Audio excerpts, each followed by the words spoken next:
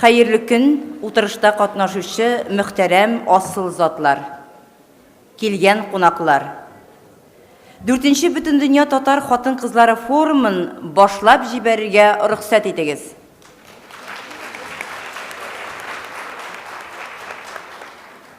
Mine biz tağın başqalabız Qozanda 4-nji Bütün Dünya Tatar Xатын Kızları Forumuna jıyıldık. Bu yılғы jıyın ayrıca istelikli günlerge to'g'ri keldi. Bu günlerde Tatar dünyası süyüklü şahrimiz Abdullah To'qayning 130 yıllığın belgilab o'tdi. Milleti üçün jonun fida qilgan To'qay o'zining ijodi ham ruhi bilan bizni de qiyu harakat eterge chaqira. Millet oldunda turgan masalalar soni tog' qadar. Bizning xotin qizlar harakati bu masalalarni hal etу ishlarining o'zagida turga tiyish desek de bir de arttırу bulmaz. Tatar xotin qizlarining millet turmushunda tutgan o'rni tarixdan yaxshi ko'rine. İslam dünyasında birinchilardan bo'lib, davlat bilan idora etgan xotin qiz ol Tatarda. Podshabika Suyinbika ismin bütün dünya bile. Türlü illerdagi tarixchilar tarafından onun şahsi turunda fenni hizmetler yazılgan. Zamanında ressamlarını bilen de don tutkan İtalya'dan kelip onun portretlerini yasaganlar. Bizning günlerge hatlı kelip jetken ol portretlarının birisi Qozan Milli Medeniyet O'zagining muzeyinde saklana. Xalqimiz ko'ngilda davlatchilik ideyalari saqlanib keludi de Suyinbika obrazının ahamiyati g'oyat zo'r. Xalqimiz onun turunda jırlar, beyitler, rivayetler çıkargan. Milletler formulashgan 19-nji asırda Tatar xotin qizlari bu harakatga o'zlarining loyiqli ulushlerini kiritganlar. Milletimizning bir ko'rkam o'zinshaligi turunda aytib ketmey mümkün tugul. Tatarlarda boshqa xalqlardan ayırmalı bularak malaylarni gina tugul qizlarni da o'qitganlar. O'qimishli xalq ul shirda kapital to'play olgan. Şunun hesabına mektep, medreseler tutkan, kızlarımızın Sorbonnalarga jiberip okutkan. Xotin kızımızın bilimli, okumışlı buluları bizge güçlü millet bulurga yardam ete. Kız balalarını okutu meselesi bugün de dünya ko'lamida zor problema bulup qala. Yuqqagına Birleşken Milletler Uyuşması maxsus programma buldurib, bu iş bilen şug'ullanmay. Pakistan kızı Malala Yousafzai kızlarını okutu meselesine kurash olib bargan için Nobel premiyasına layık buldu. Biz Tatarlarda kızlarını okutu tradisiyasi Irak asırlardan kile. Bu hiç siksiz xalqimizning zirakligini ko'rsatadi. Bugün de milletimiz oldunda ciddi problemalar tura. Tuğan tilini saqlov meselesi bütün kiskinligi bilan altımızga kelib bastı. Мәгариф системасында туктаусыз барган реформалар әлеге мәсьәләне тагын да кискенләштерде. Бу өлкәдә безнең беренче бурычыбыз татар телендә укытуны саклап калу. Бигрәк тә Татарстаннан читтә булган төбәкләрдә хәлләр тагын да катлаулырак. Шомлы хәбәрләр безгә көн сайын ирешеп тора. Яшерен түгел, туган телдә укытуны киметү өчен ата-аналар теләгенә сылтау аңлаталар. Шуңа күрә беренче чиратта нәк ата-аналар арасында аңлату эшләре алып барырга кирәк. Бу инде турдан-туры хатын-кыз оешмалары безнең бурыч. Кичәге секция утырышларында да бу турда сүз барды. Бүген пленар утырышта да төпле фикерләр әйтелер дип ышанабыз. Гомумән безнең алдыбызда торган бурычлар бик күп. Tatar гаиләләрендә туган телдә, milli рухта тәрбияләү мәсьәләләре дә, бай мәдәниятебезне саклап калу мәсьәләләре дә, динебезгә таянып рухи һәм әхлакый тәрбия бирүдә, milli ризыкларны, milli киемнәребезне киңрәк кулланышка кертүдә, халкыбызның матур йолаларын, гырыф-гадәтләрен тормышыбызга кайтаруда, булар барысы да бик мөһим бурычлар. Бүгінгі пленар отырышта катнашалар Татарстан Республикасы Премьер-министр урынбасары, Татарстан Республикасы Мәгариф һәм фән министры Энгел Навап улы Фаттахов. Татарстан Республикасы Президенті ярдәмчесе Лейла Ринат кызы Фазлыева. Татарстан Республикасы Министрлар Кабинеты аппаратының мәдәният һәм Татарстан Республикасы халыклары телләрен үстерү бүлеге башлыгы Гөлшат Рәдиф кызы Нигъматуллина. Бүгенге Татар Конгрессы башкарма комитеты рәисе, Татарстан Республикасы Дәүләт Советы депутаты, тарих фәннәре докторы Ринат Зиннур улы Закиров. Татарстан Республикасы Дәүләт Советының мәдәният, фән, мәгариф һәм милли мәсьәләләр буенча комитеты рәисе Татарстанның халык шагыйре Разил Исмагыйль улы Валиев. Чиләбе өлкәсе Татарлары Конгрессы башкарма комитеты рәисе, Чиләбе өлкәсе законнар чыгару җыены депутаты Лена Рафик кызы Колесникова. Идел Татар Башкорт иҗтимагый берләшмәсенең шәрәфле президенты, Кыргызстан Республикасының югары киңәш парламент депутаты Әлфия Илдар кызы Самигуллина. Татарстанның халык укытучысы, Казан шәһәре Думасы депутаты Камәрия Зиннур кызы Хамидуллина. Казан Кремле музей теологы директоры, Татарстан Хатын-кызлар Республика иҗтимагый оешмасы җитәкчесе Зилә Рәхимҗан кызы Валиева. Ак Калфак Татар Хатын-кызлар иҗтимагый оешмасының беренче рәисе, җәмәгать эшлекчесе Роса Туфитулова. Россияның һәм Татарстанның халык артистысы Зилә Даян кызы Сунгатуллина. Россияның от казанган Татарстанның халык артисты Исламия Махмутова. Россияның һәм Татарстанның от казанган артисткасы Найла Фатихова. Татарстанның халык артистлары Хәмдүнә Тимиргалиева, Римма Ибрахимова, Гөлзада Сафиуллина, Луара Шакирҗанова, Татарстанның халык язучысы Рабит Батулла, филология фәннәре докторы Әлфия Шәүкәт кызы Юсупова, Гөлшат Рәис кызы Галиуллина, Дүрия Бәйрамова, Рамазанова Флора, Флора Сәйид кызы Баязитова, социология фәннәре докторы Гөлнара Фаат кызы Габдрахманова, Шаллы дәүләт педагогия институты ректоры, педагогика фәннәре кандидаты Фәйрүзә Зөфәр кызы Мустафина. Кемерово өлкәсенең Прокофьев шәһәре башлыгы урынбасары Юсупова Роза Николай кызы. Литва Республикасының Вильнюс өлкәсе татар җәмгыяте рәисе фәннәр докторы Галина Мишкинини. Һәм инде үзебезнең татар халык язучысы Фәнис Яруллинга, аңа яшәргә көч, иҗат итәргә дәрт биргән аның хатыны Нурсия апа Яруллина бүген безнең белән.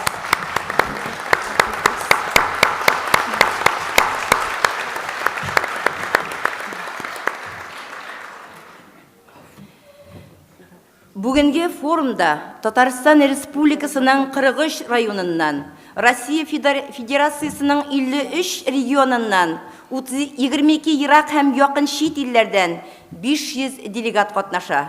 Шулай ук биредә чит илләрдән, регионнардан махсус чакырылган мәртәбәле кунаклар да бар.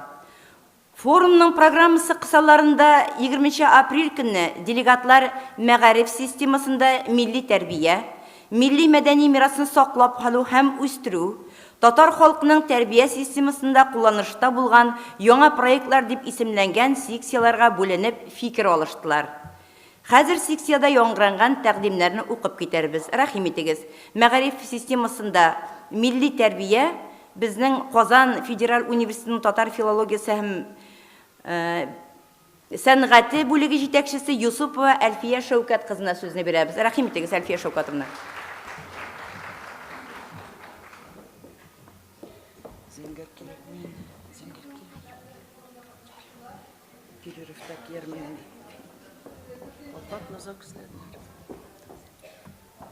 Кичә 4-нче Бөтендөнья татар хатын-кызлары форумының милли мәгариф системасында милли тәрбия секциясе турында милли секциясе булды. Шул секция турында мәгълүмат бирергә һәм үзебезнең тәкъдимнәребезне сезгә җиткергә рөхсәт итегез. Татар хатын-кызлары форумының мәгариф системасында милли тәрбия секциясы эшендә 112 кеше катнашты. 14 кеше чыгыш ясады. Чыгыш ясаучылар бик мөһим мәсьәләләр күтәрделәр. Кызыклы фикер алышу булды. Күтәрелгән мәсьәләләрнең төп эштәлеге түбәндәгеләрдән гыйбарәт. Милләтне саклауда ана теленең роле, ана телен саклау, милли үзаң тәрбияләү мәсьәләсе, милли мәктәпнең асылын саклауда, анда фәннәрне ана телендә укыту чыгышларда кат-кат ассызыкланды. Федераль дәресләрнең татарча вариантларына ихтыяҗны көчәйтү, аның өчен фәннәрне татар телендә укыта алырлык милли кадрлар әзерләү зарурлыгы билгеләнде. Милли мәгарифнең, милли тәрбиянең мәгънәсе татар телен укытуга гына кайтып калмаска тиеш. Тулы канлы милли мәгариф һәм аның заманча концепциясын кабул итеп, гамәлгә кую кирәклеге турында әйтелде. Балалар бакчаларындагы милли тәрбия темасы 2 чыгышта яктыртылды. Һәр татар гимназиясенең структур бүлекчәсе буларак, татар балалар бакчасын ачу яисә булган бакчаларны беркетү тәкъдим ителде. Милләтебезгә уникаль мирас калдырган тарихи шәхесләр белән таныштыру булды. Сара Шакулова, Хәлил Рәхмәтуллин турында чыгышлар ясалды. Каюм Насыйри мирасын барлау, торгызу белән шөгыльләнүче фонд турында мәгълүмат бирелде. Татарстаннан читтә яшәүче милләттәшләребезнең телне, милли традицияләрне саклау мәсьәләсе буенча чыгышлар ясалган чыгышлар бик мәгънәле һәм кызыклы булды. Шулай ук татар иҗтимагый үзәкләрендә, якшәмбе мәктәпләрендә милли тәрбия бирү, дин тел өйрәтү алымнары турында чыгышлар кызыксыну белән тыңланды. Кырым татарлары теле турындагы чыгышлар да тыңлаучыларны битараф калдырмады. Секция эшендә катнашучылар форум резолюциясенә түбәндәгеләрне тәкъдим итә. Татарстан Республикасында милли мәгариф системасының актуаль бурычы итеп, милли мәгарифне үстерү һәм ныгытуны санарга, заманга туры килә торган милли мәгариф концепциясе кабул итеп, аны уңышлы гамәлгә ашырырга. Балалар бакчаларыннан башлап югары уку йортларына кадәр татар теле өйрәтүнең, укытуның яңа, заманча, эзлекле методикасын булдырырга, татар мәктәбе структурасында балалар бакчасы булдыру яки булган бакчаларны мәктәпләргә беркетүне тәкъдим итәргә. Танылган галим, мәгърифәтче Каюм Насыйри фонды эшчәнлеген киң даирәләргә танытуны көн үзәгенә куярга. Дәүләт, хөкүмәт даирәләре, иҗтимагый оешмалар, эшмәкәрләрнең бу фондка игътибар итүен сорарга. Бердәм дәүләт имтиханнарын татар телендә тапшыру мәсьәләсен тагын бер мәртәбә күтәрергә. Аккалфак иҗтимагый оешмасы эшчәнлегендә милли мәгариф, милли мәктәп мәсьәләләренә игътибарны көчәйтергә һәм бу мәсьәләне оешма җитәкчеләренең эшчәнлегенең төп юнәлешләренең берсе итеп билгеләргә. Татарстан Республикасында Кырымда Кырым татарларына мәктәпләр ачырга, дәреслекләр язырга, кадрлар әзерләүгә булышлык итәргә. Сибир татарларына Сибир татар теле әлифбасы, татар теле дәресләре җирле телдә язуда, кадрлар әзерләүдә ярдәм күрсәтергә. Тәкъдимнәр секциядә катнашкан 112 кеше тарафыннан бер тавыштан кабул ителде һәм алар форумның төп резолюциясендә чагылыш табар дип өметләнәбез. Игътибарыгыз өчен бик зур рәхмәт.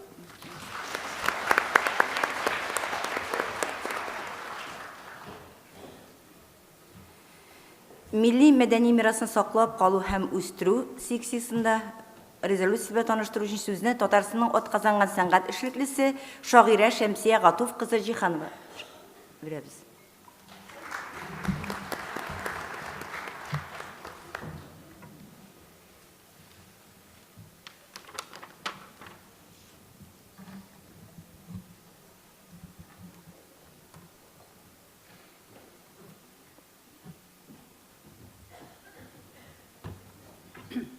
Хайырлы көн, хөрмәтле президиум. Бөтен дөнья татар хатын-кызларының 4нче форумында катнашучы мәртәбәле хатын-кызлар, кунаклар. Милли мәдәни мирасын саклап калу һәм үстерү секциясендә үзенең эшен 15 сәгатьтә башлап җибәрде, барлыгы 11 катнашучы чыгыш ясады. Секция эшендә 120дән артык делегат хатын-кыз катнашты. Чыгыш ясаучыларның географиясы да шактый киң иде. Алар Россия Федерациясының Санкт-Петербург, Мәскәү, Самара, Иркутск, Кемерово шәһәрләреннән, Башкортстан, Татарстан Республикасыннан һәм Казакстан, Үзбәкстан республикаларыннан иде. Чыгышларның барысы да диярлек теге яисә бу төбәктә, илдә татарлыкны саклау, милли үзаңны үстерүгә юнәлтелгән чаралар, гамәлләр турында хәбәрләр алга таба эшчәнлекне тагын да камилрәк оештыруга бәйле фикер алышулар форматында булды. Фикер алышулар барышында шактый мәгънәле тәкъдимнәр дә яңгырады. Мәсәлән, Идел йорт фестивалендә югары сәнгатилек күрсәткән үзешчән театрларның спектакльләрен башка төбәкләрдә дә күрсәтә алу мөмкинлекләрен республика традицион мәдәниятны үстерү үзәге аркылы оештыру үзешчән коллективларны үзара аралаштыру юлларын табу кирәк. Татарстан Милли китапханәсе хезмәткәрләре белән электрон библиотека куллану мөмкинлекләрен билгеләү максатыннан очрашу оештырырга кирәк. Чөнки еш кына балалар әдәбиятын, матур әдәбиятны, яисә язучылар, татарның күренекле шәхесләре турындагы әдәбият кирәк булуда, кирәк булган очракта аны таба алмый интегүләрен ирештерделәр һәм электрон китапхана аркылы моны шактый эшләргә җиңел булыр иде. Әгәр дә эшли белсәк, күпләребез эшли белми дигән фикерләр дә яңгырады. Татар халык киемнәренә бәйле тарихи, этнографик яктан фәнни эшләнгән хезмәтләрнең электрон версияларын булдырып, айрым портал ачарга иде. Чөнки интернетта әллә нәрсәләр бар. Һәр сайт хуҗасы үзе ничек аңлый шулай яза. Буталчыклар бик күп. Җирлекләрдә, төбәкләрдә, чит илләрдә кулга тотып алырлык тиешле фәнни югарлыктагы хезмәтләр юк. Ана тел сайты белән эшләү шактый кыен, аның программасын тагын да кулайлатасы иде. Әлеге сайтны оештыручылар белән очрашып, безне борчыган сорауларны аларга ирештерәсе иде дигән фикерләр яңгырады. Төп кулланучылар төбәкләрдәге, чит илләрдәге татар телен бик камил белмәгән татарлар бит. Без аңламаган, куллану тәртибенә төшенмәгән урыннар шактый күп. Төбәкләрдә, төрле илләрдәге милли оешмалар үз эшчәнлекләрендә еш кына татар эстрада җырларын башкаруны мәртәбәлерәк саный. Ләкин миллилекне әллә ни арттырмый торган күренеш бу, чөнки эстрада ука кебек ялтырый да кыела. Халык җырлары халкыбызның тарихи сикәлтәләрен үтеп, аның моңын да, хөрлеген дә, аянышлы язмышын да, горурлыгын да саклап килгән мәдәни йотқы. Үз җирлекләребездә ансамбльләр оештырганда, аларга репертуар барлаганда күбрәк урынны, игътибарны халык җырларына бирәсе иде. Хәзер җыр эзләү кыенлыгы юк. Интернет шелтәрендә халык җырлары шиксез күп, сайлы гына белергә кирәк. Һәм шунысын да сызгылап әйтергә кирәк, милли мирасны саклау, милли үзаңны тәрбияләү, үстерүдә вак чаралар булмавын, гаиләдән башлап, милли киемнән башлап, төрле мәдәни сәнгать түгәрәкләрдән башлап, китапханәләрдән башлап, bütün чараларның да бик мөһим булуы ассызыкланды. Рәхмәт.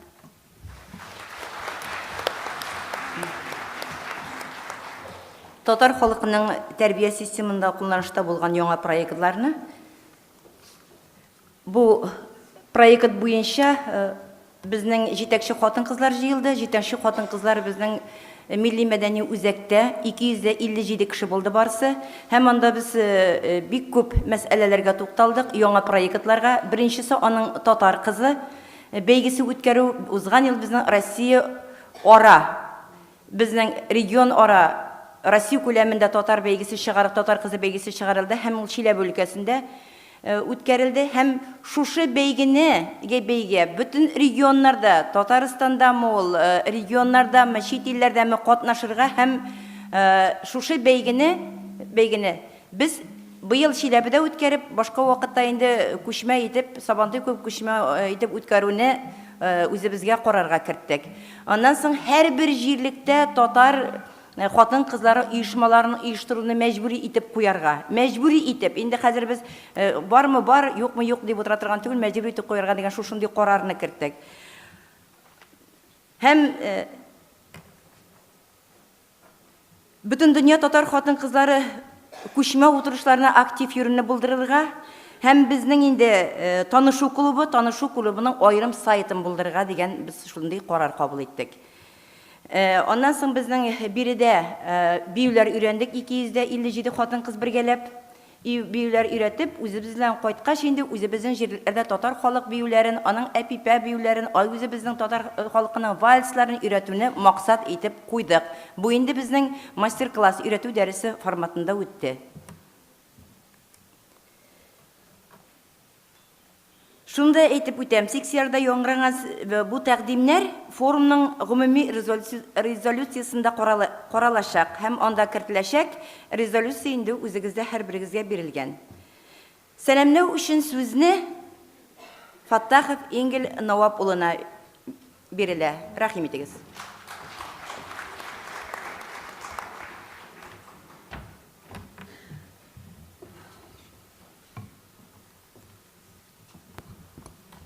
Исәнмесез, хәерле көн.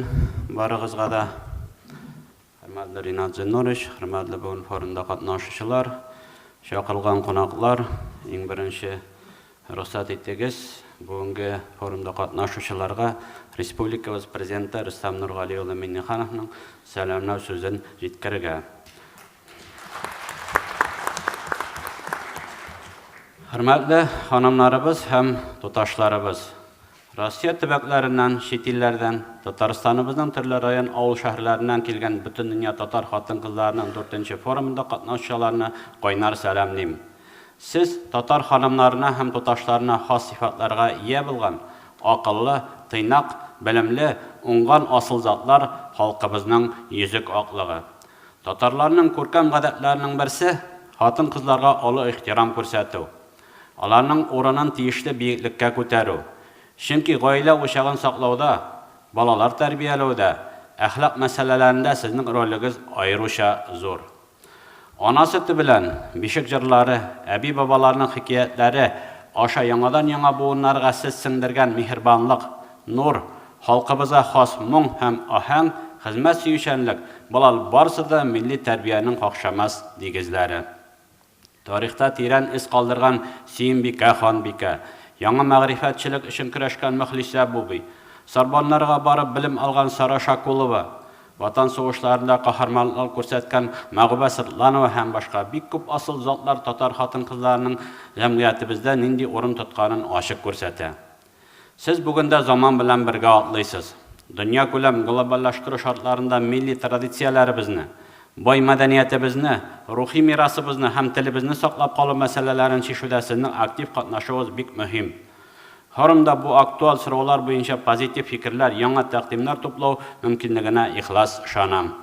Сөекле ханымнар һәм туташлар, барыгызга да ныклы сәламәтлек, иҗади уңышлар, гаилә иминлеге, балаларыгызның игелекләрен, кадер-хөрмәтен тыеп, тыныч тормышта яшәвегезне телим. Республика президенты Рөстәм Нургали улы Миңнеханов.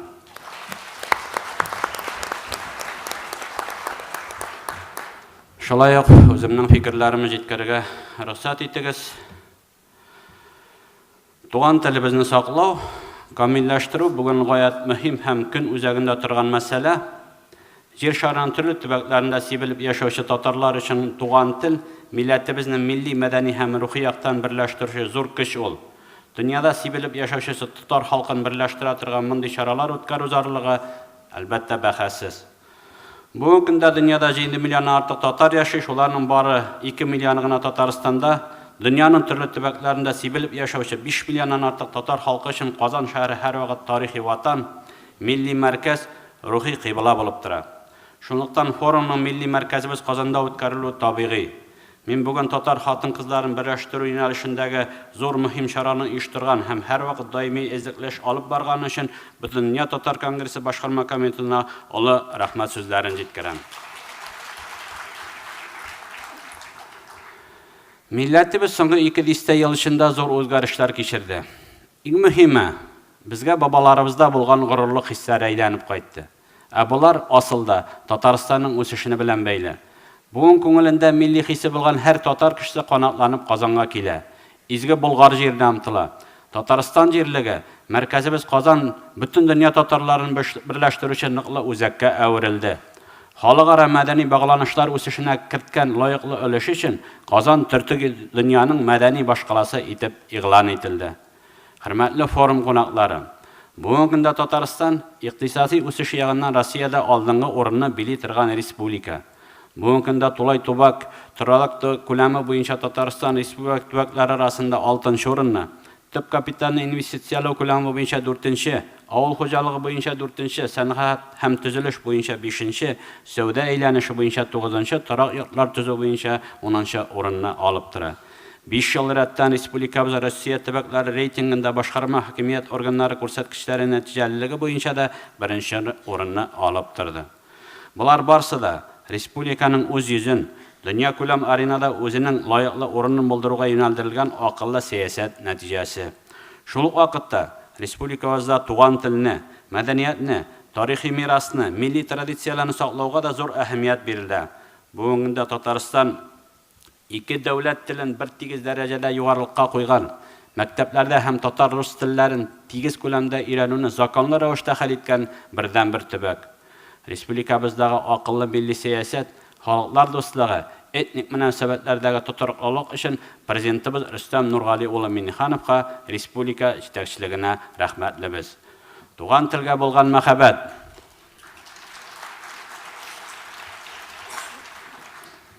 Туган телгә булган мәхәббәт, милли горурлык хисләрен тәрбияләүгә нигез гаиләдә салына.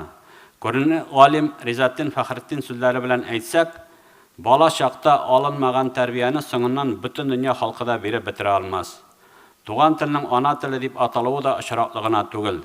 Татар телен сакларга телибез икән, беренче чиратта ул ана тәрбиясе аша башкарылырга тиеш. Аннан соң гына ул мәктәпкәчә, башлангыч, төп, урта белем бирү оешмаларында үстерелә. Татарстан белем бирү сыйфаты буенча Россия төбәкләре арасында беренче бишлеккә керә. Балаларга мәктәпкәчә белем һәм тәрбия бирүгә аеруча зур игътибар юнәлтәбез. Соңгы 3 елда гына балалар бакчаларында 30 меңнән артык өстәмә урын булдырылды. 159 яңа балалар бакчасы төзелде. Ел сайын капиталь ремонт ясала. Балалар бакчалары яңа заманча җиһазлар белән тәэмин ителә. Яңартылган белем бирү программалары гамәлгә ашырыла. Мәктәпкәчә тәрбия чоры тел өйрәнүгә төп нигез салына торган иң нәтиҗәле шул. Шунлыктан республикадагы балалар бакчаларында тел мөхите булдыруга аеруча зур игътибар бирелә. Мәктәпкәчә белем бирү оешмалары сабыйларга чын мәгънәсендә сыйфатлы белем һәм тәрбия бирү урыны булырга тиеш дип саныйбыз. Республика хөкүмәте һәм Татарстан Республикасы Мәгариф фән министрлыгының төп эш юнәлеше булып милли мәгариф үсешен тәэмин итү тора. Әлеге эшнең нәтиҗәлелеге 2014-2020 елларга Татарстан Республикасы дәүләт телләрен һәм Татарстан Республикасында башка телләрне саклау, өйрәнү һәм үстерү дәүләт программасының сыйфатлы гамәлгә ашырылуына бәйле. Шулай ук Татарстан Республикасы Министрлар Комитеты каршында телләр турындагы законны гамәлгә ашыру буенча совет эше торгызылуы да бу юнәлештә зур этәргеч булды. Программа кысаларында туган телебезне саклау һәм үстерү юнәлешендә бик зур эш башкарыла. Бу көннәрдә 12 чит илдән Россиянең 24 төбәгеннән укучылар һәм студентлар катнашында татар теленнән халыкара олимпиада үткәрелде. Ел сайын Илһам яшь язучылар бәйгесе Татарстан һәм татар халкы тарихы буенча республика олимпиадасы үткәрелә. 2015 елда гына да Россия төбәкләрендә эшләп килүче татар мәктәпләренә, балалар бакчаларына ярдәм күрсәтү максатыннан 23 төбәккә 18 меңгә якын татар теле һәм әдәбияты дәреслеге, матур әдәбият җибәрелде. Әлеге эш даими башкарылачак киләчәктә дә. Быелгы уку елында Удмуртия Республикасы, Пермь крае, Әстерхан, Төмән өлкәләрендә татар мәгарифе көннәре үткәрелде. Санкт-Петербург, Екатеринбург, Бишкек шәһәрләрендә Кайым Насри институтлары ачылды. Ел сайын тел өйрәнү лагерьлары оештырыла. 2015 елда 9 җәйге тел өйрәнү сменасында илебезнең 30 төбәгеннән 1700-гә якын укучы ял итте. Киң җәмәгатьчелеккә татар телен өйрәнү мөмкинлеге биргән әһәмиятле проектларның берсе булып, ана теле онлайн мәктәбе тора. Бүгенге көндә онлайн мәктәптә 34 чит илдән һәм Россия Федерация төбәкләреннән вәкилләр белем ала. Сезне дә әлеге мөмкинлектән файдаланырга чакырабыз. Бүгенге көндә безнең иң борчыган мәсьәләләр укучыларга туган телдә белем бирү сыйфатын яхшырту, татар теле укыту методикасын камилләштерү, милли уку йортлары өчен кадрлар әзерләү. Әлеге проблеманы хәл итү максатыннан Татарстан Республикасының милли мәгарифне үстерү концепциясе проекты эшләнде. 2016 елга өстенлекле эш юнәлешләре билгеләнде. Рус телле төркемнәрдә белем алучы укучылар өчен татар теленнән яңа заманча дәреслекләр эшләнә. Яшь буынга сыйфатлы белем һәм тәрбия бирү гаиләдән башка була алмау бәхәссез. Безнең татар гаиләләрендә гадәттә балаларга сабый чакта милли тәрбия бирүгә зур игътибар бирелә, рухи кыйммәтләр сеңдерелә. Шунлыктан Татарстан Республикасының тәрбия үсеш концепциясында гаиләнең бала үсешендә тоткан ролена зур игътибар бирелә. Президентыбыз Рөстәм Нургали улы Миңнеханов күрсәтмәсе буенча 2013 елдан семьявидение инновацион проекты гамәлгә ашырыла башлады. Агымдагы уку елында әлеге курс республиканың 308 мәктәбенең 10нчы сыйныф укучыларында укытыла. Әтиләр, әниләр белән эш кысаларында уңышка юл программасы эшләнә һәм гамәлгә ашырыла. Бүгенге көндә хөкүмәт тарафыннан гаилә тәрбиясенә игътибар аеруча зур, гаиләләргә ярдәм итү максатыннан шактый эшләр башкарыла. Татарстан элегелектән гаилә традицияләренә бай булды. Бу көндә Россиянең башка төбәкләре белән чагыштырганда аерылышкан гаиләләрнең саны чагыштырмасы азрак, балалар туу күрсәткече зур. Бу тотрыкны саклау безнең бурычыбыз булып тора. Моның белән бәйле рәвештә Татарстан Республикасы Дәүләт Советы тарафыннан Россия Федерация гаилә кодексына үзгәрешләр кертү турында закон проекты әзерләнде. Ул аерылышырга гариза язган гаиләләрнең гаризаларын канәгатьләндерү вакытын 3 айга кадәр озынайту белән бәйле. Моннан тыш, гаилә агзасының берсе риза булмаса яки гаиләдә бәлиг булмаган балалар бар икән, ул чиракта шулай гаризаны карау вакытын кичектерү хакындагы положениедә кертергә тәкъдим ителә. Әлеге закон проекты бүгенге көндә федераль дәрәҗәдә карала.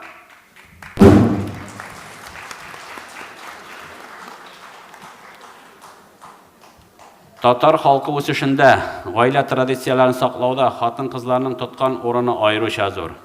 Җәмгыятьтә тормышта нинди генә шыр булуга карамастан, милли рухи кыйммәтләрне саклаучылар, буыннан буынга тапшыручылар нәкъ менә сез, хөрмәтле хатын-кызларыбыз.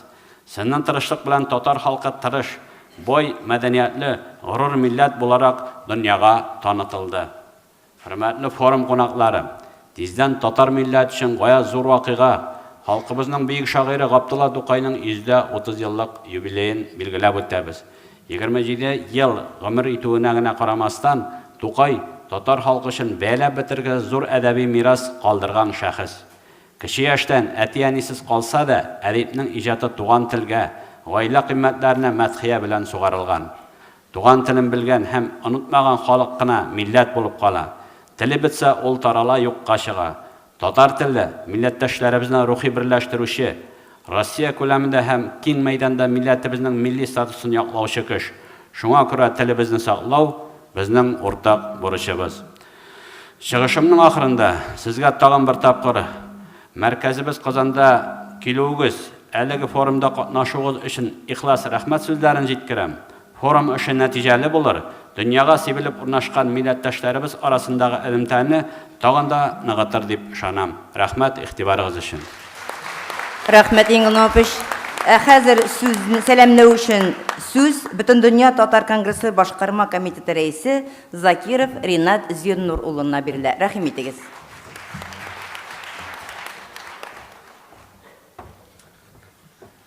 Хөрмәтле форум делегатлары, кадерле кунаклар, залда барыбыз эчендә бик күп таныш йөзләр, күпләрегез бер-берегезне беләсез. Инде президиумнан карагач, шул хәтле күңелгә җылы булып китә. Биредә бер генә дә очраклы кеше юк. Без шулай дип саныйбыз. Барыгыз да милләтебезне чиксез яратучы, шушы милләтне, туган телебезне яшәтер өчен үзеннән бөтен көчен биреп эшли торган кешеләр. Рәхмәт сезгә, мин шунардан башлыйм. Татар хатын-кызларының 4нче җыены безнең республикабыз өчен, бөтен татар җәмәгатьчелеге өчен гадәттән тыш зур вакыйга дип саныйм. Бу форумны чирек гасыр дәвамында киң кылачлы эш алып баручы Бөтен дөнья татар конгрессының иң зур курылтайлары белән тиңләргә мөмкин. Һәм бу шулай да. Чөнки милли күтәрелеш мәшәкатьләрен башкаручы, милләт йөген җигелеп тартучы көчле кавемнең үзәгендә татар хатын-кызлар хәрәкәте. Русия төбәкләрендә, чит илләрдә зур эшләр башкаручы нинди оешмага карама, аның башлап йөрүчеләренең уртасында хатын-кызлар. Халыкның җанын саклаучы, инсаният өлкәләрендә мәгариф, сәламәтлек саклау, матбугат, көнкүреш хезмәт күрсәтүдә һәм әлбәттә гаиләдә балаларны табып үстерүдә хатын-кызларны беркем дә алыштыра алмый. Милләтне яшәтүгә килгәндә әниләребез, апа-сеңлеләребез, кызларыбыз иң алдан баручылар. Без татарлар хатын-кызларның бердәмлеге, оешканлыгы, халыкны милли үсешкә күтәрү белән горурлана алабыз. Әле 1992 елның июнендә Татар конгрессының 1нче съезды үткән көннәрдә Ак Калфак җәмгыяте хасил булып, татар оешмаларының халыкара берлегенең нигезен салган иде. Бу оешманың бай тарихы, матур традицияләре бар. Менә шушы матур гадәтне дәвам итеп Казанда җыелу белән мин сезне чын күңелдән котлыйм. Соңгы елларда хатын-кызлар хәрәкәте нык җанланып китте, җиң сызганып эшкә кереште. Киң кылачлы бу хәрәкәттә хәзер укытучылар, табиблар, мәдәният хезмәткәрләре белән бер рәттән эшкуарлар да, авыл хезмәтчәннәре дә бар. Форум делегатларына һәм барлык фидакараналарга, апа-сеңлеләргә милләтнең җанын саклауга зур эш керткән өчен без рәхмәтләр белдерәбез. Мында жиылган хатын-кызларның әйтер сүзләре күп икәнлеген яхшы аңлыйм. Узган елгы форумның никадәр кайнар, күп авазлы, күп фикерле үтүе дә әле дә хәтердә. Минемчә, быел да бирегә җыелган ханымнарның туташларны үгетләп, эшкә өндәп торасы юк. Алар үзләре кая таба барырга, ни эшләргә кирәклеген бик яхшы белә. Шуңа өстәп әйтергә теләгән фикерем Татарстан һәм Татар конгрессы турында республикабызның милләткә мөнәсәбәтен, татар халкын һәм республиканы саклау өчен никадәр тырышканын күреп торабыз. Хәзерге катлаулы чорда икътисади кризислар көчәйгәндә безнең республика бирешмәй, хезмәтне, тормышны оештыру буенча алда бара. Нефт бәясе кимүгә каршы чара, аны эшкәртү күләмен үстерү, яңа заводлар төзеп, матди нигезне ныгыту юлыннан бара Татарстан. Безнең республикабыз һәм Русиядәге эшмәкәр татарлар кризиска бирешеп, каушап калмады. Без Татарстанны, Казанны татар халкына терәк булырлык, аның өметләрен акларлык итеп үстерергә, матур тормыш кырырга тырышабыз.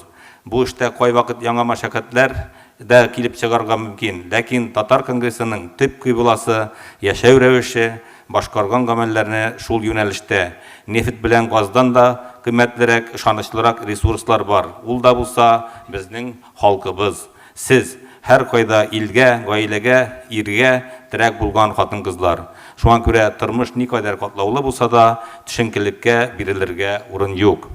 Икенче сүзем туган тел турында. Без татарлар өчен иң матур мизгелдә Тукайның тууына 130 ел тулган көннәрдә җыелдык. Моның мәгънәсе аңлашылардыр. Төрле басымнар хасил булган бер чорда без туган телне саклау, өйрәнү, куллану эшләрендә хатын-кызларыбызга зур өметләр баглыйбыз. Әйдәгез, тотыныйк әле бу эшкә. Яңа дәрт, яңа гам белән дәүләт программалары, укыту системасы, милли чаралар, матбугат, телевидение, радио барысы да бар. ТНВ Планета каналында интернет аша өйрәтүче ана теле проекты да эшләй. Милли китаплар, театрлар, кинофильмнар һәм телевизион фильмнар, концертлар, яшьләрнең флешмоблары заманча милли мөхитне тәшкил итәләр. Төбәкләрдә һәм Казанда туган тел буенча төрле халыкара олимпиадалар үтә. Алга китеш нишләптер әлегә юк. Моның сәбәпләрен ачыклыйсы иде. Әйе, яшьләргә белем бирү, туган телне өйрәнү, аны куллану мәсьәләсендә хәлләр шактый катлаулы. Милли битарафлык шаукымын махсус куәтләп торучылар да юк түгел. Бер шымлы күренеш турында да аерым әйтергә кирәк дип саныйм. Бүген мәктәпләрдә туган телдә укытуның кысыла баруын ата-аналарга сылтап аңлаталар. Янәсе, ата-аналар балаларының татар телендә белем алуларын үзләре теләмәй. Сезгә, хөрмәтле хатын-кызларыбызга, шуны әйтәсем килә. Милли мәктәпнең үз өстенлекләре бар.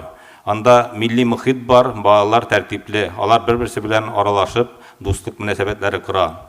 Уйлап карасаң, бу бит катнаш никахларга да киртә булып торачак. Күрәбез, тарихның тискәре күренешләре дә кабатлана. Узган гасырның 80нче елларында шәһәрләрдәге милли мәктәпләр нәкъ шул ата-аналар теләге белән ябылган иде. Бердәм дәүләт имтиханы аркылы балаларны туган телебездән читләштерүгә без үзебезнең тырышлык һәм үҗәтлек белән җавап бирсәк, тел мәсьәләсендә һичшиксез нык тора алырбыз. Формализмга, күз буяуга, битарафлыкка, милли нигилизмга без хокукый гыйлем, тырышлык һәм төпле милли үзаңыбызны каршы куярга тиеш дип саныйм. Әле генә чыгыш ясаган безнең мәгариф министры турында бер генә фикер әйтәсем килә. Менә ул бик матур итеп безгә мәктәпләр турында, балалар бакчаларындагы эшләр турында сөйләде. Без яңа Татарстанның ул әле күптән түгел бер соңгы елларда гына эшләй. 3 ел булдымы? Иңелнәп, әле 3 кенә ел. Бу күп ара түгел, ләкин менә шушы 3 кенә ел эчендә дә үзгәрешләр бик күп. Без аны күреп торабыз. Менә дәреслекләр турында әйтте. Ул дәреслекләр әле аңа хәтле бик авырлык белән без берәмтекләп җыеп мәктәпләрдән инде балалар укыган китапларны җыеп зата идек төбәкләргә. Менә ул килеп эшли башлауга дәреслекләр мәсьәләсе ул үзе кискен иттереп әйтте. Бүтән дәреслекләр турында сораулар булмас дип. Чыннан да юк. Менә бүтән өлкәләрдән, төбәкләрдән кайдан килеп алырга иренмиләр. Инде хәзер итеп билә башладылар. Алыгыз гына, эштәгез генә. Рәхмәт Иңелнә абый шушы әйберләр өчен. Шушы әйберләрдән башлана. Әгәр дә укытырга китабың юк икән, аны ничек укытырга мөмкин? Шуның өчен безнең күп әйберләр үзебездән тора. Шикер дип әйтик, күп кенә төбәкләрдә инде татар телен укытуны тыргызуга игътибарны итә башладылар. Менә мин әле күптән түгел илнең президентына язып, Красноярск районыннан тайгага 1000 километр тайгага кирип урнашкан татар авылында татарча укытырга кирәклеген аңлап, шуны ил президентына язып, бул Татарстанга чыгып, анда без шушы аның теләге аркылы бер күп кенә китаплар җибәрдек, дәреслектер җибәрдек. Менә инде 3 елдан бирле алар рәхәтләнеп, авылда татар телендә укытып яталар. Шушындый мисаллар күбрәк булсын иде. Андый мисаллар безгә бүген бик кирәк. Димәк, оештырырга мөмкин, укытырга мөмкин, үзебездән генә тора. Milli яшәү рәвешен ныгыту өчен эшләнәсе эшләр узган елгы һәм быелгы форумның резолюциясендә ачык итеп язылган. Бу эшләр хатын-кызлар форумы делегатлары өчен генә түгел, гомумән татар халкына безнең уртак мөрәҗәгатебез булып тора. Безнең күңелләрдә милләтебезне имин, мул тормышта яшәтү теләге, Татарстанны көчле күрергә тырышу. Бу мәсьәләдә без барыбыз да бердәм булуыбызга ышанам. Сезгә хатын-кызларга бетмәс-текәнмәс эшләрегезне башкаруда уңышлар телим. Татар конгрессы, милли җанлы иратлар һәр вакыт сезнең белән бергә булачак. Халкыбызның матур киләчәге өчен көчен кызганмаячак. Барыгызны да саулык, сәламәтлек, бәрәкәтле тормыш телим. Рәхмәт сезгә. Зур рәхмәт, Эрнәзим Нурыш. Форумның эше матур гына башланып китте. Хәзер төп доклад белән үземә чыгыш ясарга, чыгышны тыңлап үтәрсез.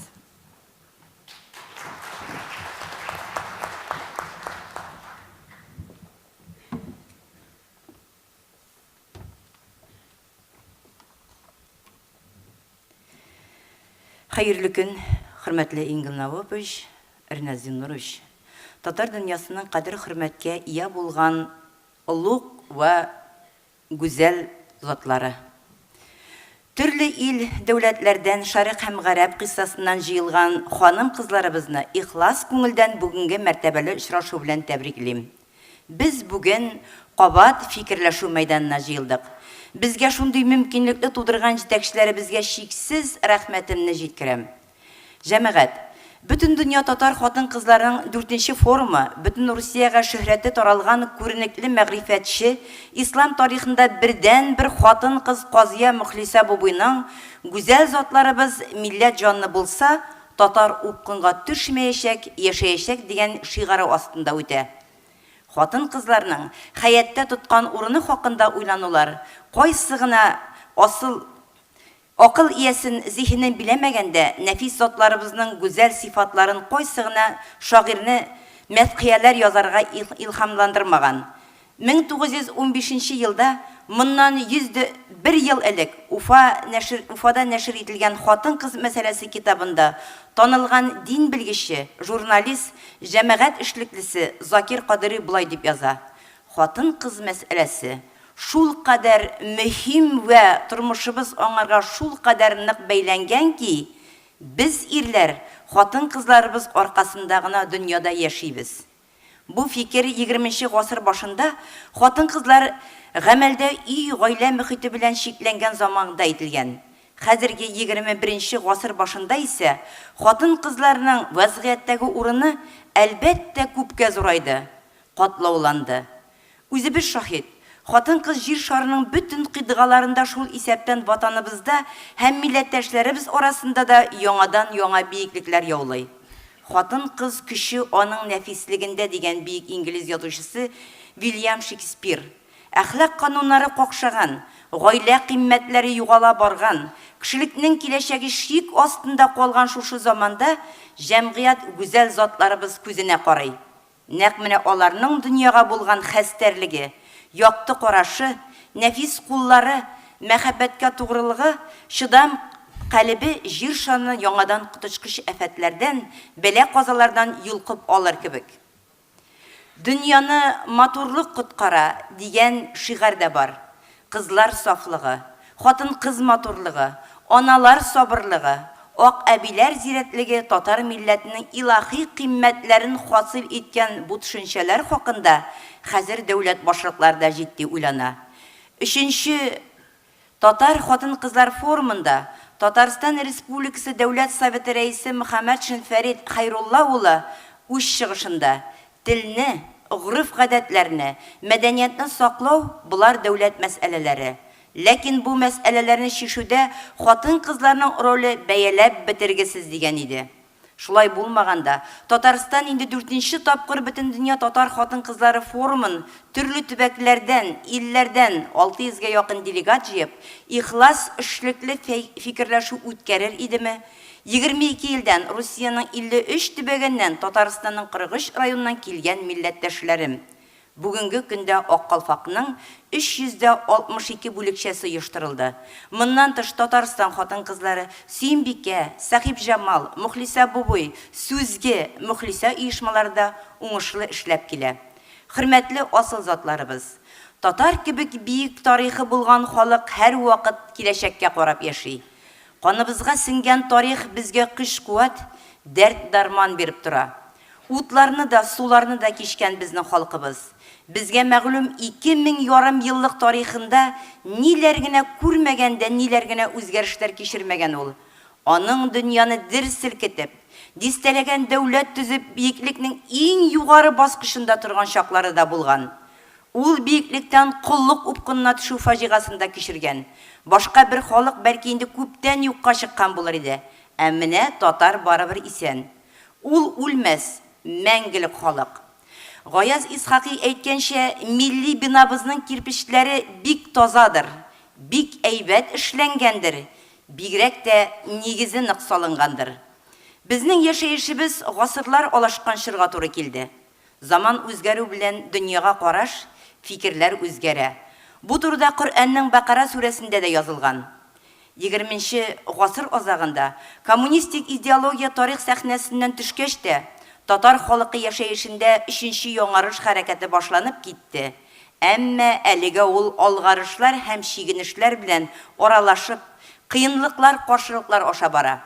Нинди генә катлаулы вазгыять туып тормасын, тарихның утларын, суларын кичкән татар халкы өчен милли традициялар, милли үзаң бүген дә жан азыгы вазифасын үтәй. Шуңа да чын милли горурлык ул халыкта. Ул безнең бишек җырларыбыздан ук башлана. Уйгырларда әниләр бер кулына бишек тирбәтсә, икенче кулында җир шарын тирбәтә дигән бик тә гыйбрәтле әйтем бар. Ә татарларда очканында ни күрсә, уясында ни күрсә, очканында шул булыр дигән халык мәкале бар. Димәк, кешелекнең киләчәге әниләр кулында. Аналар, дәү әбиләр, дәү әниләр, әбекәйләр бишек җырлары аша балаларыбызга татарлыгыбызны сиңдерүчеләр, телебезгә җыр-моңнарыбызга мәхәббәт уятучылар. Әниләр бүгенге белән киләчәкне тоташтыручы күпер. Әгәр ана кеше баласына милли горурлык хисләрен сиңдерә алса, бу бала үзе дә, аның балалары да, оныклары да татар булачак. Әгәр дә ана кешенең үзендә туган теленә ихтирам юк икән, ул гаиләдә тик башка телдә генә сөйләшә икән, аларның балалары да шул ук телне генә беләчәк. Димәк, ата-ананың изге бурычы балаларны дөньяга татар итеп чыгара алудан гыйбарәт. Борынгы греклардан башлап безнең көннәргәчә шәрык һәм гарип философлары дөньяны танып белүдә ике ысул барлыкка, акыл һәм хисләр ярдәменә кабул итү мөмкинлегенә игътибар итәләр. Искә алыйк. Акыл һәм хис белән дөньяны танырга өйрәтү һәм безнең төп бурычларыбызның берсе. Табигый хис белән генә эш итү кызларыбызның да, егетләребезнең дә шактыен ятлар кочагына ташлый. Монда алар татарлыкларын бөтенләй диярлек жуя. Башка халыклар дөньясына чумып, алар арасына кирип югалу куркынышы һәр вакыт булган. Шуңа күрә дә иң куркынышы катнаш никахлар. Балаларның исемнәре, телләре, яшәү рәвешләре башка милләтникенә әверелә. Ә бит татар халкы элек-электән яңа туган сабыйга исем кушуга зур җаваплылык белән караган. матур, эчтәлекле, аһәңле, җиңел һәм анык әйтелеше исемнәр бирергә тырышкан. Исемең җисеменә туры килүен теләгән һәм тәэмин иткән. Балага исем кушу бик җаваплы, зур һәм мөһим вакыйга. Менә шуңа Кытай халкының мәкаләне хаклы рәвештә начар язмыш белән туу куркыныч түгел әле. Менә начар исем алу котышкыч дилә. Менә моңа барыбыз да игътибар итсәк иде. Татар теле бөтен дөнья күләмендә кеше исемнәренә иң бай, кеше исемнәре хәзинәсе иң булган телләрнең берсе. Татар исемнәре китабы авторы күренекле тел галиме Гомәр Фәиз улы Саттаров кеше исеме турында булай ди. Кеше исеме шәхес турында вакыт чикләрен белми торган тарих хәбәрчесе. Аның мәңгелек үлмәссез ядкәре хатирәсе. Шул фикерне куатлап, быел Ак Калфак оешмасы бөтен дөнья татар конгрессы, Ак Калфак оешмасы әгъзалары татар исемнәрен өйрәнү барлауга киреште. Бу эшкә 2 яшь галимәбез дә кушылып, үзләренең татар исемнәре турындагы фәнни хезмәтләре белән уртаклашты. Киләчәктә татар исемнәрен асыл мәгънәләрен туплап, бай иштәлекле, әтияниләр өчен кулланма булырлык татар исемнәре китабын булдырырга ниятлибез. Кеше үз гомерен 1 елга кайгыртса, иген иксен. 10 елга кайгыртса, агач утыртсын. 100 елга кайгыртса, кеше тәрбияләсен. Бала туу һәр гаиләдә зур бәйрәм. Сабый дөньяга авыз салу белән әллә никадәр сораулар, яңа борчу мәшәкатьләр алга килеп баса. Җәмгыятебездә, тормыш көнкүрешебездә булган яшәешебез, бала тәрбияләүдә әкренләп борынгыдан килгән горыф гадәтләребезне, йолаларыбызны читләтеп, башка халыклар мәдәниятенә, яшәү үзенчәлекләренә якынайды. Бу юнәлештә үз халкыбызның йолаларын, тәҗрибәләрен, ислам дине кануннарын нигез итеп алган тәрбия башкычлары дип исемләнгән фильмның 1нче кисәге дөнья күрде. Монда баланың 40 көнгә кадәр тәрбияләү кагыйдәләре, йолалары урын алды. Гинеколог, невролог, психолог, дин әһелләре, галимнәре киңәшләре фильмның нигезен тәшкил итә. Бу фильм сезгә барыгызга да бүләк итеп тапшырылды. Моның өчен Эрнәзүнер сезгә бик зур рәхмәт.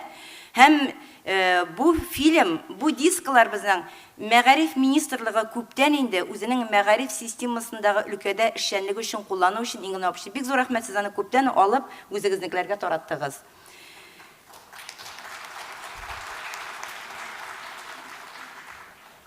Biz bularны аңлап, белеп, ата-аналарыбызга күрсәтеп, милләтебезнең дәвамчысы булырдай бәхетле шәхес тәрбияләргә багышланган тәрбия башкычларының яңа кисәкләрен иҗат итәргә уйлыйбыз. Сезгә бер әйбер әйтеп үтәсем килә. Кешенең яшәү чорының 6 чоры була. Аның беренчесе беренче чор. Ул була безнең карыннан алып 40 көнгә кадәр халык телендә, карыннан алып 1 айга хәтле безнең фән телендә. Һәм менә шушы беренче 3 айы эмбрион чор дип атала. Эмбрион чордан соң 3 айдан 9 айга хәтле карын чоры. Эмбрион чоры инде яралгыч чор дип атала. Аңлатып китим, монысын әйтеп китим, аңламаган ниләре яралгыч чор. Инде 3 айдан 9 айга хәтле чор безнең карын чоры дип атала. Менә икенче чор, икенчесе баланың 1 айыннан алып, 40-нан алып 1 яшькә кадәр. Менә шушы икенче чор, беренче чор иң дә кирәкле чор, иң дә кеше тормышында мәгънәви чор дип атала. Һәм бу чорда нигез салына кешегә. Һәм менә шушы 1 яшькә кадәр вакытта кеше, менә без һәрберебез метрда 63, метрда 57 булырга мөмкин, 50-59 сантиметр, 61 сантиметр туа икән, тагын 26 сантиметр 1 яшькә хәтле вакытта өстәлә. Карагыз, аннан ничә генә сантиметр калды. Кеше никадәр нинди чор икәнен мин сезгә гади генә бер җөмлә белән әйттем. Менә шушы безнең икенче башкычында тиз арада чыгып, менә һәрберебезгә икенче 5нче форумда алдагы елда тарату мөмкинлеге булса, без бик тә шат булыр идек. Тагын бер мәсьәләгә игътибарны юнәлтик әле. Ул да булса халыкның гомер-гомеренә озата килүче уен кораллары. Biz аны яратып татар халык уен кораллары дип йөртәбез. Хәзерге көндә алар бездә 40тан артык. аларны саклаучылар, ясаучылар, аларга жан үрүчеләр, кызганыч көннән-көн кими, битеп бара. Бу бик аяныч күренеш. Галимнәребез фикренчә, балаларның кичкенәдән уен коралларында уйнаулары, шөгыльләнүләре баланың интеллектуаль үсешенә гаяк зур йогынты ясый икән. Бу бит бик тәгаҗәеп. Халык уен коралларында уйнарга яраткан Гаяз Исхакый да моннан 105 ел элек иҗат иткән Мулла бабай романында әлеге күренешне менә ничек тасвирлый. Менә бик узын иттереп уйный торган кубыз, бу хәл мәдрәсәдә бара. Менә бик күп узын иттереп уйный торган кубыз көенә патнос кагылып уен башланды. Biz nişke тавыш белән җырлаган балалар кеби, көмеш телле кубызлар иске көйләрне җырлый башлады. Ага, ашкыш, бал кашыклар шылтыр-шылтыр килеп шул көйләрне бизәкләмәкче, шул нишкә тавышларга бераз көч кертмәкче кеби булды. Мәдрәсә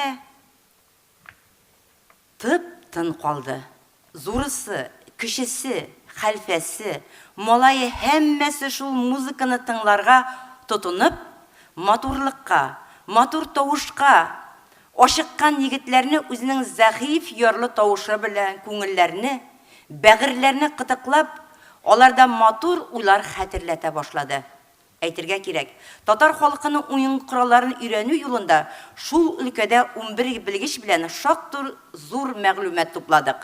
Алга таба мөмкинлекләр булса, тынлы, бәрмә, кыллы уен кораллары, шулай халык эш коралларына эшләнгән уен кораллары турында бәян итүче дисклар әзерләргә бик тә ниятлибез. Гырыф-гадәтләребезне, традицияларыбызны киләчәк нигезе, адәм баласының үз шәҗәрәсен, туган авылының, төбәгенең тарихын белү, аның бурышы. Бурынгы әби-бабаларыбыздан ул бу бурыч безгә йөкләнеп килә. Шунсы куандыра. Соңгы елларда халкыбызның гырыф-гадәтләренә, йолаларына, нәшил шәҗәрәсенә өйрәнүгә игътибар арта бара. Халкыбызның милли мирасын өйрәнү һәм халыкка тарату эшчәнлегендә Татарстанның Азнакай, Балташ, Башкортстан Республикасы өлге үрнәк булып тора. Шуларның берничәсенә тукталып үтәсем килә. Узган елның октябрь айында Татарстанның Балташ районында Бөтендөнья Татар конгрессы башкарма комитеты белән берлектә Шәҗәрә безнең тамырлар дигән гаять кызыклы чара уздырылды. Анда Астрахан, Волгоград, Ульян, Киров өлкәләре, Удмуртия, Чувашия республикалары, Татарстанның Аккалфак оешмасы бүлекчәләреннән 100-гә якын вәкил катнашты. Әлеге тәҗрибә уртаклашу семинарда чыгыш ясаган Татарстан Диния нәзарәте баш казые Җәлил хәзрәт Фазлыев аның барган эшчәнлеге бөтен республика халкына үрнәк булырлык. Ул туган авылы Бөрбашта яшәүчеләрнең шәҗәрләрен 3 ел дәвамында эшләп чыгарырга өлгергән. Бүген авылларның, йортларның бушап калуы, нигезләрнең юкка чыгуы хәзрәтне борчый торган мәсьәләләрнең берсе. Гаиләдә үскән баланың берсе һичшиксез төп нигездә калырга тиешлеген искәртү ул. Җәлил хәзрәтнең үз тормышы мусламанча яшәүнең ачык үрнәге. Ул сөйләгәннәргә бәйләп шунысы да әйтү җитәдер. Аның үзенең 2 улы да авылда тормыш корган. Берсе төп нигездә гомер итә. Шулай итеп, әхлаклы бала тәрбияләүнең гырыф-гадәтләре безгә халык педагогикасына таянып, динибез кушканны үтәп алып барырга кирәк. Сабыйның үз шәҗәрәсен, туган авылының тарихын аңлап үсүе мәслихәт. Кечкенәдән ул тамырларын белеп үскән бала нәсел агачының ата-бабасы нигезен корытмаячак. Һәм тагын шуны әйтеп китәсем килә, Балташта ясли бакчадан ук эш башланды. Ясли бакча балаларының шәҗәрәләре тупланды. Мәктәпләрдә шәҗәрәләр. Мин инде кичә дә мисал китердем. Безнең Карадуган мәктәбендә 141 бала укый. Аның ул 121 гаиләдән, шуның 77-нең үзенең нәшил шәҗәрәсе бар, мәктәптә эленеп тора хәтта. Менә нинди үрнәк алырлык безнең урыннар бар.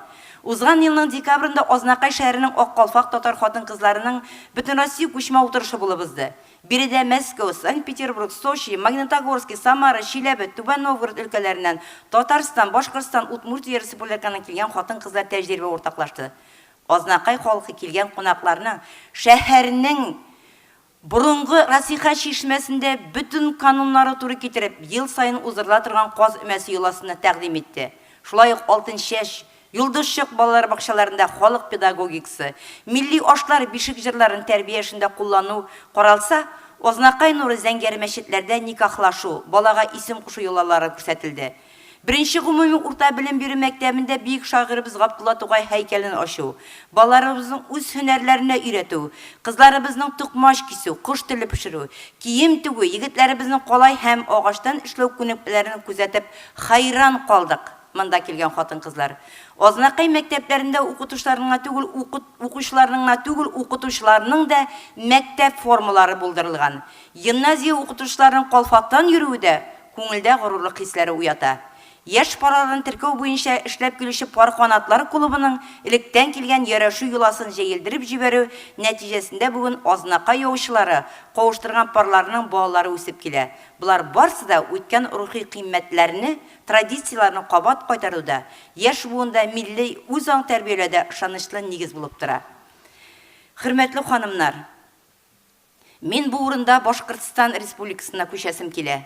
Biz Башкортстан Республикасының Ихлас мәчетендә быел җыелдык. Анда 52 районыннан Башкортстанның хатын-кызларны җыйдылар. Андагы хәзрәтнең, андагы хатын-кызлар оешмасының бердәм эшчәнлеге, анда безнең 4 хатын-кызлар оешмасы.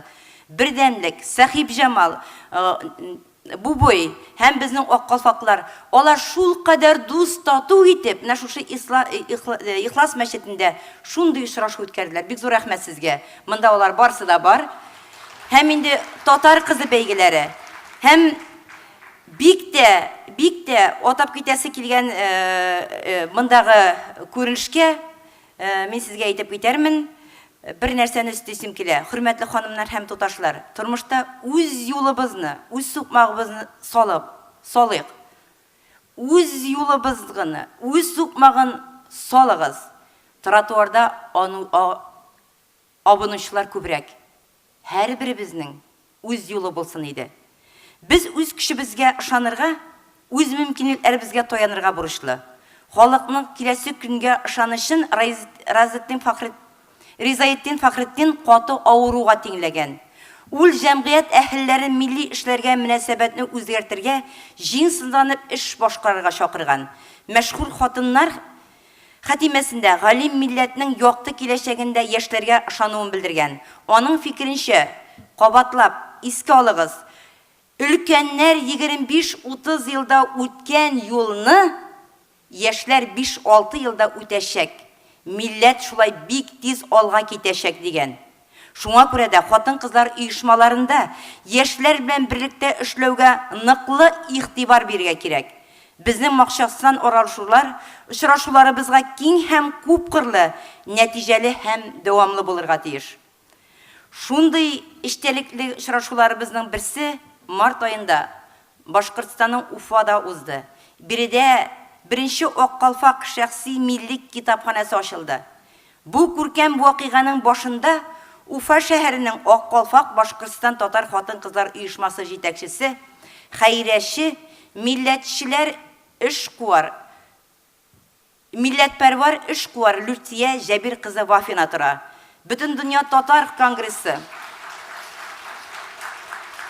ярдәме, шулай ук Лүтия ханымның тырышлыгы белән 2500 китап тупланмасы китапхана фондында тора. Һәм бүген Аккалфак милли китапханасы эшчәнлеге гөрләп бара дип әйтергә кирәк. Биредә аерым график буенча югары уку йортларына, китапханәләр белән китап сөючеләргә ачык дәресләр үткәрелә. Хәзерге көн күренешендә күпләр базарлар, сәүдә нокталары булдырган заманда Лүтия Вафина кебек милли китапхана ачкан, милли йорт ачкан. Ул 6 катлы бинадагы йорт. Беренче каты Аккалфаклыларга багышланган. Китапхана 48 квадрат метрлы. Аннан китә безнең киемнәр, үзебезнең татар милли киемнәр бүлмәсе, аерым күргәзмә залы. Киемнәр тегү буенча сыйха ачылачак шунда. Һәм инде аш-су усталары белән шунда үткәрү өчен, өйрәтү дәресләре үткәрү өчен бер бүлмә. Һәм инде килеп керү белән татарның рәссамнарының күргәзмә залы. Ис китмәле. Гаҗәеп күренеш. Исән булыгыз, Лүтия ханым. Сау сәламәт булыгыз. Сез безнең хәзерге чорның, менә без санадык үткән чордагы хатын-кызларның, шуның беренчесе сез, Лүтия ханым. Рәхмәт сезгә.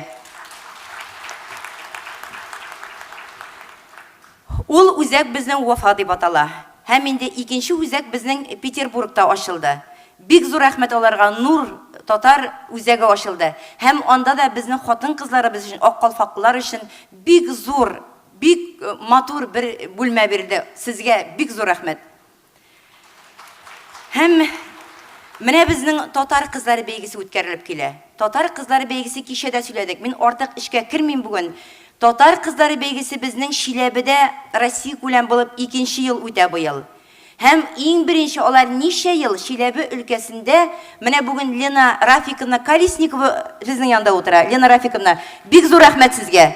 Шын татар җанлы хатын-кыз җитәкче, эшмәкәрсез. Һәм инде менә шушы Россия регионы уртасында яшәгән Шиләбедә үзегезнең тырышлык белән, якыннарыгызның тырышлык белән шундый күркәм эшләр эшлисез сез. Без сезгә бик тә рәхмәтле.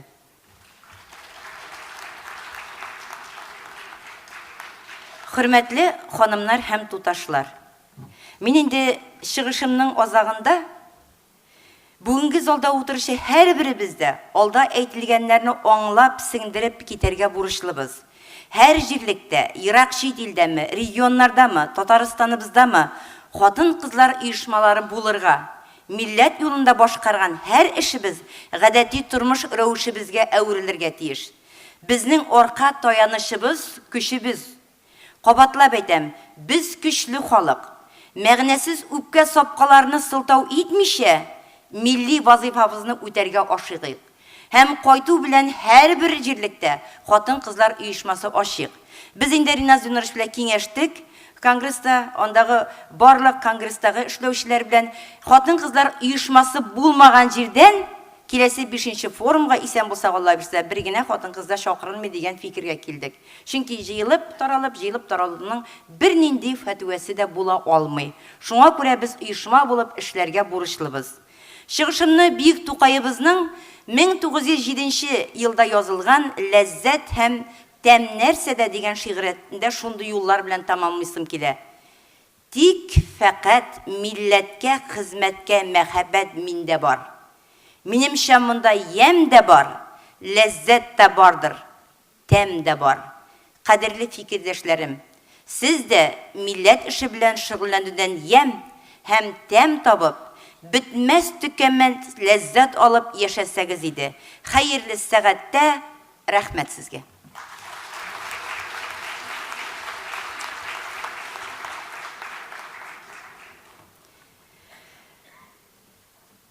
Бик зур рәхмәт. Хәзер инде мөхтәрәм делегатлар, хәзер чыгыш ясауларга күчәбез. Чыгыш ясауның вакытын 5 минутка кадәр дип билгеләргә тәкъдим итәм.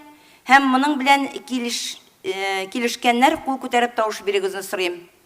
Кем килешә 5 минут чыгыш ясаучыларга биргән? Төшердек. Каршылар? Юк, кабул ителде. Рәхмәт. Беренче булып сүз Мәскәү шәһәренең татар зиялылары клубы рәисе, язучы Кәримова Нәзифә Харис кызына бирелә. Рәхим итегез, Нәзифә ханым.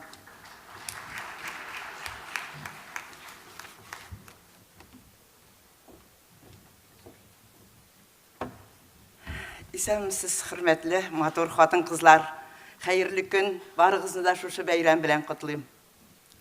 Кул чабыгыз инде шулай дигәч. Миңа сөз бирелә дигәч, нинди темага сөйлимсең дип сорадым. Кадрия ханымнан. Ләкин теманы ул билгеләмәде. Ышанычыгыз өчен бик зур рәхмәт. Димәк, мин теманы үзем сайларга тиеш. Нинди темадан сөйләргә? Әлбәттә, эшләгән эшләр турында сөйләргә кирәк булачак. Менә мин карап торам, монда утырган хатыннар бит берсе дә алар гаилә учагы янында гына утырып, утын салып кына, җөнөрләп кенә утыра торган хатыннар түгел. Алар барысы да эшли торган һәм шушы милләт өчен эшне үзләренең куллары белән, үзләренең җилкәләренә салып алып бара торган хатыннардыр дип уйлыйм. Шулай булмаса, алай эшләр, шулар уңышлар булмас иде. Иҗтимагый фикер хатын-кызлар бүгенге көндә күп нәрсә таләп итә. Шуның өчен без инде менә миңа бер үзебез аның акчасын да табарга тиеш, үзебез аның планын да төзергә тиеш. Менә әйттеләр, ничаклы эшне санап киттегез, алар барсы да үзләре эшкуар булган хатын-кызларның эшләре яхшы бара. Мин бездә әле ул Мәскәүдә бу оешма 2 ел гына эшләп килә. Ләкин мин үзем Ак калфак оешмасы оешканның нигезендә торган кеше, аның идарә әгъзасы булган кеше, хәтта 94 елда Киленбикә бәйгесендә, Ак калфак оештырган Киленбикә бәйгесендә катнашып 2нче урынны алган идем.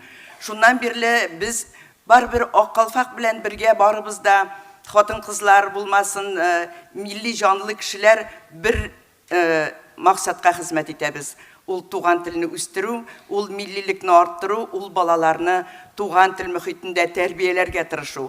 Әле менә 20 көнлегенә без Энҗе бөртекләре фестиваленең гала концертын булганнан соң гына Казанга киттек. Бу Энҗе бөртекләре фестивале Мәскәүдә балалар иҗады фестивале үткәрелә 20 ел инде. Быел аның ул Габдулла Тукай исемен йөртә. Шуңа күрә без аны Габдулла Тукайның юбилеена монда киткәнче үткәреп калыйк дип 23 апрельгә билгеләдек. Без аны бергә Ак калфак оешмасы, зыялылар клубы бергә үткәрдек. Ләкин шул вакытта балалар өчен менә атлыгып торучылар, матди ярдәмен күрсәтүчеләр юк. Миңа бер такмак искә төшә. Атасына ат кирәк ди, анасына тун кирәк ди. Кыдырып жүргән җиңәшәйгә бер салмалык он кирәк ди. Атасына бирермен, тунына да күнермен. Бер салмалык он сорагач егылырмын да үлермен ди. Менә шулай торып качагында бер салмалык он сорап йөргән кеше дәрәҗәсенә төшәбез. Ләкин бу юлы без рәхмәт төшсен, безгә Мәрҗани фонды да ярдәм итте, безнең зыялылар клубы ярдәм итте. Һәм без балаларны, бер баланы да Габдулла Тукайның бүләгеннән мәхрүм итмәдек. Аларга бүләкләр тараттык, китаплар бирдек. Һәм гомумән бүләксез китмәделәр. Алар барсы да Тукай шигырьләрен сөйләделәр. Габдулла Тукай сүзләренә язылган җырларны җырладылар. Эшләгән эшләр күп. Алар турында сөйли башласаң, менә шул ук зыялылар клубы. Ул да 23 ел дәвам итә эшен. Ул да татар телендә, татар зыялыларын барлый. Аларны иҗтимагый тормышка тарта, иҗтимагый эшкә. Кайчандыр мин татар түгел, мин генерал дип йөргән кешеләр хәзер иҗтимагый тормышта татарның нәрсә икәнен белделәр. Татар теле өчен, татар телен өйрәнеп, татар өчен көрәшә торган кешеләргә әйләнделәр. Ләкин бүген әйтәсе килгән сүзем дә булар түгел. Эшләгән эшләр күп. Чөнки без әле Моссовет вакытында, әле иҗтимагый оешмаларның кануннары булмаган вакытында Моссовет юлларын таплап, татар мәктәбе кирәк, татар мәдәни үзәген кире кайтарырга кирәк дип яулап йөргән кешеләр. Бүгенге көндә татар мәктәбе бар, Аллага шөкер. Татар программасында татар теле укытыла. Ләкин менә мин уйлап торам, әгәр дә безнең татар теле татар кешесе булган Лима Исхаковна Гирфанова мәктәп директоры пенсияга китсә, әгәр дә ул мәктәп урыс кешесенә кулына эләксә, хәзер шундый оптимизациялар бара. Һәм яңа кеше килсә, анда татарлыкның этномәдәни юнәлеше калмаячак. Менә бу турда да минем Мәгариф министрлыгына әйтәсем килә. Зинһар өчен Мәскәүдәге татар мәктәбен саклап калырга кирәк. Бу турда кайгыртучанлык күрсәтсәгез иде. Ләкин минем әйтәсе килгән сүзем Мәскәү яшьләре. Мәскәүдә 100 меңнән артык яшьләр бар дип әйтәләр. Аларның искиткеч программалары. Менә 7нче буын дигән оешма бар. Алар үзләренең 7 буыннарын беләләр. Анда Алмаз Габдрахманов дигән аларның җитәкчеләре гаҗәеп эш алып баралар. Беләсезме, алар башта Асадуллаев йортында безнең мәдәни үзәктә башлаганнар, хәзер аларның үзләренең биналары бар. 7 буын. Ул әйтә, беренче тапкыр очраштык, оештык ди. Оешып киттек, берничә айдан 10 туй булды ди. 10 туй булды ди, оешма таралды. Тагын җыелыштык, тагын 10 туй булды. Хәзер балалар белән бергә җыелышып, алар Татфест дигән нәрсә үткәрәләр, татар фестивале. Табигатькә чыгалар, балалары белән. Алар әйтәләр, баласы татар булган кеше татар түгел, оныгы татар булган кеше татар. Менә бүгенге яшьләр шулай дип әйтәләр. Күптән түгел генә, менә хәзер тавышын бир әле. Менә бу татарлар турында, татар яшьләре турында, мәскәүләр турында тыңлап китегез әле. Тавышы юк, нигә тавышы юк? Баштан башлагыз зинһар өчен. Баштан башлагыз, тавышын бирегез.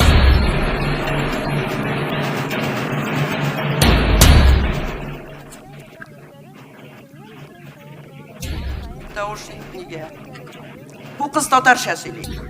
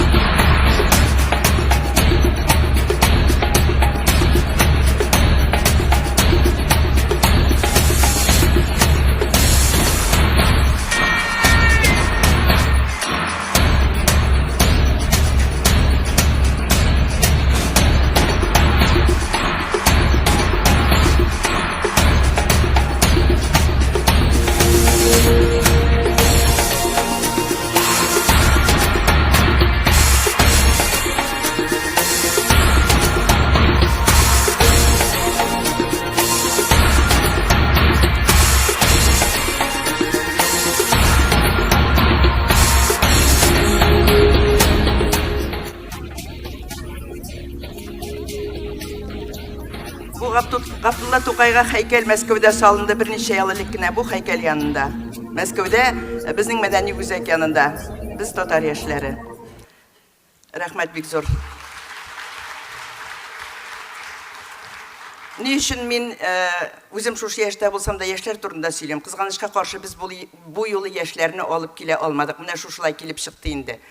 Алар белән без тыгыз элемтәдә торабыз. Күптән түгел генә алар Россия президентының гражданлык оешмасы институты теләктәшлек белдергән программасы буенча эшли торган оешмалар белән берлектә обычаи, традиции татарского народа в семейной жизни дигән зур гына семинар үткәрделәр. Татар гаиләсе традициялары дигән. Һәм алар мине анда чакырдылар чыгыш ясарга. Нәзиф апа, biz күп эшләр эшлибез, ләкин безнең татар гаиләсенең нигезләрен беләсебез килә, аның рухи мирасын өйрәнәсебез килә.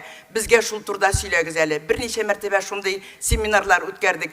Кызлар искиткеч, аларның үзләренең эшләре бар, аларның үзләренең ширкәтләре бар, аларның һәрберсе татарча сөйләшә, алар кайсы берсе Госдумада эшли, кайсы берсе үзенең эшләгән эшеннән, ширкәтеннән ярдәм китереп үзләрен алар тәэмин итәләр. Хәрәкәт дигән оешма, хәрәкәт дигән оешмада түгел, ул проект. Ул проектка узган ел 30-дан артык яңа проект килгән. Алар анда беренчелекне менә 14 ноябрьдә ул яшьләр көне Мәскәүдә. Алар шул 14 ноябрьдә моның нәтиҗәсен чыгарачаклар. Шул хәтле алар турында мин гаҗәпләнеп, шул хәтле күп итеп сөйлисем килә, ләкин минем вакытым күп түгел. Менә шушы мин яшьләрнең безнең белән бергә эшләргә омтылуларына бик нык сөенәм. Чөнки алар әле күп нәрсәне чынлап та белмиләр һәм белергә телиләр. Аларның үзләренең штаблары бар. Безнең Рөстәм Ямалиев дигән кеше аларга зур гына бина алып бирде. Бу безнең яшьләр оешмасы Татарстанның вәкаләтле вәкиллеге якташлар оешмасының бер канаты булып тора. Бүгенге көндә алар 1000-нән артык залларны тутырып татар яшьләрен җыялар. Алар әйтәләр, күбесе әлбәттә килгән яшьләр, Татарстан, Оренбур, Башкортстаннан, йомгаклыйм хәзер. Алар киләләр, алар әйтәләр, без монда килдек, Мәскәү яшьләре белмиләр безнең кебек татарча, безнең кебек алай гореф-гадәтләрне белмиләр. Без аларны үзебезгә җәлеп итәбез диләр. Шуның өчен бүгенге көндә яшьләр белән бергә эшләргә кирәк. Чөнки яшьләрсез безнең киләчәгебез дә юк. Аларны милли мөхиткә тартырга, аларга чынлап та, алар аны телиләр. Шунысы сөенечле. Мин яшьләргә рәхмәт әйтер идем. Сезгә дә бик зур рәхмәт. Бик зур рәхмәт, Назиф ханым. Киләсе сүзебезне Башкортстан Республикасы Аккалфак татар хатын-кызлар оешмасы рәисе Вафина Люция Ябир кызына бирәбез. Рәхим итегез, Люция ханым.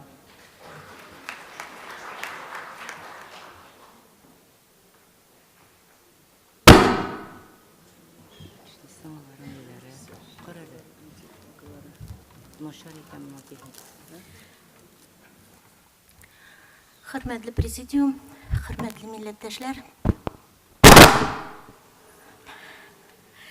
Башкортстанның Аккалфак татар хатын-кызлары төбәк иҗтимагый оешмасы татар гаиләсен саклау, калу, ныгыту, аның ролен күтәрү, патриотик рухта тәрбияләнгән балалар үстерү, илебезнең икътисадын ныгыту һәм динебезне, телебезне, гореф-гадәтебезне, йолаларыбызны саклау буенча эш алып бара.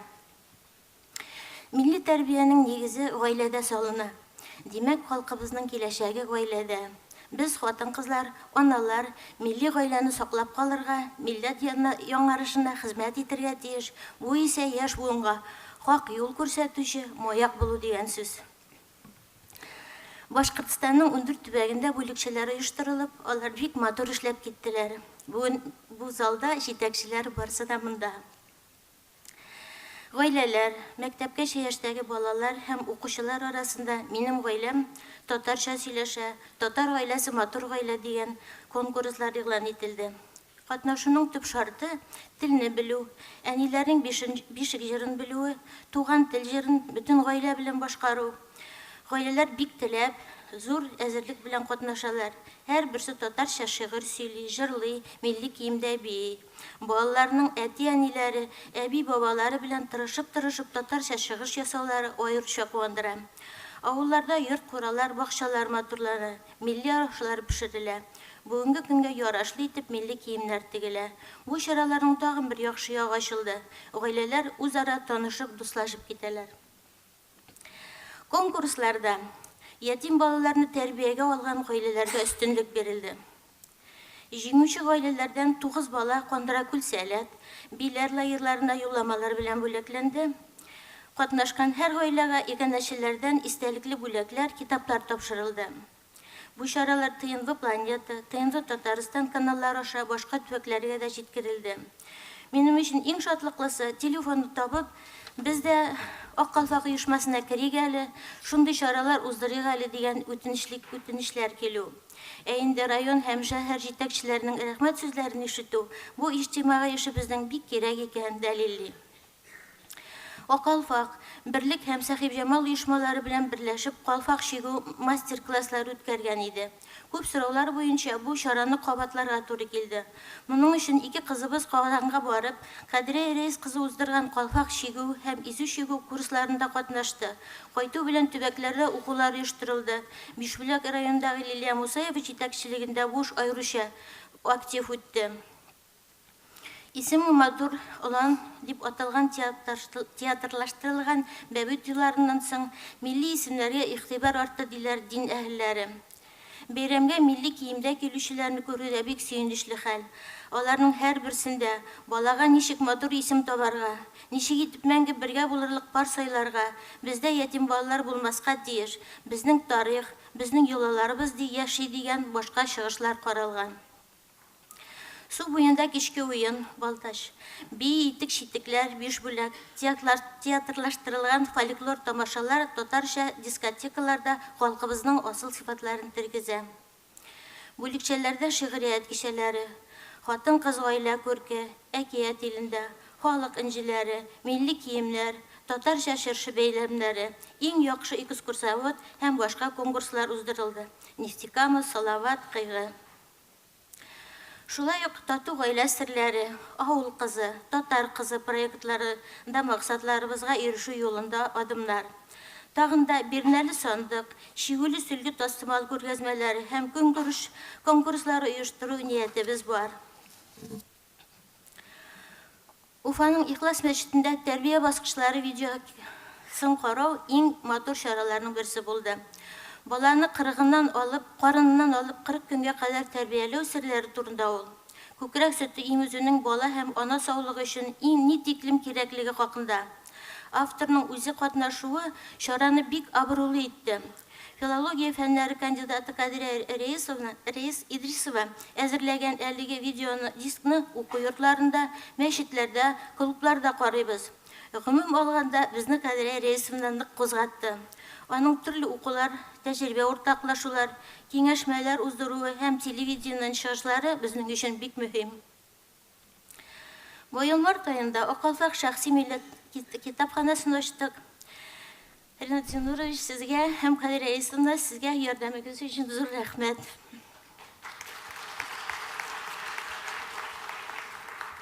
Өйдәге китапларны шактысын китердем. Китапларга бүләкләр дә күп бирәләр, килгәне бер килә. Бездә мин әле генә белдем, шул хәтле күп татар шагыйрьләре һәм язучылары икән Башкортстанда. Һәр берсе килә, рәхмәт укый, үзләренең китапларын алып киләләр.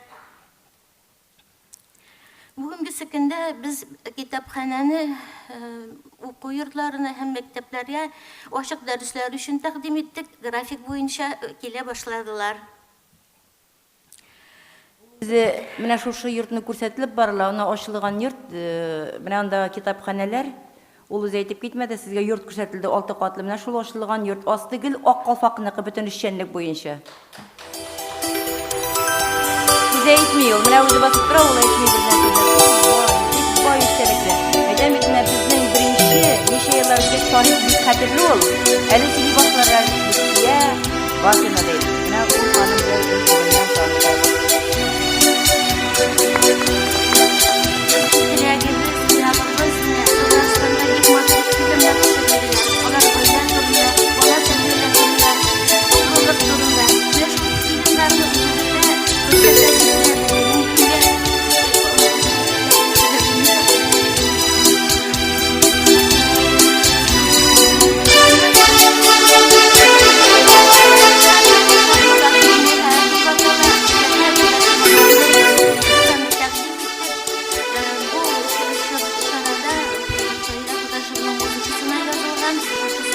Сагыш дигән җыр яңгырады, бик кешеләрне дулкынландырды. Шулай ук зур теләк бар инде. Үзебезнең шушы залда милләтебезнең рәссамнарын, фотографларының выставкаларын ачырга. Бүгенге көндә Башкортстанның атказанган рәссамы, Татарстанның атказанган сәнгать эшлеклесе Вәкил Шәйхетдиновның шәхси күргәзмәсен ачтык. Күргәзмәнең исеме Иqrar. Дин турында сүз. Ни өчен Иqrar? Үзебезнең шушы эшләрне Аллаһ ризалыгы өчен аңа тапшырып башладык. Халкыбызның киләчәге милли гаиләдә курудан башлана. Беренчедән яшьләрне яр сайлауына игътибарны юнәлтергә иде. Чит милләт кешесе белән гаилә куру, катнаш гаиләләренә никахсыз туру милләтне ныгытмый, сыйгата. Гражданский брак дигәннәре безгә чит ят нәрсә. Балаларыбыз никахлашып һәм ЗАГСка кереп яшәргә тиеш. Бу ата-аналарның иң беренче бурычы. Икенчедән, яшь буынга халкыбызның гореф-гадәтләрен таныту. Бу гаиләдән тора. Өченчедән, халкыбызның йолаларын көндәлек тормышта куллану. Аны балалар гаиләдә күреп үсәргә тиеш. Шул уйдан чыгып, һәм борынгы димчелек институты традицияларны исәпкә алып, без Акалфак танышу клубы оештырдык. Яңа гына эшли башлады ул. Танышу клубының эш планында гаилә кырга теләүчеләрне таныштыру, җаваплы адым алдыннан кирәкле белем бирү, төрле өлкәләрдән белгечләр, дин әһеле, табиб-гинеколог, психолог, хокук белгече һәм башкалар белән очрашулар каралган. Бу эшләрнең төп максаты никахка җитди карау, ата-ана һәм туганнардан фатихасын алу. Безнең халыкта өйләнер яисә кияүгә чыгар алдыннан тугандашы нәселнең 7 буынына кадәр тикшергәннәр. Үзләренә лаек бар эзләгәннәр һәм тапканнар. Шуңа күрә дә гаиләләр ныклы булган, ялгызлар һәм ятим балалар булмаган. Йомгаклыйбыз ярыймы? Нигенә киемнәр турында гына әйтим инде. Мин нәрсә әйтәсем килә, бездә шушы танышкан кешеләргә без бүләккә китап чыгардык. Китап Сәгадәт хозуры никахтыр. Ягъни сөю бәхете никахта дип атала.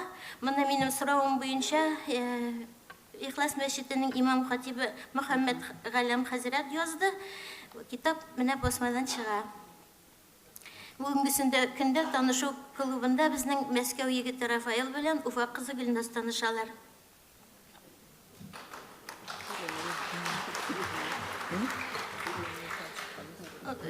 Нәрсә әйтәсе килә инде. Менә без залда утырабыз, шундый матурларбыз. Киемнәрбез барыбыз да театрлаштырганрак кунакка. Билгеле, бүген шушы киемнәр киярыйдыр ул. Кунакка килдек бит инде. Безнең көндәлек эш киемнәрендә үзебезнең мөселман, татар хатын-кызларын матурлай торган киемнәр кидерәсебез килә. Шуның өчен без ателье ачтык. Безнең бик яхшы дизайнерыбыз бар, Гөлнар Камалова. Бүгенге кызларның күбесенең калфаклары һәм берничә кызда аның кием өлгеләре дә бар. Әгәр дә кызыксынсагыз, карарсыз. Зур рәхмәт. Бик зур рәхмәт. Biz indi бик зур рәхмәт, Люсия Забировна. Biz indi киләсе елга аның чыгышын өстәмә итеп әйтәм. Киләсе елга biz indi кичә аңлаттык барсында дизайнерлар, татар киеме дизайнерлары бәйгесе булачак. Киләсе елга biz 5нче форумда исән булсак, Алла бирсә, хатын-кызлар алдында шушы дизайнерлар эшләгән киемнәрне подиумга мендерәчәкбез, күрсәтәчәкбез. Кайсы чит илдә яшисезме, анда регионда яшисезме, үзегезгә язып куегыз. Хатын-кыз татар киемнәре дизайнерлары бәйгесе булачак. Үзегезгә һәрберегез язып куегыз. Кайда гына яшәсәк тә, без менә шушы әйберне катнашырга тиеш. Һәм икенчесе бишек җырлары бәйгесе. Искә алып куегыз. Сезгә нигезләмәләр киләчәк. Хәзер сүзне Татарстан Республикасы Балтач муниципаль районы Загыз бүлеге җитәкчесе җирле Ак Калфак иҗтимагый оешмасы сәркәтибе Әхмәтханова Зөһрә Рифкат кызына бирәгез. Рәхим итегез.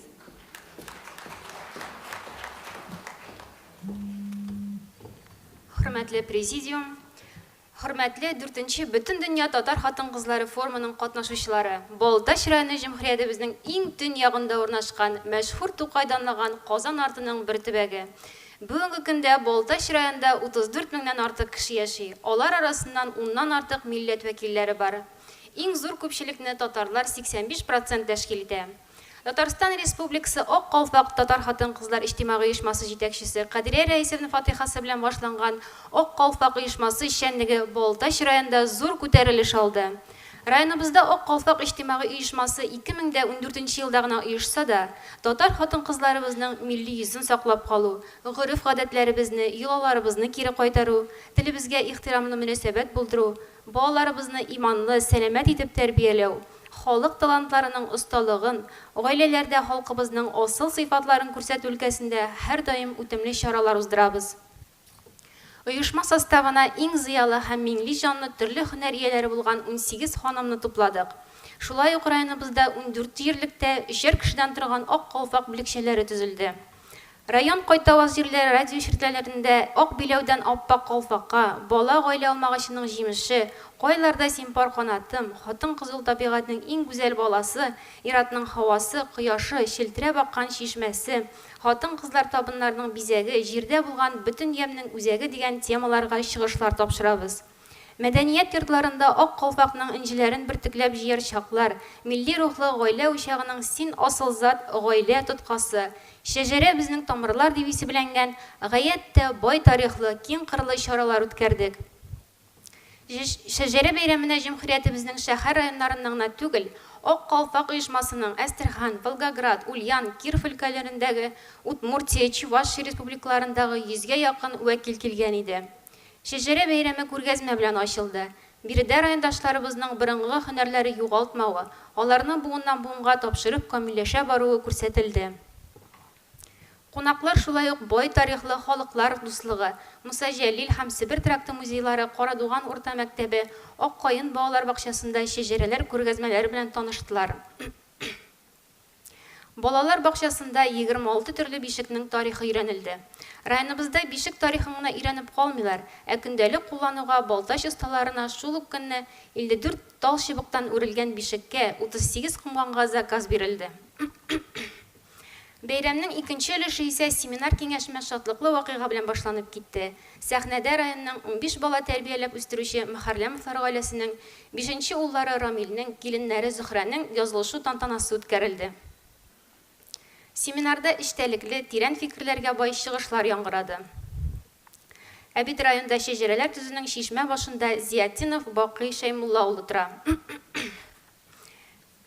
Бөтен дөнья Татар конгрессы башкарма комитеты рәисе Ринат Нур улының чыгышында нәсел шәҗәрәсен өйрәнү, ул үткән буыннарга, тарихка хөрмәт белән карау дигән сүзләре райондашларыбыз күңелен кабат җилкендерде. Чөнки яңадан-яңа нәсел шәҗәрәләрен ачыклау, өйрәнү буенча тагын да җитдирәк эзләнү эшләре башланды.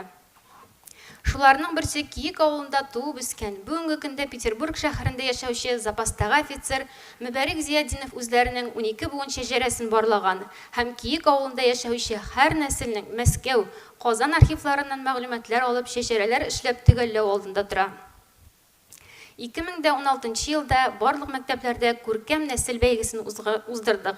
Районыбызның барлык мәктәпләре зур әзерлек белән буыннар чылбырын таштырып, һәр бала үзенең гаиләсенең шәҗәрәсен яңартты.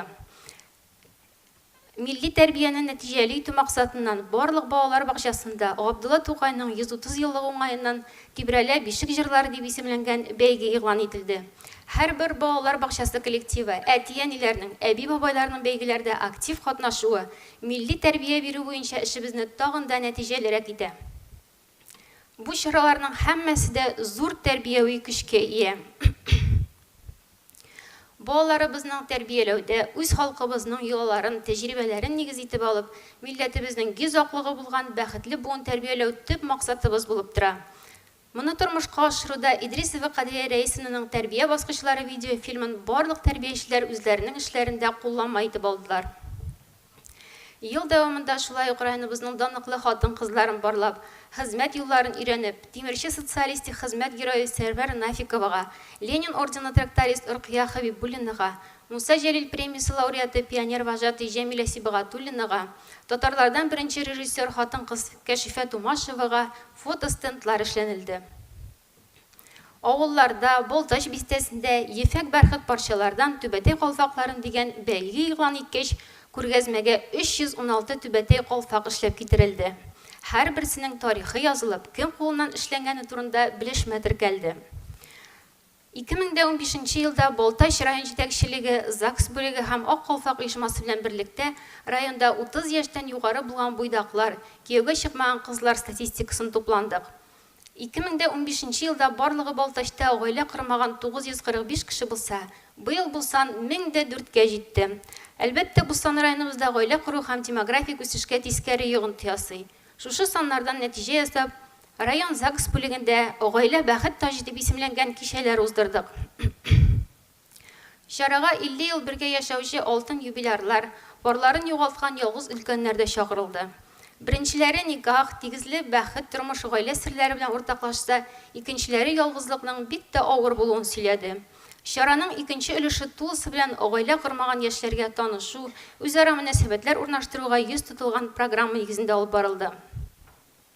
ЗАГС бүлегендә шушындый эчтәлектә кичәләр үткәрелеп тора, ә бүгенге көндә бу эш һәр авыл җирлегендә дә алып барыла.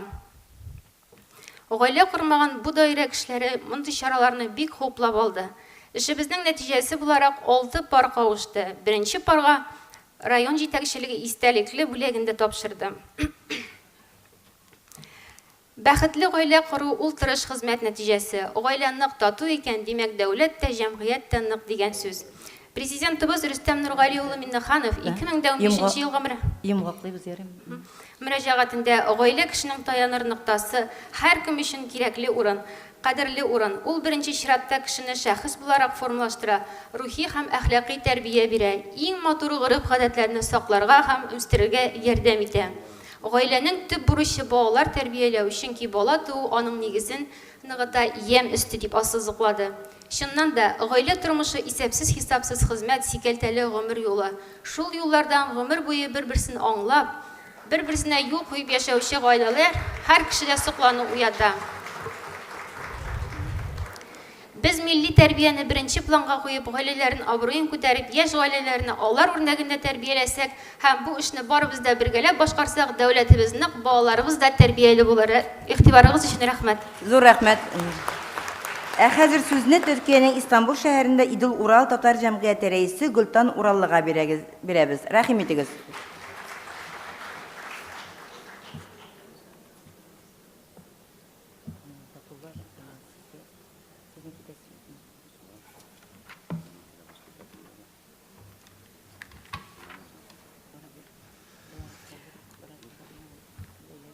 Hürmetli konaklar, jir şarının türlü tüveklerinden nigiz jirimiz, izgi kazanımızga kilgen siz hürmetli kan kardeşlerimiz. Tugan üsken yurtumuz Türkiye'den, anda yaşayan kan kardeşlerimizden, tuganlarınızdan sizlerge kaynar hem matur tilekler bilen tulu selamlar alıp geldik. Kabul ediniz.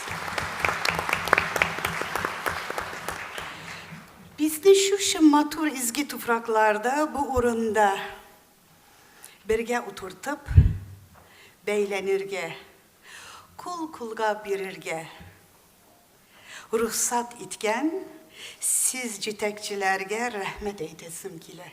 Rahmet. Biz Tatar halkı zur halk, her yaktan boy halk, zur devletler kurgan halk. Turmuşunun her derecesinde üst baskışlarda bulurga layık halk. Bizler dünyanın kaysi jirinde tursak da hem yaşasak, yüreğimizde her vakit nigiz jirleri baş urunda dura. Geçmişte hem bugünkü günde kayda Tatar varsa ul kuldan kilgenşi üzünne, kültürünü, görf adetini, nigiz jirlerini tanıtırga tırışır. Bizler de Türkiye'de Tatar cemiyetleri bularak türlü çaralar uzdurabız. Türlü uyuşmaların tertip itken çaralarına da katlaşıp, halkımızın kültürünü, güzel Tataristan'ımızı tanıştırırga, yüreklerinin bir puşmağında nigiz jirlerimizin matur enerjisini küz bilen, kulak bilen, ağız temi bilen kürsetir getirişabız. Bugün, rahmet, bugün gelecek için uylarımızga yöneliş verirken, gerçekleri, durumların gidişatına yakşı anlap, gelecek için uylarımızı hem hayallerimizni akıllı hem eybetlep kurarga tiyiş biz. Kadriye Hanım yine telefon verdi. Gülten, Türk dünyası oyun kuralları turunda söyleşirge bulan mı deyip de. İyi bula deyip eydim. Mine Türk dünyası oyun kurallarını nige biz kadın kızlar forumunda eğitim alabız. Aldan sizge bütün slaytlarını anlatıp gidecek min, anlansın sizge suravlar birirge deyişmi. Mine aldan birinciden başlarga bulama. İyi. Sovyet arkeologlar Rudenko hem Gryaznov, Pazırık, Paşadar yaklarında Çenk isminde bir oyun kuralı tapkanlar. Çenk, bugünkü arp oyun kuralının atası deyip atıla. O milattan alda 1700 yıllarından kile. Uzuguz. İyi.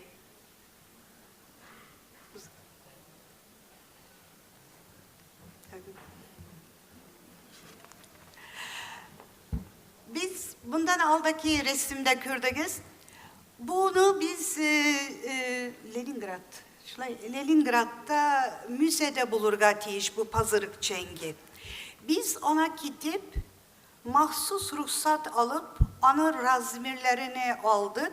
Hem bizim atölyemizde tüm ata ansamblinin atölyesinde tagın turmuşka koyduk. Biz hazır konsertlerimizde bunun bilen oynayırız. Mınsı Osmanlı vakitinde oynangan Çenk isimli. Anın asta küre siz bilmem barınızda küre alasız mı? Türk müzikasında do bilen re'nin arası 9 boğun. Mına gün batışka karaganda do bilen re'nin arası yartı ton. Ama Türk müzikasında o 9'ga bölüne. Onun için tavuşlarını alıştırırga anda türlü aşkışlar var. Bunlar türlü Osmanlı vakitinden kalgan. İyi. 2008 yılda Altay Tağları'nın Jorgaland, Kayırgan yaklarında Omnohon Aman Vadisi'nde Nuhenhat mağara taşta kıl kapuzga ışagan bir oyun kuralı tabıldı. 1200 yıllık yaşta bulgan buluğu dip eğitile hazır bu Germanya laboratuvarlarında remont yasaldı. Eli hazır Bonn şehrinde müzede tura. Biz bunu tagın gidip ruhsat bilen aldık. Atölyemizde yasadık. Bunu ansamblede oynayırız.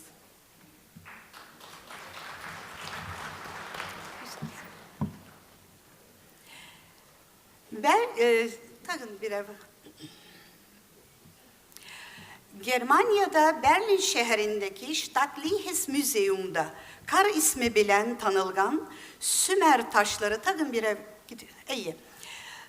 Müzeumda Kar ismi bilen tanıngan Sümer taşları Assur şehrinde tabılgan milattan alda 800. yıllardan kalgan bu balçıktan yasalgan taşta çi harfleri bilen yazılgan bilgiler var.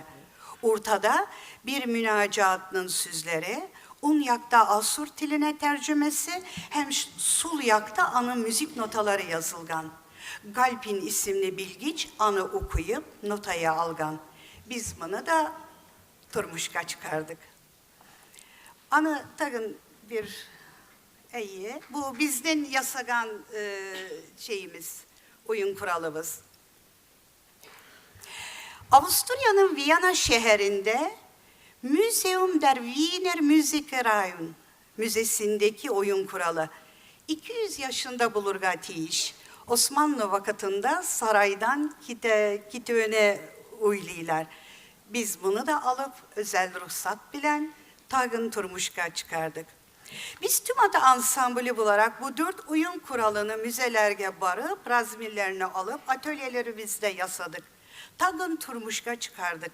Hem konsertlerde, terapilerde alar bilen oynayırız. Mine sizge bir Uygur ressamın yasagan resmini kürsetesim kile. Kara güzeli, nindi nazik, türlü oyun kuralları. Mine şu resme karaganda bunda 26 oyun kuralı var. Yalgız Uygur. Şunu karaganda, şu resimde şu 26 oyun kuralı bulgaç. Bütün Türk dünyasında nindi baylık var. Bilesiz mi? Gultan Hanım tügelli biz yarim. Biter mi? Yumaqlı zeybetti. Alay bulgaç munda tuptarga tiyişmin çünkü bunu siz bilmeye etken idiniz uzak para ezgine. Yarı oyun kuralları nige mühim. Bala terbiyesi. Bala ana karnına tüşken mizgilden alıp bara. Yani 9 ay 10 gün balasına şu vakitte burungu oyun kuralları bilen bizim burungu Tatar oyun müzikasını işitse bala şundan Tatar canlı bulup gelecek. Bunu bizim kulda, kadın kızlar. Bala andayken anın bilen Tatarca söyleşigiz. Anın kulağına kirtegiz. Anı kulga alganda o Tatar bulup gelecek. Rahmet. Үзегезгә бик зур рәхмәт. Хәзер Татарстан Республикасы Премьер-министры урынбасары, Татарстан Республикасы Мәгариф һәм фән министры Фаттахов Ингел Навапович Татарстан Республикасының бүләкләрен тапшыра.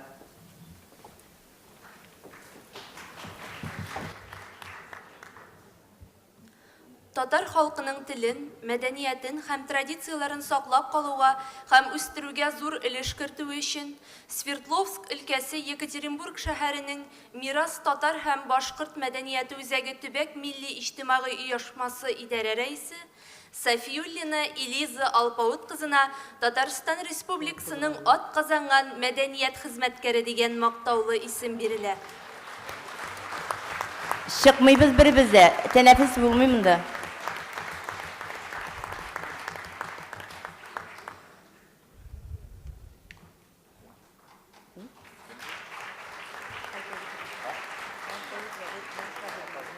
Татар халкының телен, мәдәниятен һәм традицияларын саклап калуга һәм үстерүгә өлеш кертүе масса күләм мәгълүмат чаралары өлкәсендә нәтиҗәле хезмәте өчен Төмән өлкәсенең Яңарыш мәгълүмати нәшрият үзәге автоном коммерциячел булмаган оешмасы җаваплы секретаре Вәлишина Гөлнур Искәндәр кызына Татарстан Республикасының атказанган матбугат һәм масса күләм коммуникациялар хезмәткәре дигән мактаулы исем бирелә.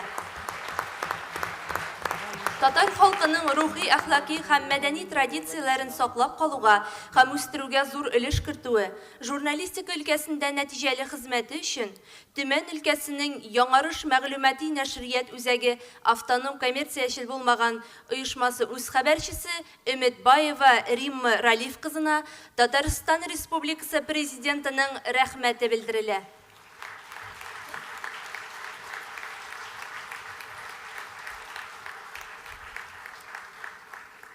Мәгариф һәм фән өлкәсендәге күп еллык нәтиҗәле хезмәте өчен Казан Федераль университетының Лев Толстой исемендәге филология һәм мәдәният ара багланышлар институты, Габдулла Тукай исемендәге татар филологиясе һәм сәнгате бүлеге җитәкчесе Юсупова Әлфия Шәүкәт кызы Татарстан Республикасы Дәүләт Советының рәхмәт хаты белән бүләкләнә.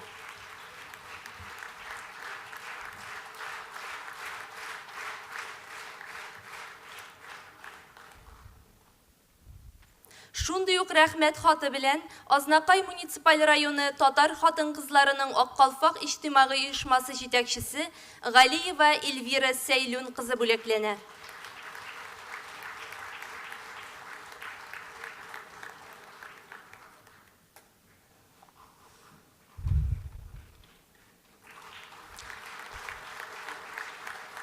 Татар мәдәниятен үстерүдәге милләт-ара дуслыкны ныгытудагы нәтиҗәле хезмәте өчен Омск шәһәре Татар милли мәдәни мөхтәрияте иҗтимагый оешмасының шура рәисе урынбасары Сайганова Розалия Мәгариб кызы Татарстан Республикасы Дәүләт Советының рәхмәт хаты белән бүләкләнә.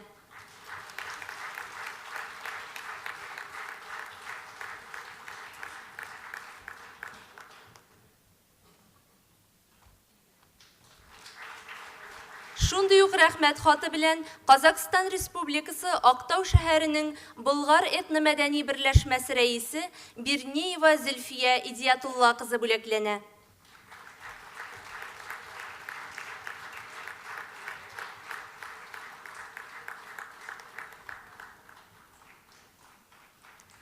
Шундый ук рәхмәт хаты белән Татарстан Республикасы Балтач районы җирлеге Аккалфак оешмасы җитәкчесе Камалова Зөлфирә Фәсхи кызы бүләкләнә.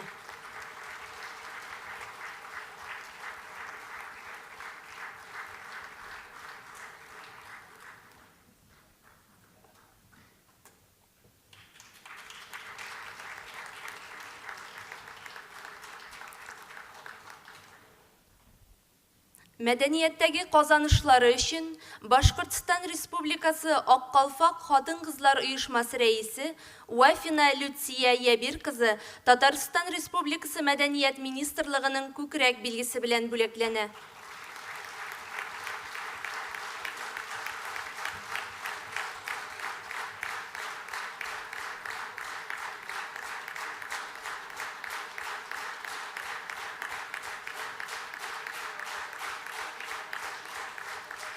Шундый ук күкрәк билгесе белән Белоруссия Республикасының Шишмә татар башкорт мәдәни мирасы халыкара иҗтимагый берләшмә рәисе Левшевич Эльвира Ансаф кызы бүләкләнә.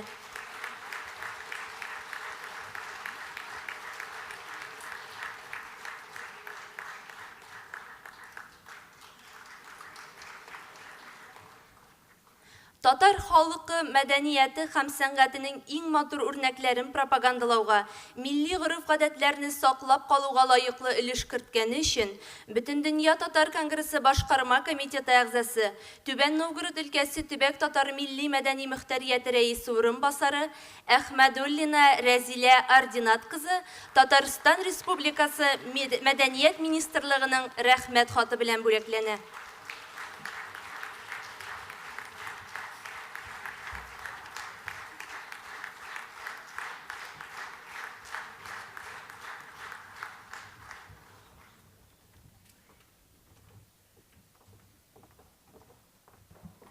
Хөрмәтле җәмәгать, безнең Ингелмапышның тагы да шушындый зур җыены бар. Бүген безнең тәрбиячеләр бәйгесенә йомгак ясала, 12дә ул башлана безнең. Без бик зур рәхмәт әйтик сезнең бөтенебез исеменнән Ингелмапышка, без сезне бик хөрмәт итәбез, бик яратабыз. Һәр вакыт без мәгариф министрлыгы белән бергә эшләргә язсын. Исән-имин булыгыз. Бик зур рәхмәт килүегезгә. Иң беренче мин Ринат Закировка рәхмәт әйтәм. Бу җыенны җыйган өчен генә түгел, яки конгрессны җитәкләгән өчен генә түгел, бүген чыгышында ул шул кадәр матур итеп менә моны төзәтте. 4нче Бөтен дөнья татар хатын-кызлары форумы дигән сүз стилистик яктан хата. Ринат аны булай диде. Bütün dünya tatar hatın kızlarının 4-nче җыены диде.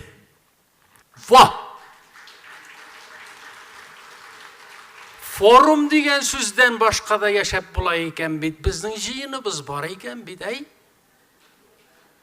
Җыен бит ул Сабантуй түгел, Сабантуй башка бәйрәм. Ә җыен киңәшү, сөйләшү, хәтта хөкем итү.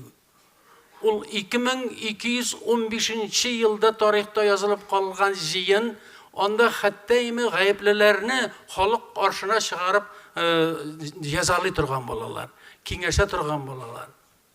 Менә нинди бер озак яши торган безнең җыеныбыз бар икән бит. Ул теге фестивальләргә дә сүз табып була. Име фестиваленә дә шул җыен дип әйтеп була. Рәхмәт, Ринат. Алга таба дәвам ит. Татар теле сагында.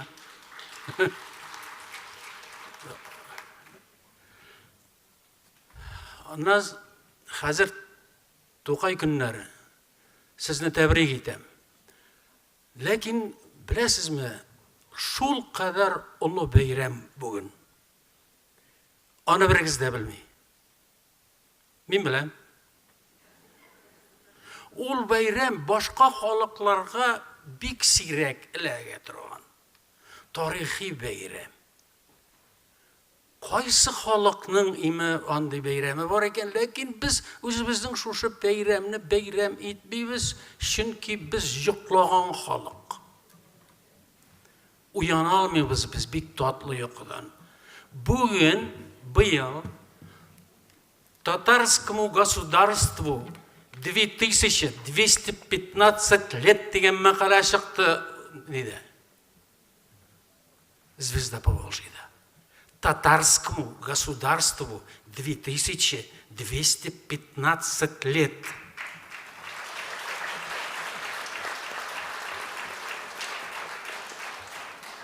Ул документлар белән исбат ителгән һәм ул Тукаевед галим инглиз галиме Эдуард Паркерның «Тысячелетняя история татар» дигән китабында. Һәм аның шуны китапта, икенче китабы «Татары. Возрождение великого народа» дип атыйбызны. Нинди галим, чит ил галиме, моннан 100 ел язган, 100 ел чыккан, ул урысча чыкты, 2003 елны чыкты, урысча. Тысячелетняя история татар. Ул китапханәләрдә бар, алып укыгыз, татарлар дәүләт корганнар. Biz bit tarixni 17-елдан гына алабыз. 1917 елда безнең тарихыбыз име, аңанча татар укый да белмәгән, яза да белмәгән, надан булган ул име. Шулай өйрәттеләр безне. Маңкыртларны маңкырт ясап бетерделәр. Менә бәйрәм итәргә кирәк. Испат ителгән әйбер бит бу. Газетада чыккан әйбер китабы бар. Шуңа күрә мин сезнең барыгызны да татар дәүләтчелегенең 2215 еллык бәйрәме белән котлыйм.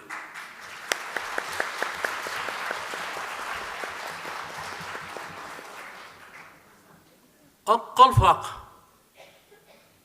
Калфак дигән сүз Ф белән язылмаган, әйтелмәгән элек. Калпак. Бүгенге көндә башка төрки халыклар калпак диләр. Каплавыч дигән сүз. Каплавыч. Ф гарәптән керә ул вакытта без Фәхретдин дип, әле без үскәндә дә Фәхретдин дидек, Фәхретдин дип әйтмидек, Фатима дип әйтәдек. Без үскәндә дә. Чөнки татар телендә Ф авызы, Ф хәрефе булмаган. Шуңа күрә әйтик, ислам 1500 ел әүвәл генә кергән бу безнең имет. Менә бу калпак. Калпакның иң беренче тарихы гаҗәп кызык, ул бит баш киеме булган. Җылылык өчен булган, аның матурлыгы өчен түгел. Суыкларда biz бит урта иклимдә яшибез, суык булган, 40-45 дәрәҗәдә суыкта яшәгәнбез. Хәзер генә ул җибеки климатта яшибез без име. Менә шушылай итеп, менә бүгенге көндә җегетләр киеп йөри бит әле бәйләгән җан. Шул инде ул калфак. Шул менә булай итеп асылынып төшкән, аннан булай итеп куйганнар. Аннан соң ипләп кенә ул затлылыгы әверелә башлаган, тажга әверелгән, патша векилләренең башына менгән, менә сезнеке шикелле матур инҗе алмаз калфаклар булган. Ләйсән сәйлән калфаклар бар. Сәйләннән тизәләр, бишер, име? Бар име инҗе калфак бар. Инҗедән, мәрҗәннән, бар алмаз ташлы калфаклар, аларсы кыйммәт. Мәсәлән, Заһидә Тинчуринның башында алмазлы калфак булган. Болгарскийның, Гөлсем Болгарскийның башында име укалы калфак кына булган дип сөйлидер Заһидә апа. Ягъни ул инде ул кадәр бай нәселдән булмаган. Менә калфакны Вакыйга урманчы әйтәдер, калфакны иң матур, иң килешле итеп теккән һәм бәйләгән кешеләр Касим ханлыгында яшәгәннәр хатыннар. Касимнар, мишәрләр, име? Мин моны кызыксына башладым, актарына башладым фотоларны. Чынлап та Дәрдемәтнең хатыны да име фотолар бар, карагыз. Шундый кичкенә генә бриллиант калфаклар име. Анасын менә Академия театрында билетләр кеше утыртып тора торган Рәсимә исемле кыз бармы? Рәсимә исемле кызның башында матур калфак. Сездә дә бар менә мондай әйт. Кайберәүләр аны зур итеп яшәгән. Юк, ул теге кыйммәтле бер ул кадәр зур булырга тиеш түгел. Менә затлы калфак. Һәм затлы нәсел йөрткән калфакны. Ул бер сәнгать булган. Безнең ансамбльләрдә теләсә ничек кияләр. Монда да киеп чыгалар, монда да киеп чыгалар. Име ул селкенеп җыри шунда төшеп тә китә кайчагында биегән чагында име киемне йөртә белергә тиеш. Татар хатыннары борынгыдан киемне йөртә белгәннәр. Бәбәй итәкләр тектергәннәр, бала итәк дип әйтәләр. Име 8-әр тапкыр 8-әр ул фотолар бар. Менә аларны яңадан торгызырга кирәк. Киемебез бик бай. Шул ук вакытта ирләрнең баш киеме дә, бу безнең бүрек бу, каракүл бүрек. Мискен бүреге булган, аның кырпы бүреге булган, кама бүреге булган. Аларның барсы да музейларда да бар. Ләкин аларны пропагандаларга кирәк. Сәхнәгә алып чыгарга кирәк. Бу сезнең безнең бурычыбыз. Аннан соң ана теле. Әни өчен ата теле түгел. Югыйса бит ата баш бит. Шыбыркыны бит ата элеп куя тегендей бит хатынын кыйнар өчен дип әйтәләр инде. Татар хатынын кыйнамаган. Ул ялган. Соңгы вакытларда совет тәрбиясе аркасында кыйный башлаганнардыр инде, чөнки сугыштан соң бик күп эшә башлады татар халкы име. Ләкин нишләп кыйнасын ул үзенең балаларының анасын, үзенең нәсел калдыра торган, яратып өйләнгән, име? Андый нәрсә юк. Ана теле дигән сүз ул бик зур сүз. Татар теле дигән сүз дә мөмкин кулланырга.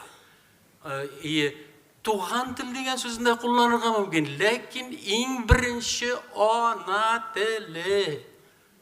Татар теле, туган тел дигән, ана теле дигән кагъбирне үтерергә тиеш түгел.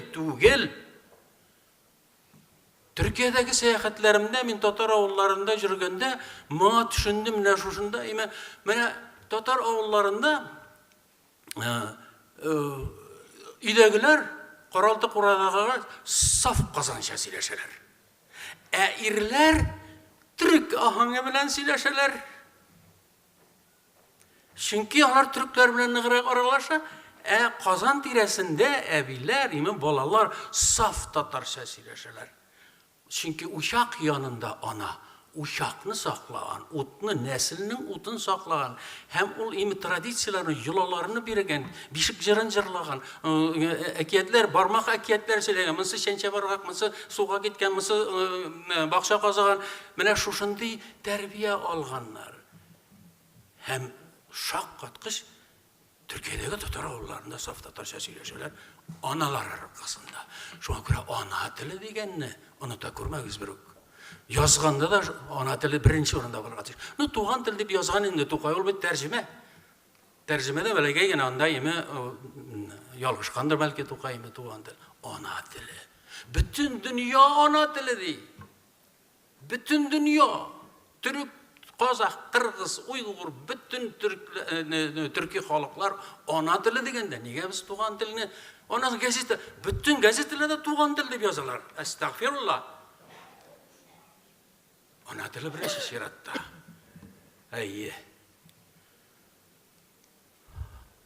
İsəmmisiz dedik. Bütün Türkiye xalqlar, Müslümanlar, Esselamu Aleyküm deyirlər. Biz isəmmisiz deyiz. Qazaqlar, жақсымысыз deyirlər. Salamatmısız deyib Özbəklər eytələr. Kirəşinlər, arumısız deyirlər. Tatar, isəmmisiz deyir. Qorşunda isen kişi basıp durayım.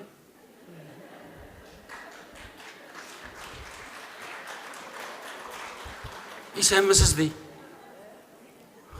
Yok ola ölmedim deyip aytırga gerek bitin değil mi? Allah'ta. Hikmet nersede? Hikmet jigitler tarihta. Dürüst isenleşeler tatarlar isenmisiz deyip. 1552 yılda bütün 8 yaştan alıp Çakuşka'dan bir bütün bulgan erlerine suyup Əştirxanға ağızğanda, bütün qırğanda, bütün nesil qırılışı bulğanda, türlü yaqqa soralğanlar, Mari ormanlarına, anda taularga, dalalarga qoşqanlar, Başqurt ormanlarına qoşqanlar, nesil toralğan, avullar yandırılğan, şundan əkirinləb, indi biz jingilgəndən soң əkirinləb avullarına qayta başlaylar, münə şuşular. Qaldıq pısıldaqlar. Көп qırılışlar işitilip tura bitmedi. Şundan bir-birisi avuldaşları indi bütünne kırılıp bitken deyip, o şurada İsem məni eli siz. Siz İsem məni eli balaqaylarım. Mənə qayan gelip çığa. İsemmisiz ol imi tatarga ayrım bir isenləşu, hem ol dürüs. Bütünne kırılıp bitken deyip oynağanıyım. Mənə qayay barıp tutar. Eyye. Muğamele. Mene mektepke gelip kirem, Şafi Qapqayş kelgeni indi. Metem kim Şafi Qapqayş kelgeni mektep direktörü indi. Şafi Qapqayş. Metem nerse kimsin? İsmin Şafi Qapqayş. Şafi Abdülhayevich iken o. Менә укытучылар арасында шундый гадәт керде инде, үзебезнең шәп культуралы мөгамәләбезне ташлап, күршегә кирдек шәфал кайышка. Анасын гысык шәп буна. Гөлсинә сәхәпе буна булып чыга алыймы? Әле ашык итеп әйтсә, бу бер хәл кешенең исемен утып карар идең, ул культуралы сөйләшү булыр идеме? Ул бит ул изә бит урыс телен. Пушкинның телен изә, миңа кызганыч урыс теле. Әнигә Гөлсинә ханым димәскә? Ул бит безнең бөек культурабыз. Ханым дип әйтү. Ханшаларга гына әйтелгән бит. Гөлсинә ханым, Зилә ханым, Фатима ханым, Фатима туташ кияүгә чыкмаса. Әнә шул кадәр бездә эшләнгән, име, кияүгә чыкмаган кешеләргә туташ. Туташ. Ул име демографик нидә күрсәтеп тора. Хәлимә туташ. Сез дөрес әйтмисез бит. Хәлимә Фатимага караганда, име. Ул шул кадәр культурасызлык менә шу шәйбер. Хакбайышлар.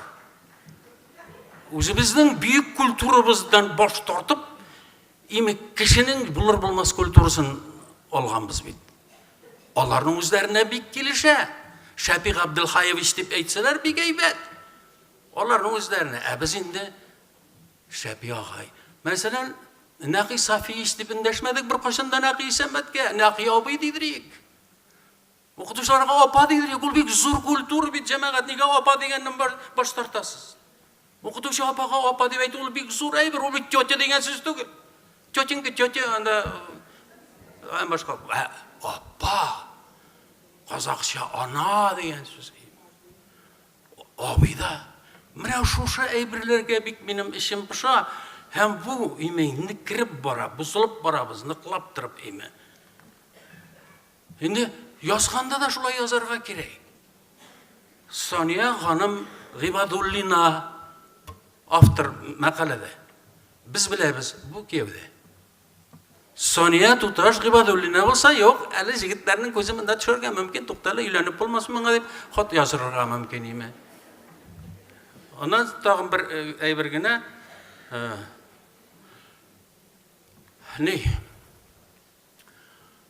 bir zaman isim meselesi. Robert Batulin tapmaganlar mı isim? Robert Mingnullin tapmaganlar mı isim? Rafael Mustafin, Rafael Sahaviyev ime, Lucia falanlar ime andakilar bulatırlar, kılgılar gayretini olar ime, bütünüsü, min olarga karşı tügül ime, olarını min tanqitlemeyim, lakin bit, bilesizmi, mine sin Robert ismi bilen, Rafael ismi bilen bir intelligent kişinin uçuratacaksın, soraptırmağın ankilin deyip okutuşu bula. Soraptırmağız, bunlar okutuşudan başlandı. İmiştir original nişitiler, Godi Kalkosu ismini koymuyorlar, mütevelli yakayında Abdülhak ismini koymuyorlar, Allah'ım Roberto gerek alayım, Rafael o gereğindeyim. Bu okutuşların nadanlığından geliyor, benim etimenim de okutuşu. Onlarga öpken var, şuna göre ben Rabit Batullah bularak çıkar. Ondan sonra Türkiye'de bir neçe tapkır seyahatimde men tercümeçi olarak çıkkan idim gruppaga okutuşlarga. Jüribіз Türkiye boylap jüribіз, mektepler boş, jayga tatil vaqtında. Ime gil kızlar gana mende, men komandir, men atamayım. Bu yakka ornaştıralar, Türk okutuşları da, yaş okutuşları da bu binaga ornaştıralar. Biz birge jüribіз ime. Olarda bütünüse jigitler bir iki kız gana. Kişilerin ime arıp tolup kaçsak da ime uşak yanında jırlaşabız. Hem ime ortak jırlaybız. Ortak jırlaybız. Koyan kelip Türk bilen Tatarda ortak jır bulsun dey. Bolay eken şol. Min sine servardan süyem. Min sine servardan süyem. Türkler eytiler. Koyan bilesiz siz bu Türk jırın. Biz aytayız, özümüzdeki jırın. Onların özlerleri iken başka sözdegine. Kalenin dibinde bir tirek iras, kalenin dibinde bir tirek iras. Hem başkalar. Mene şuşunday matur neydi? Jigitler tanışası kileyindi, benim kızlar köp bit. Kızlar köp. Jüriler de ateşler. Türkler bitinde olar dertli halk. Özünüz bilesiz değil mi? Şuna Zaniye isimli kız. Ben tanışkanda, jigitler bilen tanışkanda Zaniye dep aytmay balakay. Haniye Zaniye bir gerçekçi söz bit olmaydı.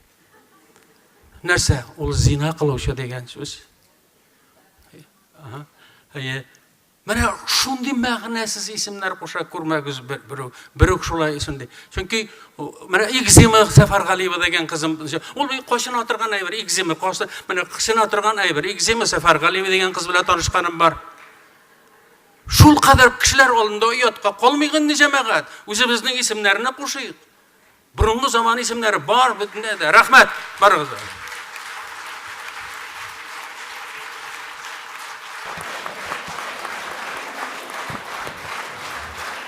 Big zor rahmet Rabbit abay. Mene Rabbit abay aytib ketdi, o'zimizning abay düşüncelerine kiri qo'ytirga kerak, ular o'zi saqlara kerak deb biz endi buning bo'yicha ish boshlaymiz. Bu yil Buyuktovda eng birinchi bizning boshına Buyuktov rayonining munda yetakchisi bordir. Davani, Davati, Olmapa, Shibarapa, Maturapa onday düşüncelerini geri qabat o'zimizning xalqqa qaytaruv ustida biz ishni boshlaymiz. Aslında aytib ketasim kelar sizga, agarda mumkinliklarimiz bo'lsa, har birigiz anglab qolig'iz bu turda endi. Bizning Duriya opaning kitoblarini ulashdik biz sizga, professorning bizning tatar xalqында nindi shunday matur aytimlar bo'lgan, zo'rlov bo'lgan. Ul turda biz sizning kubigizda bor. Teneffüssizgina biz ishimizni davom etib bitirga o'ylaymiz, chunki bizning qalfaq to'yimiz bor yangadan. Chiqish yasovchi kishilarni biz 5 minut men shundoq to'xtatam, 5 minutdan so'ng kerakli fikrlaringizni, qabatlanmagan fikrlaringni aytirga hazırlanib chiqsangiz edi. Hozir so'zni yozuvchi Boshqirdistonning Starlibosh rayoni xalq teatri rejissyori G'iziddinova Zulfiya Zinnat qizina beramiz. Rahmetingiz.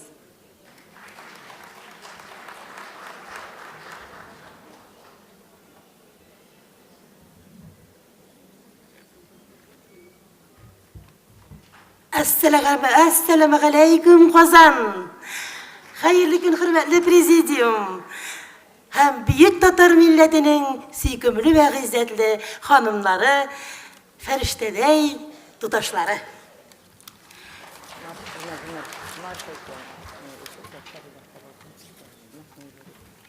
Min sizge Boshqirdistonning eng mag'rifatli rayoni Starliboshdan qaynar selam alıp keldim. Hem sizning bilan o'rtoqlashasi sözümde 19-20 asırlarda bütün Türkiye dünyasına mag'rifat üzeri deb tanılgan Starlibosh jilliginde yaşavchi şahıslar haqında bulur. Bizning mertebeli minberlerden Tatar dünyası için milli ruhimizni saqlovda zo'r xizmatlar ko'rsatgan g'ururlanırlıq şahıslarımız bir hesap. Min şularının bisinegine, Hükümet Dumasının 2. hem 3. şakırılışlarına Ufa guberniyasından deputat etip saylangan Muhammed Şakir Muhammed Harisoğlu Tukayev ailesine to'xtalib ketesim kele. Jide buğun ata babası Tatar halkına hizmet ede Tukayevlarının. Zamanının eri jir bilevşileri bek oldunғы qaraşlı mağrifetçiler bula. Onlar Şarık hem Avrupa'nın progressiv yazıcıları hem galimleri bilen tığız ilimtede duralar. Tukayevlar şul kadar izgi canlı, yumart küngüllü kişiler bula ki, onlar öz akşasına avul ortasından akkan yılgaga Aktaş'tan muhabbet köpür saldırıp koya. Tavuş içmesinden ağaçını şıkıp, suut kergeç tırbalar yasatıp, avulga saf suut çüreler. Hürmetli cemaat, bu 19. asırının başağına. Kıyılar, munşalar, aşxanalar, ol çırga yat görüngen fantallar, yani fantanlar düzüteler. Ağrılarını davalauga köp kış sarf eteler. Tirayaktan kürünüklü halfeler şakırtılıp getirile, kitapxanalarga Bukharadan zatlı kitaplar alıp qaytalar. Sonu 40'a jetken medrese binalarında bir yılı 600 şakırt ilim ala. Tatar başka jirleri, Orunburg, Qozog'iston dalaları Türkiyeler için Starlibosh şınşınlap mağrifet üzerine eylene. 1899 yılda Muhammed Şakir Tukayev Arap alfabeti bilen yazılgan Tatar tilindeki Tarihul Starlibosh degen deb atalgan kitabın Qozon şehrine kelip bastıra. фарсы телләрен яхшы белә, русча, урыс телендә иркен сөйләшә. Санкт-Петербургта җәми мәчет салдыруда әүдем катнаша. Кызганычка каршы, 17-18 еллардагы хәл вакыйгалардан соң ата-бабаларының эшен тагы да киңәйтеп, татар халкына хезмәт иткән Мөхәммәд Шакир Тукаевның гаиләсе бик зур фаҗигага дучар була. Ә бит җәмәгате Маһитаб белән алар 7 балага, 6 кызга һәм 1 малайга җан өреп, бик әйбәт мөселман тәрбиясе бирәләр. Илә ата авторитеты бик зур була. Балалары шул кадәр инсафлы, тыйнак, тәртипле булу өстенә укымышлы да булалар. Дин гыйлеме генә түгел, ә бәлки дөньяви фәннәр дә өйрәнеп, зур тормыш юлына аяк басалар. Рабига атлы кызы Мөхәммәд Закир улы гына бик яшьли дөнья куя. Калган һәр кайсысы гаиләле булып, артабанғы бәхетле тормышка өмет итә. Октябрь инкилабы Тукаевның изге оясын пыр туздырып ташлый. Аның барлык булган байлык мөлкәтен, өйен йорт курасын тартып алып Ырымбурга сөрәләр. Шунда ул бик каты җәберсетүләргә, кимсетүләргә дучар булып, ачлык, ялангачлыктан интегеп үлә. Фатима исемле кызы дәүләтчеләрнең берсенә кияүгә чыгып, Урта Азия якларына китеп йөргән була. Шул рәвешле аның гаиләсе репрессиядан котылып кала. Фатима әтисенең хәлен белергә дип кача-поса Ырымбурга килгән була. Әтисе нәкъ менә аның кулында соңгы сулышын ала. Фатима әтисен кулыннан килгәнчә кадерләп җирли. Тик ул кабер өстендә бүген зур мәйдан. Димәк, 20нче гасырның олуг мәгърифәтчесе Мөхәммәд Шакир Тукаевның бүген кабере юк дигән сүз. Башка кызларының илләре дә бер генә түгел, 2 тапкыр репрессиялана һәм атып үтерелә. Үзләрен төрмәләргә, лагерьларга ташлыйлар. Зур кызы Мәрьямның ире Садри Султанов төп Казан кешесе булып, Стәрлетамакка мәзин булып җибәрелә. Ул Тибет медицинасы белән шөгыльләнә. Аның гражданнар сугышы вакытында үз өендә госпиталь ачып кызылларны дәвалавын искә алып, бу гаиләне сөргеннән кире кайтаралар. Иләрен кире үзләренә бирәләр. Әминә исемле кызының язмышы иң кызганышы. Ире Мулашев атлы булып, әйткәнемчә атып үтерелә. Үзен 3 баласын урамга чыгарып ташлап, күкрәк баласы белән төрмәгә ябалар. Анда нарасыен тартып алалар. Бик авыр михнәтләр күреп Әминә Мәрьям апасының өенә кайтып җыгыла. Туган авылларына кайту хукукы тартып алынган. Ничек кенә эзләсә дә, Әминә балаларын таба алмый.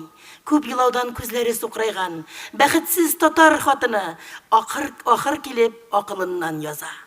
60нчы елларда КГБ вәкилләре килеп Әминәгә Стәрлетамак шәһәрендә репрессиялардан иң нык каза күргән кеше буларак фатир тәкъдим итәләр. Әминә әрнеп елап аларны куып чыгара. Фатир түгел, балаларымны кире кайтарыгыз. Иремне кире кайтарыгыз миңа. Кем белән яшим мин сезнең ул фатирыгызда? Соңрак Әминә билгеле сары йортта вафат була. Кабере юк. Ә бит Әминәнең балалары бик талантлы була. Ул аларның әле сабый чакларында төсле каләм белән төшергән искиткеч матур сурәтләрен төрмәләрдә гүр газаплары күргәндә дә югалтмый, саклап алып кайта. Кайда ул балалар? Кемнәр алар бүген?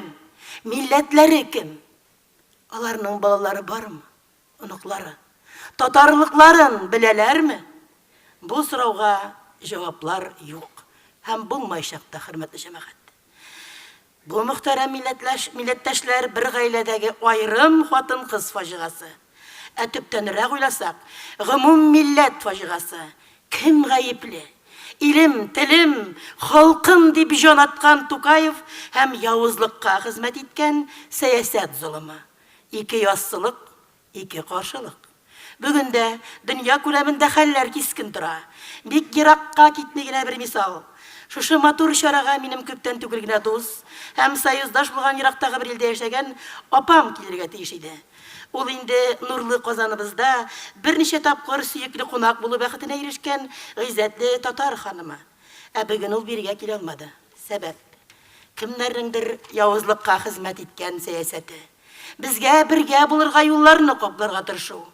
Тик шунысы бәхәссез. Татар хатын кызы, кайда да татар хатын кызы булып кала. Минең апам да җаен тапкан. Шушы җыенга килергә мөмкинчелек табалган шул ил вәкилләрен эзләп табып, миңа зур бүләк җибәргән. Башымдагы калфагым явызлык киртәләрен уза алган милли рухыбыз чагылышы ул. Бер генә теләк. Кайда? Кемнәр белән яшәсәк тә, үткәннәребезне онытмасак иде. Хәтер югалмаса, милләтебез асылын саклар, иншалла. Ә бу эштә татар хатын-кызының өлеше әйтеп бетергесез. Эй, хатын-кыз, дөнья яратылган тәүге көннән җиһан җылыткан бит карашың. Йөрәгеңнән назлар сибә-сибә киләчәккә үтеп барасың. Юлларыңда газаплылар очрап, күз нурларын сиңа төбәсә. Җаның тынмый, кояш нуры булып, газап диңгезенә кермәсәң. Якты өметләре сүнгәннәргә кабат яшәү үтәрәсең. Шәфкать фәрештәсе канатыннан яралгансың инде күрәсең. Гүзәллегең белән бар дөньяны курчаларга әзер торасың. Явызлыкка каршы аулар түгел, изгелектән шелтәр кырасың. Эй, хатын-кыз, җиһан буҗрасының уртасында үскән гөлдер син. Кара төндә адашканнар өчен коткаручы якты көндер син. Эй, хатын-кыз.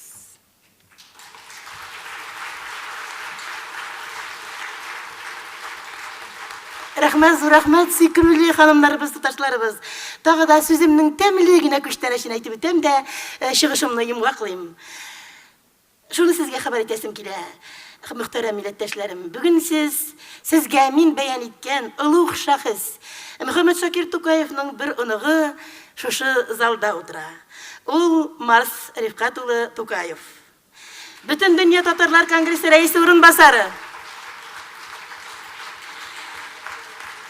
Күрәсез ки, изгедән изге, мәгърифәтледән мәгърифәтлеләр туа. Димәк, 20-нче гасырның иң зыялы шәхесләренең берсе Мөхәммәд Шакир Тукаевның эше югалмаган, дәвам итә, яши.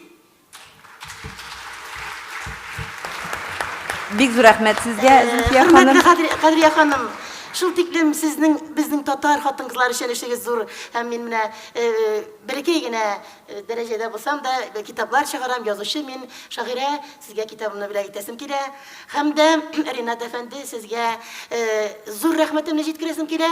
Истәрле башта күптән түгел генә мин язган Давыл дигән пьесаның премьерасы булды, спектакль булды. Шунда Марс Рифкат улы Тукаевны безгә җибәрергә теләктәшлек күрсәткәнегез өчен сезгә зур рәхмәт, Ринат әфәнде. Китапларымны сезгә бүләк итәсем килә.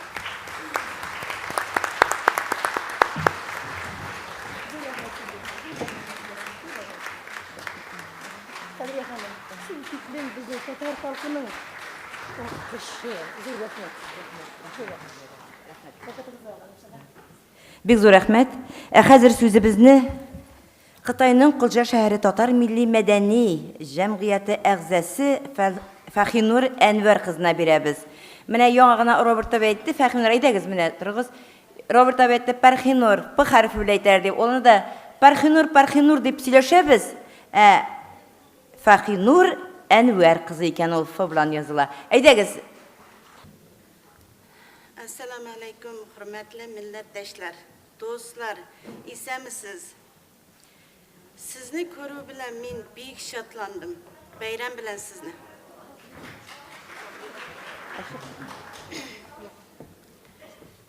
Men Xitayda tuğup üstüm. G'ulja şəhərindən Fərxinur Ənvər kızı Hasan. Bütünümüz bilemiz, ata-babalarımız, danalı, tariximiz şanlı bolğan xalq biz. Mundi şanlı, tarixi bolğan xalqda elbette mirasımız bek mol. Şu bay miraslar arasında xalqımızın kiyim salımı öz aldına ayrılışa şekillenip dura. Şolay al xalqımızın da obrazı. Şuna göre şu bay miraslarımızı saxlav, аңа варыслык кылуу үчүн мен кичкенемден башлап әнием Сәрвәрнең армий талмыйша үйрәтүендә өзімдә бик кызыксынып үйрәндем. Шушы кызыксыну аркасында бул хыялларым турмушка ашып, элекке татар халык кийим салымы кебетинен хәзер компанияга өрүлүп, Қытай Халық Республикасы бойынша татар халқымыздың түрлі ғасырлардағы киім салымларын жиып, топлау, сақлауда һәм тигилген киімлерге мотор чекмелер чегуде, аны бүтін халыққа таныштыруда һәм сатуда бірінші орында яулап келдім. Рахмет.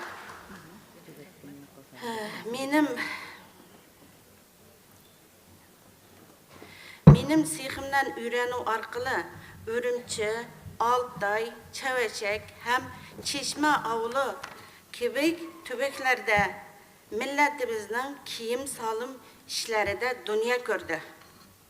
Алла бuyursa, bundan соңда тағы алға таба алып бару үшін тырышабыз. Соңында бүтін dünya татар конгрессінің һәм Ак Калпак уйышмасының dünya бойынша халқыбызның хатын кызларын шушылай бір-біріміз белән таныштырып, ортақ фикергә келтергәнегез үшін сезгә бик зур рәхмәт.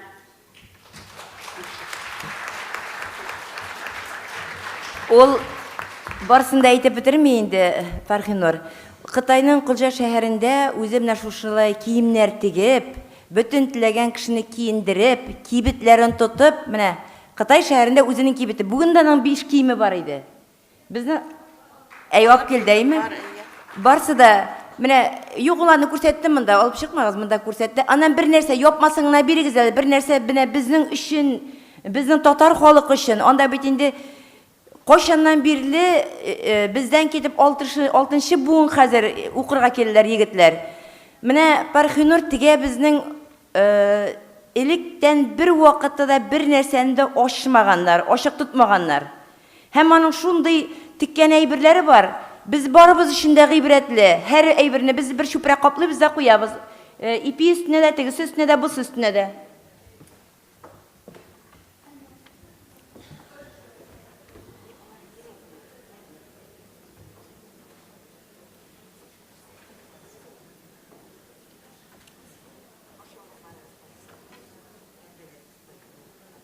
Mene, göresiz mi? Mene bunlar şigilgen barsı da. Minder tışların qara nindi motor şigüler. Minder tışların biz şigip koyabız dey minderlerini kegizip dey. Olar Qıtayda. Urtağa. Mene göresiz mi minder tışların? Uzun etip yasalgan minder tışlar hazır her birisi şigül alar. Kol bilen şigilgen, maşına batı kol bilen şigilgen. Onlar etilerinde biz sülgüler işleybiz hazır deyip, saban tuylarga sülgüler işleybiz deyip. Onlar anı altı kazan sülgüleri deyip.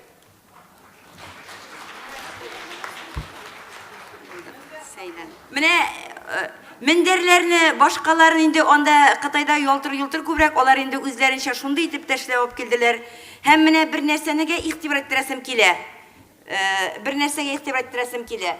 Mine mındı özümüzün yabatırgan, savut saba üstlerine, gümümen üstelde her bir nerse yabılı turga tiyiş degen biz... Siz ondan şığız. Mine her bir eybirini, ipini de üstelde nerse var, bir vakitte da aşık kaldırmagan bizden halk. Her birisin üydəgi aş pişirə turgan, savut sabanda yabıb qoya turgan bulgan. Mine deyip bizden enilerden kalgan, Fərxinur men anlatayın deyip, bizden eniler şoy üretip kaldırdı bizden diye. Mine şu şoy deyip yapmalar hazırlayız deyip, bütün nerseni de şoy yabıb koyabız biz deyip, bir neçə türlü yapma olanın, hazırlagan olanın mine şoy deyip. Bizden tatar halkı her vakitine şoy deyip, bizeklep matur ettirip hazırlay turgan bulgan deyip. Mine göresiz mi? Mine bunlar bizning tatar xalq için koyangına kelsek de barımız içinde örnek. Biz bitinde bir сөлге кебек итеп хәзер ябабыз да куябыз. Менә бу үрнәк дип уйлыйм мин. Мин үзем инде шундый эчкә алып карадым бу әйберләрне. Һәм менә камзулларны карагыз, аларда сәйләннәр белән карагыз әле. Алар бит Татарстанда түгел, Татарстанга якын регионда түгел, алар Кытайда яшәп киләләр. Менә шушылар бик күп аларның эшләре, киемнәре һәм инде аның кылҗаның уртасында ике кибете тора. Ул бит бик зур рәхмәт сезгә, ярыймы? Бик зур рәхмәт. Булай алырсыз.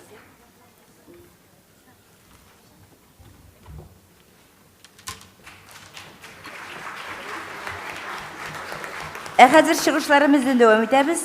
Безнең белән биредә Омск өлкәсенең Баширич районы Үләнкул авылы башлыгы Мөхәммәд Шина Ләйлә Мәүлетдин кызы. Рәхим итегез. 5 минут ярыймы? Шундый чыгышлардан соң миңа бик авыр булачак. Ләкин и Казаным, туган анам кебек, кочагыңа ал син гомергә, ярсып чапкан минем шал иртишим, кушылып аксын синең иделгә. Кадерле туганнар, милләттәшләр, мин сезне бүгенге җыен хатын-кызлар форумы белән котлыйм. Безнең очрашулар бәйрәм кебек. Рәхмәт сезгә. Безне берләштергән өчен, шулай мәркәзебезгә чакырып торганыгыз өчен, килүдән килүгә, Татарстан матурайганнан матурая, ныгыганнан ныгый, без сезнең уңышларны күреп, бердәм республика булып яшәгәнегез өчен бик шатланабыз һәм горурланабыз. Чит төбәкләрдә яшәүче төрле милләт вәкилләре сезнең яши белгәнегез белән шаккаталар. Рәхмәт сезгә, президентка, төрле министрлыкларга һәм әлбәттә бөтен дөнья татар конгрессыбызга. Шәхси Ринат Зинурычка. Шуның хәтле хатын-кыз бер урынга җыелганнан соң юкка түгелдер. Сезнең һәрберсегез ниндидер өлкәдә актив эш башкара. Милләт өчен үзенең тормышын багышлый. Без монда эш турында сөйләшергә җыелдык, проблемаларыбызны уртага салып, бергә чишергә. Алар юк түгел. Мин үзем Себер татары. Һәр вакытта чыгышым белән горурланып яшим. Ләкин татарлар бердәм булырга тиеш. Себер телебез яшәү өчен, татар әдәби телебез безне берләштереп тора. Себер шартларында бу җиңел түгел. Себерме ул, Кыпчакмы ул, Мишәрме, Керәшенме, Кырын татарымы, барыбыз бер булырга тиеш һәм татар исемен югары йөртергә тиеш. Омск шәһәреннән 300 чакрым ераклыкта урнашкан Баширич районы Үләнкүл авылына авылы 1651 елда нигез салына. 4 авылда 400 хуҗалыкта 1020 кеше яши. Кызганычка каршы хәзерге вакытта елдан-ел кеше саны әзәйгәннән әзәя бара. Тусказан авылында сезнең кебек сары чәчле, зәңгәр күзле, Апас, Тәтеш районнарыннан килгән милләттәшләрегез бик озак еллар үз әдәби телләрен саклап, буыннан буынга таратып яши. Авылларыбызны тирә-яктан кайын, усак урманнары, күлләр, сазлыклар уратып алган.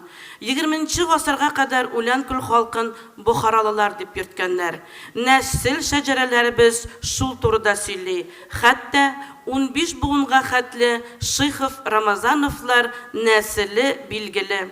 1937 елга кадәр авылда зур мәчет, мәдрәсә булган. Гомумән халкыбыз бик укымышлы саналган. Шул ук елны мәчетебезне җимерергә кабул ителә.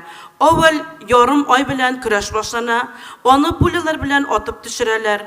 Авылның ул чакта яшь егете Фәрит Мусагыйтов зиратка яшерен рәвешле илтеп күмеп куя. Үзе вафат булыр алдыннан улына ой күмелгән урынын күрсәтә. Мәчетебезнең манарасы төзелгәннән соң, бүгенге көндә кадерле яткар булып, манарада тора. Манарабыздан көненә 5 тапкыр намаз әйтелә. Зыяратларыбыз Аллага шөкер төзек, читәннәр белән уратылып алынган. Вафат булган авылдашларыбызны кадер-хөрмәт белән соңгы юлга озатабыз. Һәр елны үлгәннәрнең каберен, тиреләрнең кадерен бил дигән чистартыну эшләре алып барабыз, хәтер көннәр үткәрәбез, сарыклар суеп, казаннарда итләр пешереп, хатимнәр укып, үлгәннәребезне искә алабыз. 1939 елдан бирле урта мәктәп эшли. 50 елларда мәктәп директоры Татарстанга зур мөрәҗәгать белән чыга. Укытырга укытучылар җитми, һәм шул ук елда безнең авылга гына түгел, татар мәктәпле җирләргә укытучылар килә башлый Татарстаннан. Ул вакыт өчен алар алдынгы карашлы, ирләре декабристлар, хатын-кызлары декабристкалар кебек килделәр. Авылыбызга мәңге онытылмаслык эз калдырганнар. Алар укытучы гына түгел, талантлы җырчылар, биючеләр, сәхнә артистлары, мәдәни агарту эшләре алып баручылар.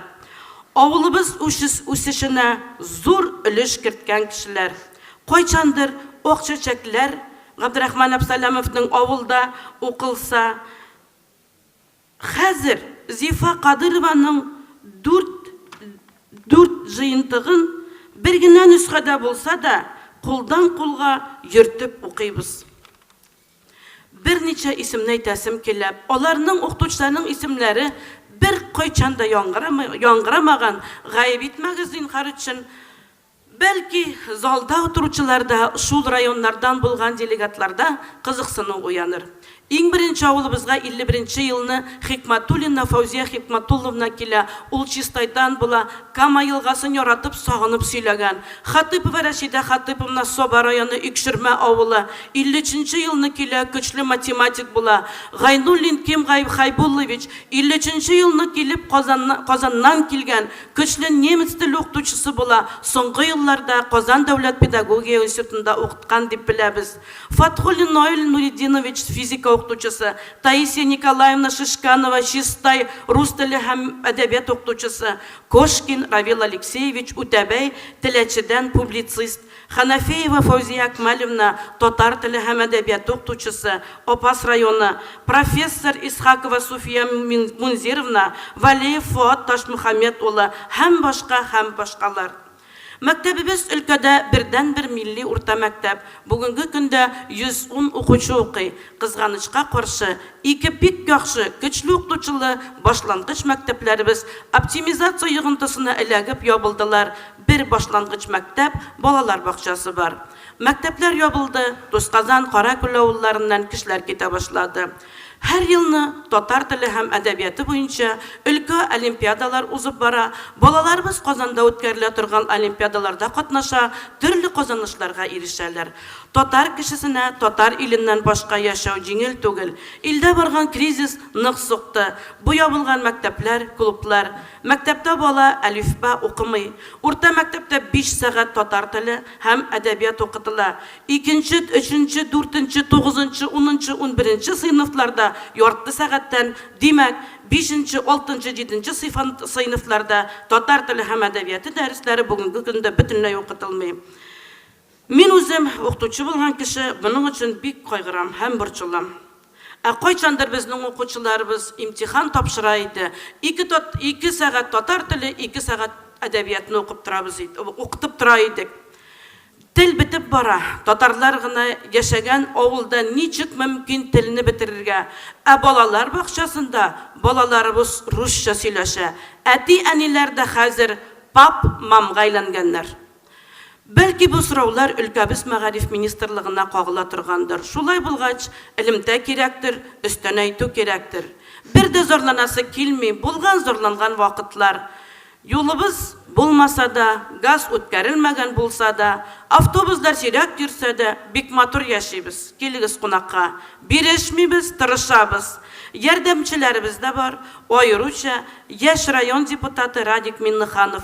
Аның тырышлыгы аркасында авылдашларыбыз яхшырак күрергә, авылдашларыбызга яхшырак күрергә мөмкинчелекләр бирелде. Күзләрен тикшереп, теләгәннәргә бушлай күзлекләр тапшырды. Авылыбызга газель машинасы бүләк итте. Мәктәп, балалар бакчасына күп көч сарыф итә. Һәм башка эшләр башкара. Обелискларны яңартып торгызабыз, мактау тактасы булдырдык. экспонатларга бик бай. Üçüsü мәктәптә, берсе татар үзәгендә музейларыбыз бар. Кай берсе 30 елдан артык эшләп килә. Бик бай материаллар тупланган, әби бабаларыбызның борынгы әйберләре сакланган, 100 елдан артык калфаклар, үз баш киемнәре бар. Ә инде авылыбызның йөзек кашы, ул безнең мәдәният. Узак еллар клубыбыз юк иде, хәзер Аллага шөкер, клуб та төзедек. Шул клубта 5 ансамбль эшли. Бәбиләр, гөлләр, инҗе дигән балалар ансамбльләребез, Сәйлән яшьләр ансамбле, барлык Россиягә билгеле булган Ноза фольклор ансамбле. Ләйлә ханым кыскартырга кирәк. Кыскарттым, беттем. Түгәрәк уен фольклор уенында 8 тапкыр катнашып, югары дәрәҗәле уңышларга ирештеләр, хәтта гран-прига лаеклы булдык. Бәйрәмнәр, авыл бәйрәмнәре, сабан туйлар уздырабыз, хатын-кызлар клубыбыз бездә бар. Авылыбыз хуҗалыгы да 530 зур мөгезле мал туары бар, атлары бар, 1440 гектар аш чәчәләр. Шулай хуҗалыкта хатын-кыз җитәкчелек итә. Авылыбызда эшмәкәрләр, фермерлар да бар, шәхси хуҗалык, төп яшәү чыганагы. Зур күләмдә булмаса да, кайсы сөт җыя, сөтнең бәясе 12 сум 60 тиен, сыер саба, үзем дә 2 сыер сабам.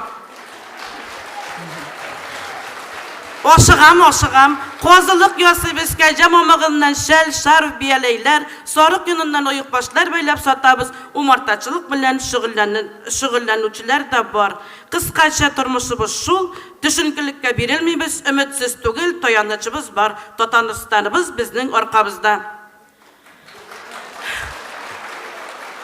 Әйтмәгез Себерем хакында, үткәндә каргалган җир булган. Каргалса каргалсын, оңлагыз, ул минем туган җир, и туган. Биттем. Рәхмәт, Мигзур, рәхмәт. Хәзер менә мин сезгә әйттем, дизайнерлар бәйгесе булачак киләсе елга дип. Бергәләп эшлибез нигезләмәсендә, шул кызыбызга сүзне бирәбез. Сәхнәгә техник фәннәр кандидаты, Техник университетінің дизайнер кафедрасы доценты, Россия Федерациясының һәм Татарстан Республикасының дизайнерлар берлеге әгъзасы Хаматова Эльмира Айдар кызын чакырам. Яшь зал ул безнең. Бик матур эшлиләр. Америкага кадәр барып ул үзенең дизайн эшләрен күрсәтеп кайткан кызыбыз.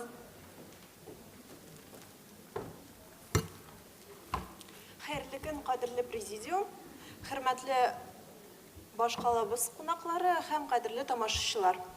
Татарстан костюмы Татарстан Республикасының тарихи мирасы дигән темага башланган докладымны башларга рөхсәт итегез. Бүгенге көндә татар милли киемнәребез аеруча зур игътибар күрсәтергә тиеш. Минем уйлавым буенча моңа зур ихтыяҗ бар. Күпчелек хатын-кызларыбыз бигрәк тә дин кануннарын үтәп, яшәгәннәре динебез таләпләренә турып китереп, ничек киенергә икәнен белми. Шунлыктан еш кына гарәп илләрендә яшәүче ханымнар киеп йөри торган кием салымны сайлый. Югыйсә ислам динен 1000 ел элек кабул иткән татар халкының үз традицияләре һәм уңайлы да матур да булган үз милли киемнәре бар. Сез аларны слайдларда күрә аласыз. Заманча милли костюмны күпчелек хатын-кызларыбыз яратып кисен өчен аны бүгенге көн таләпләренә бераз яраклаштырасы гына бар. Татар халкы буларак безнең бу төп максат булырга тиеш: өйрәнү һәм Татарстан тарихи мирасын саклау проблемалары тормышка ашыру, заманча милли костюмнар дизайн проектлау нигезендә татар халкының аерылгысыз өлеше дип санала. Максатларны гамәлгә ашыру өчен түбәндәге мәсьәләләрне хәл итәргә кирәк. Беренчедән, Татарстан тарихи мирасын саклау өлкәсендә проблемалар тикшеренүләрен үткәрергә, икенчедән, шәһәрдә булган потенциалны тарихи мирасны саклау программасын тормышка ашыру өчен карарга, милли костюм татар халкының тарихи мирас элементы буларак анализларга һәм кулланучылар базарын өйрәнергә һәм заманча татар костюмын тарихи мирас элементлар куллану нигезендә проектларга. Һәм киләчәк слайдларда сез гасыр буенча татар киемнәрен күрә аласыз. Бу слайдларда хатын-кызның һәм ирләрнең баш киемнәрен күрә аласыз һәм төрле аксессуарларын.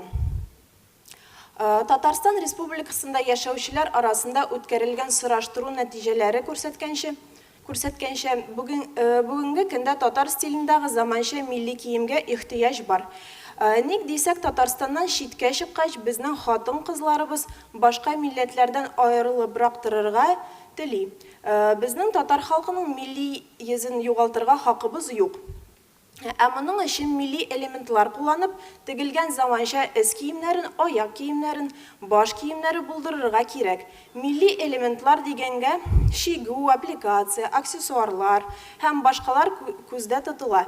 Мин дизайнер буларак заманча татар костюмнарын, тарихи мирас элементларын кулланып, дизайн проектлау эше белән шөгыльләнәм.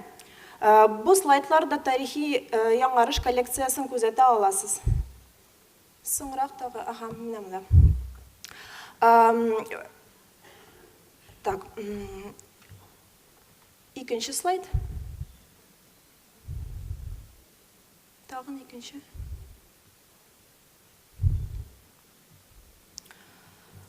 Һәм бергә гомергә дип аталган проектта да коллекциялар булды. Бу проект татар халкының туй йолаларын һәм гаилә традицияләрен халыкка кайтару һәм бүгенге чорга яраклаштыру өчен ясалган иде. Слайдларда күргән киемнәрне анализлаштырсак, киләсе нәтиҗәгә килә алабыз. Мода үзгәрә торган күренеш, әмма мусульман модасының эчтәлеге үзгәрми. Ул һәр вакыт шәригать кануннарына нигезләнә һәм традицияләргә тугрыклы кала. Бүгенге көндә киләчәк кыш сезонында үзенчәлекле була гади конструкциялар, ләкин катлаулы кием әйберләре, шулай ук бархыт күлмәкләре һәм парчадан тегелгән костюмнар, шитлек һәм кыр чәчәкләре кебек төрле принтлар бик актуаль булачак. Бушлай дип аталган пәлтәләр милитари стилендә дә билгеләргә кирәк. Актуаль төс турында сөйләгәндә модага катлаулы төсләр тәкъдим ителә. Зәбәрҗәт яшел, томанлы тирән зәңгәр, бордовый кыран һәм пастель төсмерләрдә салкын зәңгәр күк, нейтраль соры төсләр һәм аксы шәмәхә дип атала торган төсләр билгеләнә. Минем фикердә, әлбәттә, мода турында онытырга ярамый, ләкин һәр кешенең үз стиле булырга тиеш, иң мөһиме төрле кызык конструкциялар. Һәм минемчә, татар халкының мәдәниятен пропагандалау өчен мөһим нәрсәләр түбәндәгеләр. Беренчедән, масса күләм мәгълүмат чараларында яки башка юллар белән татар халкының һәм Татарстанда яшәүче башка милләтләрнең милли киемнәре хакында яшьләре атап язылган махсус сәхифәләр спектрын киңәйтү. Икенчедән, эшләү һәм тормышка ашыру Татарстан тарихи мирасын саклау концепциясын һәм аның систематик алып баруны тәэмин итү. И ахыргы татар костюмнарын үстерү үзәге базасында дизайн буенча мастер-класслар уздыру. Игътибар өчен рәхмәт. Ярый, бик зур рәхмәт, Илмира. Хәзер сүзне Кемерово өлкәсеннән Прокопьевск шәһәренең татар милли хәрияте әгъзасы Хоснуллина Мәүлиха Тимершәйх кызына бирәбез.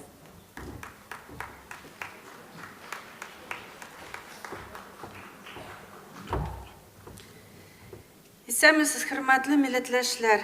Мин Мәүлиха Тимершәйх кызы, килдем Кемерово өлкәсе Прокопьевск шәһәрдән.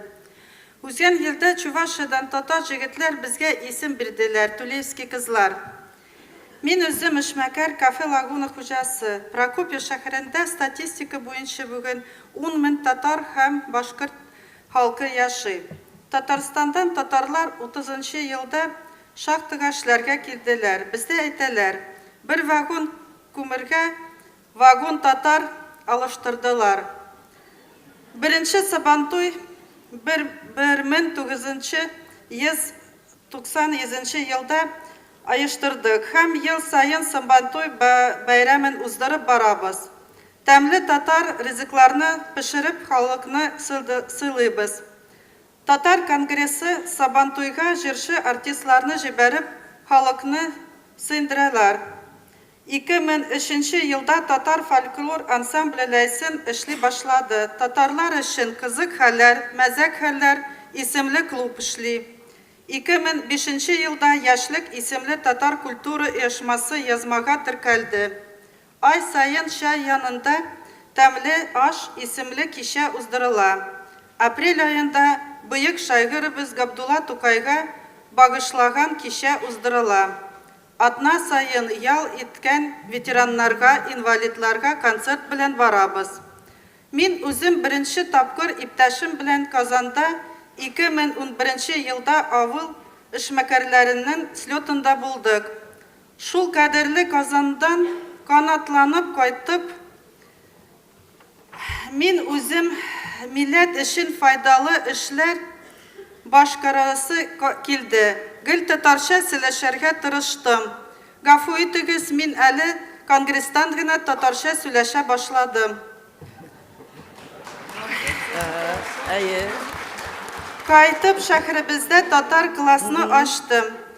Шәһәрнең башлыгы бүлмә бирде в Доме творчества. Балалар һәм зурлар татарча укырга киләләр. 2 урыс да татарча өйрәнә. Укытучы күп информация бирә, татар тарих белән таныштыра. Библиотека безнең бар, Конгресстан буш китмим. Китаплар алып кайтам. 2015 елда шәһәребездә милли культура автономия язмага теркәлде. Яшьлек татар культура оешмасы үзәгендә татар яшьләре өчен вокал эстрада группасы оештырдык. Музыкаль аппаратура сатып алдык. Март айында «Ин шибәр татар кызы» конкурс уздырылды. Зал халык белән шыгрым тулган иде. Һәр татар кызына бүләкләр тапшырылды. Узган елда җыелышып татар эшмәкәрләр белән мәчеттә ремонт ясадык. Әле безнең фикеребез бар яңа мәчет саларга. Үземнең Лагуна кафеда хәләл итле милли ризыклар пешерәбез. Коръан ашлар үткәрәбез, ураза байрам һәм курбан ашы мәҗлис үтә. Милли ризыклар конкурслар уздырабыз. Бик күңелле үтә. Аннары кеше җырлап та, биеп тә китә. Безне тәмле милли ризыклар кыстыбы, тукмаш ашлар, эшпешма, губадия, бәлешләр, урыслар да рәхәтләнеп ашый. Әле кафеда туры китереп татарча яшьләр туе үткәрәсе килә. Аллаһка шөкер, әби-бабаларыбызның мирас булып калган гореф-гадәтләрне яшәү рәвешләре саклау һәм аны яшь буынга җиткәрү өчен шәһәребездә күп эшләр башкарыла. Без мәчеттән имам, татар центр яшьлек һәм татар автономия атна сайын җыелабыз. Алдагы эшләрне план карыйбыз. Конгресс хезмәткәрләренә без бик рәхмәтләнәбез. Ринат Зинурыч, Мас Рифкатович, һәр мероприятиегә чакырып торасыгыз. Алдагы эшләр өчен илһам биреп торасыгыз. Әле килеп безгә бөтен татарларны җыеп, аралашып, сөйләшеп, бик матур концертлар күрсәттегез. Бөтен Прокопьев татарлардан бик зур рәхмәт. Кайнар, сезгә сәлам. Әнием дә сезгә хәер дуга укып калды. Мин үзем Татарстан белән горурланам. Бик Татарстанны яратам. Телим бөтенезгә исән саулык, унышлык, тату тыныч яшәргә телим. Телне, динне, милләтне саклап калырга. Бергә булык, бердән булык. Рәхмәт. Бик зур рәхмәт, Мәүлиха ханым, бик зур рәхмәт сезгә. Хәзер сүзне Татарстан Республикасы Азнакай муниципаль районы башкарма комитетының мәдәният идарәсе җитәкчесе, җирле Аккалфак татар хатын-кызлары иҗтимагый оешмасы әгъзасы Хафизова Гөлсинә Сәетҗан кызына. Гөлсинә ханым, кыска гына әйтеп ярыймы? Кыска гына әйтеп.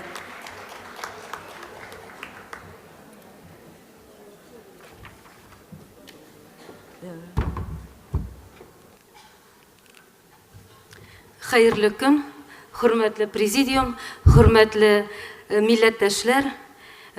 Бу залда утырышларның күбесе әле декабрь айында гына җирлегебездә узган Аккалфак татар хатын-кызларының бөтен Россия күчмә утырышында катнашып, Азнакай муниципаль районында бүгенге көндә халкыбызның гореф-гадәтләренә, йолаларына, милли традицияларына игътибарын артуын, халык авыз иҗатын саклау, аны тамашачы хузурына үтемле итеп җиткерү иң мөһим бурычларның берсе булып торуын күрделәр, аерым билгеләп үттеләр.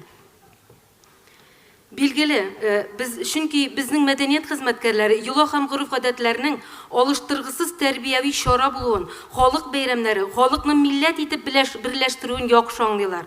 Билгеле бер йолалар системасы оешкан җәмгыять кенә тотрыклы була ала. Аңардан башка җәмгыять тулы канлы. Гөлсинә, төп әйберләргә генә берничә фикереңне әйт, общий сүзләр, гомуми сүзләр сөйләмибез, әйдәгез. Азнакай Ак Калфак хатын-кызлар иҗтимагый оешмасы бүгенге көндә шәһәребезнең күп кенә өлкәләрендә хезмәт куйган милли җанлы 100гә якын хатын-кызларыбыз әгъза булып тора. Районыбызда милли бәйрәм уздырыламы, хәйрия чарасымы, республика район күләмендә игълан ителгән акциямы барысында да баш түбәләрен милләтебезнең йөзек кашы калфаклар бизәгән Ак Калфак хатын-кызлар иҗтимагый оешмасы башлап йөри. Гомумән милләтебезгә, милли йолаларыбызга кагылышлы мәсьәләләрне бергәләп хәл итәбез. Оешманың иң мөһим мәсьәләсе булып, татар халкының милли гореф-гадәтләрен саклау һәм шул гореф-гадәт кануннары нигезендә яшь буынны тәрбияләү тора. Хәзер Азнакайда балалар бакчаларында йокы сәгате, бишек җырларын көйләп башлана. Әлеге тәҗрибә Ак Калфак милли оешмасы тәкъдимендә. Ханым, бер генә минут. Утырабыз бөтенебез дә әкрен генә тыныч кына. Йөрүләрне булдырмыйбыз, тәнәфессез бетерәбез. 5 чыгыш калды. Кирәкле фикерләрне генә әйтәбез. Һәм тәнәфессез генә бетереп ашарга китәбез. Шуңа күрә никадәр тынычрак булып үзебез тиз генә бетерәбез, шул кадәр үзебезгә уңайлы. Тыныч кына без түземле, сабыр халык. Кирәкле фикерләрне әйтәбез. Әйдәгез, дәвам итегез. Балалар бакчаларында йокы сәгатьләрендә бишек җырларын куллану, мәктәпләрдә технология дәресләрендә кызларга татар халык милли ризыкларын пешерергә, кул эшләрне өйрәтү дә безнең Ак Калфак хатын-кызлар иҗтимагый оешмасының мәгариф идарәсе, мәктәпләр, балалар бакчалары коллективлары белән тыгыз элемтәдә булып бергә нәтиҗәле эшләүне күрсәтә. Мәктәп укучылары, өлкәннәр һәм балаларның бергәләп дару үләннәре, җиләк-җимеш җыю, каен себеркеләре әзерләп куюда, өлкән буын тарафыннан балалар күңелендә халык җырларына һәм йолаларына мәхәббәт, туган як табигатьне сакчыл караш тәрбияли. Җыелган дару үләннәрен, җиләк-җимешне һәм каен себеркеләрен картлар йортларына тапшыру, балаларда кайгыртучанлык, ярдәмләшү кебек матур сыйфатларны тәрбияләүгә ярдәм итә. Белгәнебезчә, туган якка мәхәббәт, гореф-гадәтләрне ихтирам итү кебек кеше яшьтән тәрбияләнә. Әйтергә кирәк, Ак Калфак татар хатын-кызлар иҗтимагый оешмасы халык арасында мәртәбәле, игътибарга лаеклы оешма булып килә. Кызыксынучылар составында эшләргә теләүчеләр көннән-көн күбәя. Алар инициативасы белән районның ЗАГС бүлегендә пар канатлар клубы уңышлыгына эшләп килә.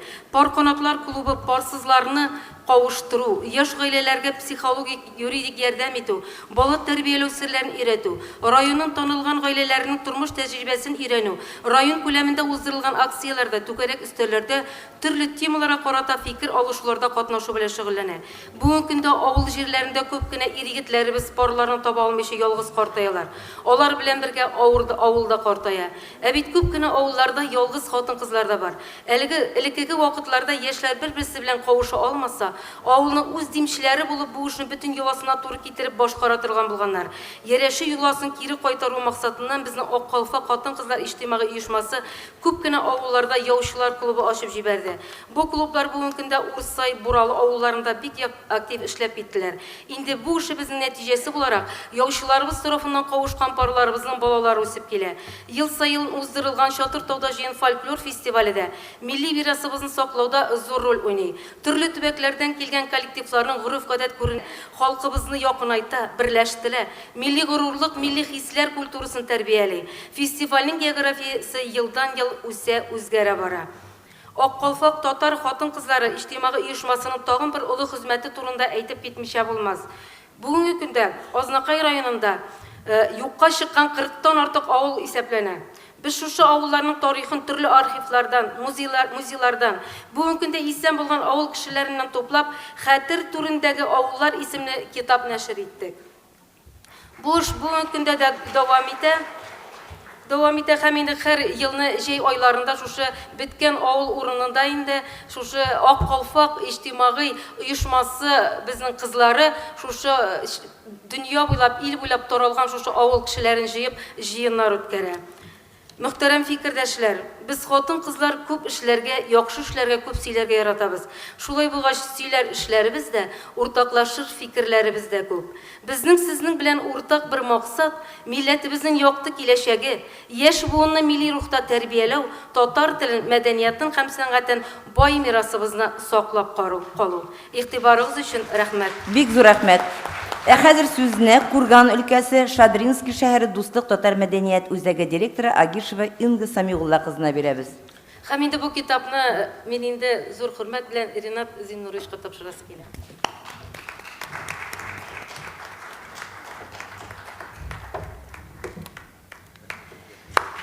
Исәмесез, хөрмәтле милләтләшләр, кадерле президиум. Курган өлкәсе Шадрин шәһәрендә татар, башкорт һәм бүтән халыклардан сезгә күп кайнар сәлам тапшырам. Безнең шәһәрдә татар, башкорт мәдәнияте дуслык эшли. Дуслыкка килгән һәр кеше үзенең теләге буенча үзенә ишаган эш таба. Түгәрәкләдә 4 яшьлек балалардан алып 70 яшьлек олыларга кадәр катнашалар. Безнең үзәгебездә үрәтәбез татар телендән китаплар укырга, язырга, шигырьләр сөйләргә, татар җырларга, биюләргә, курчак театрлар күрсәтәбез. Шаян кызлар төркеме ичкин татарларның авыл көйләрен башкаралар. Җомга көн һәр атнада дин гәриф гадәтләр апаручы килгән халыкны каршы ала. Апара исем кушу, никах, хәдимнәр, чөнки бу дөньяда төрле хәл була. Чит җирләрдән килүчеләр бар үз сорулары белән. Аннары безнең дуслыкта бар этнографический музей. Экскурсиягә килүчеләре күп. Бала бакчаларыннан, мәктәптән, институт студентлары, районнардан, шәһәрләрдән һәм кунаклар.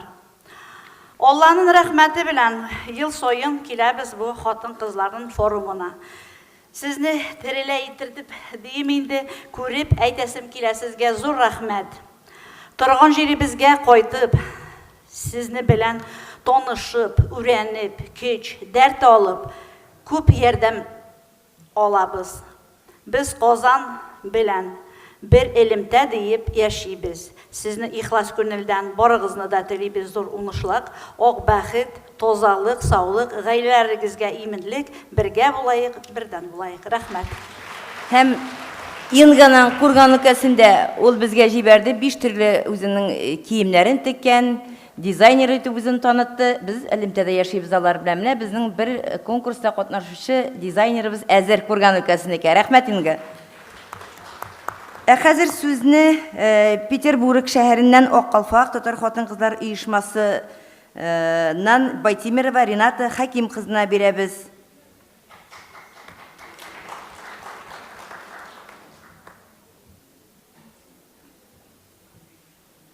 Сәлемсез, хөрмәтле көн, татар хатын-кызларыбыз һәм тутышларыбыз.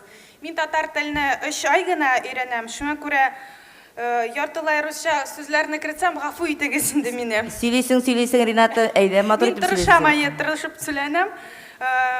Байтимирова Рената Хаким кызы, кызыклы идеялар белән яшим. Шул ук вакытта нәсел тамырларны, әби-бабаларны, калган görüк гадәтләрне дә кызык миңа. Үзем Ленинград өлкәсендә яшәүче. Андагы кешеләр әйтәләр, что оста оештыручының динем бар. Әйдәгез презентацияны башлыйбыз.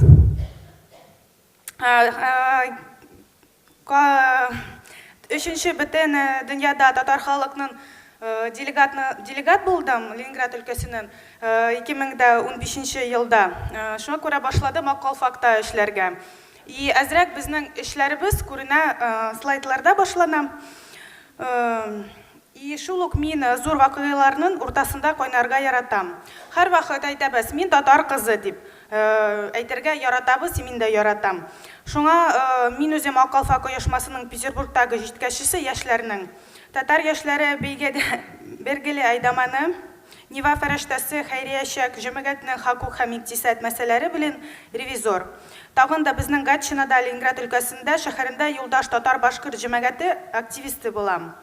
Гатчинада шәһәрдә узган Рашид Нижметдинов исемендәге Бөтен Россия шахмат фестивале проектның җиткәчесе булам. Шахмат тигәс, үзем дә корольләр уены белән мавыгам, хәтта 3нче разрядым да бар. Бүгінде татар яшьләре шундыйлар. Вот безнең презентациясы 10 кеше дөнья башкалыбыздан килгән. Һәрбер кешене биттән бит күрер өчен шундый презентация эшләдек. Зухра Мулануровна Ахмедянкасы безнең татар экскурсия пара Бушылай. Ул үзе экскурсовод. Алена Дилбаровна Шаймухаметова, ул вооруженные силы Российской Федерации ревизор дип эшләй. Розалия Зуфаровна Мухудинова, ул Росприроднадзорда үзе эшләй. Потому что һәр вакыт безнең яшь кызлар, аларның бер югары түгел 2-3 тапкыр образованиялары бар. Но бәлки татар турында без онытмыйбыз. Безнең Нурсина Алимовна Тагирова, меценат, зур кеше. Алисия Усманова Норовна 15 ел татар башкорт юлдашына ел булды. Үткәзделәр юбилей. Нурсина Алимова алар 2 кат Милли мәдәният йортына астылар. Декабрь айында Санкт-Петербургта ул беренче шундый йорт, анда ак калфакның безнең бүлмәбез бар.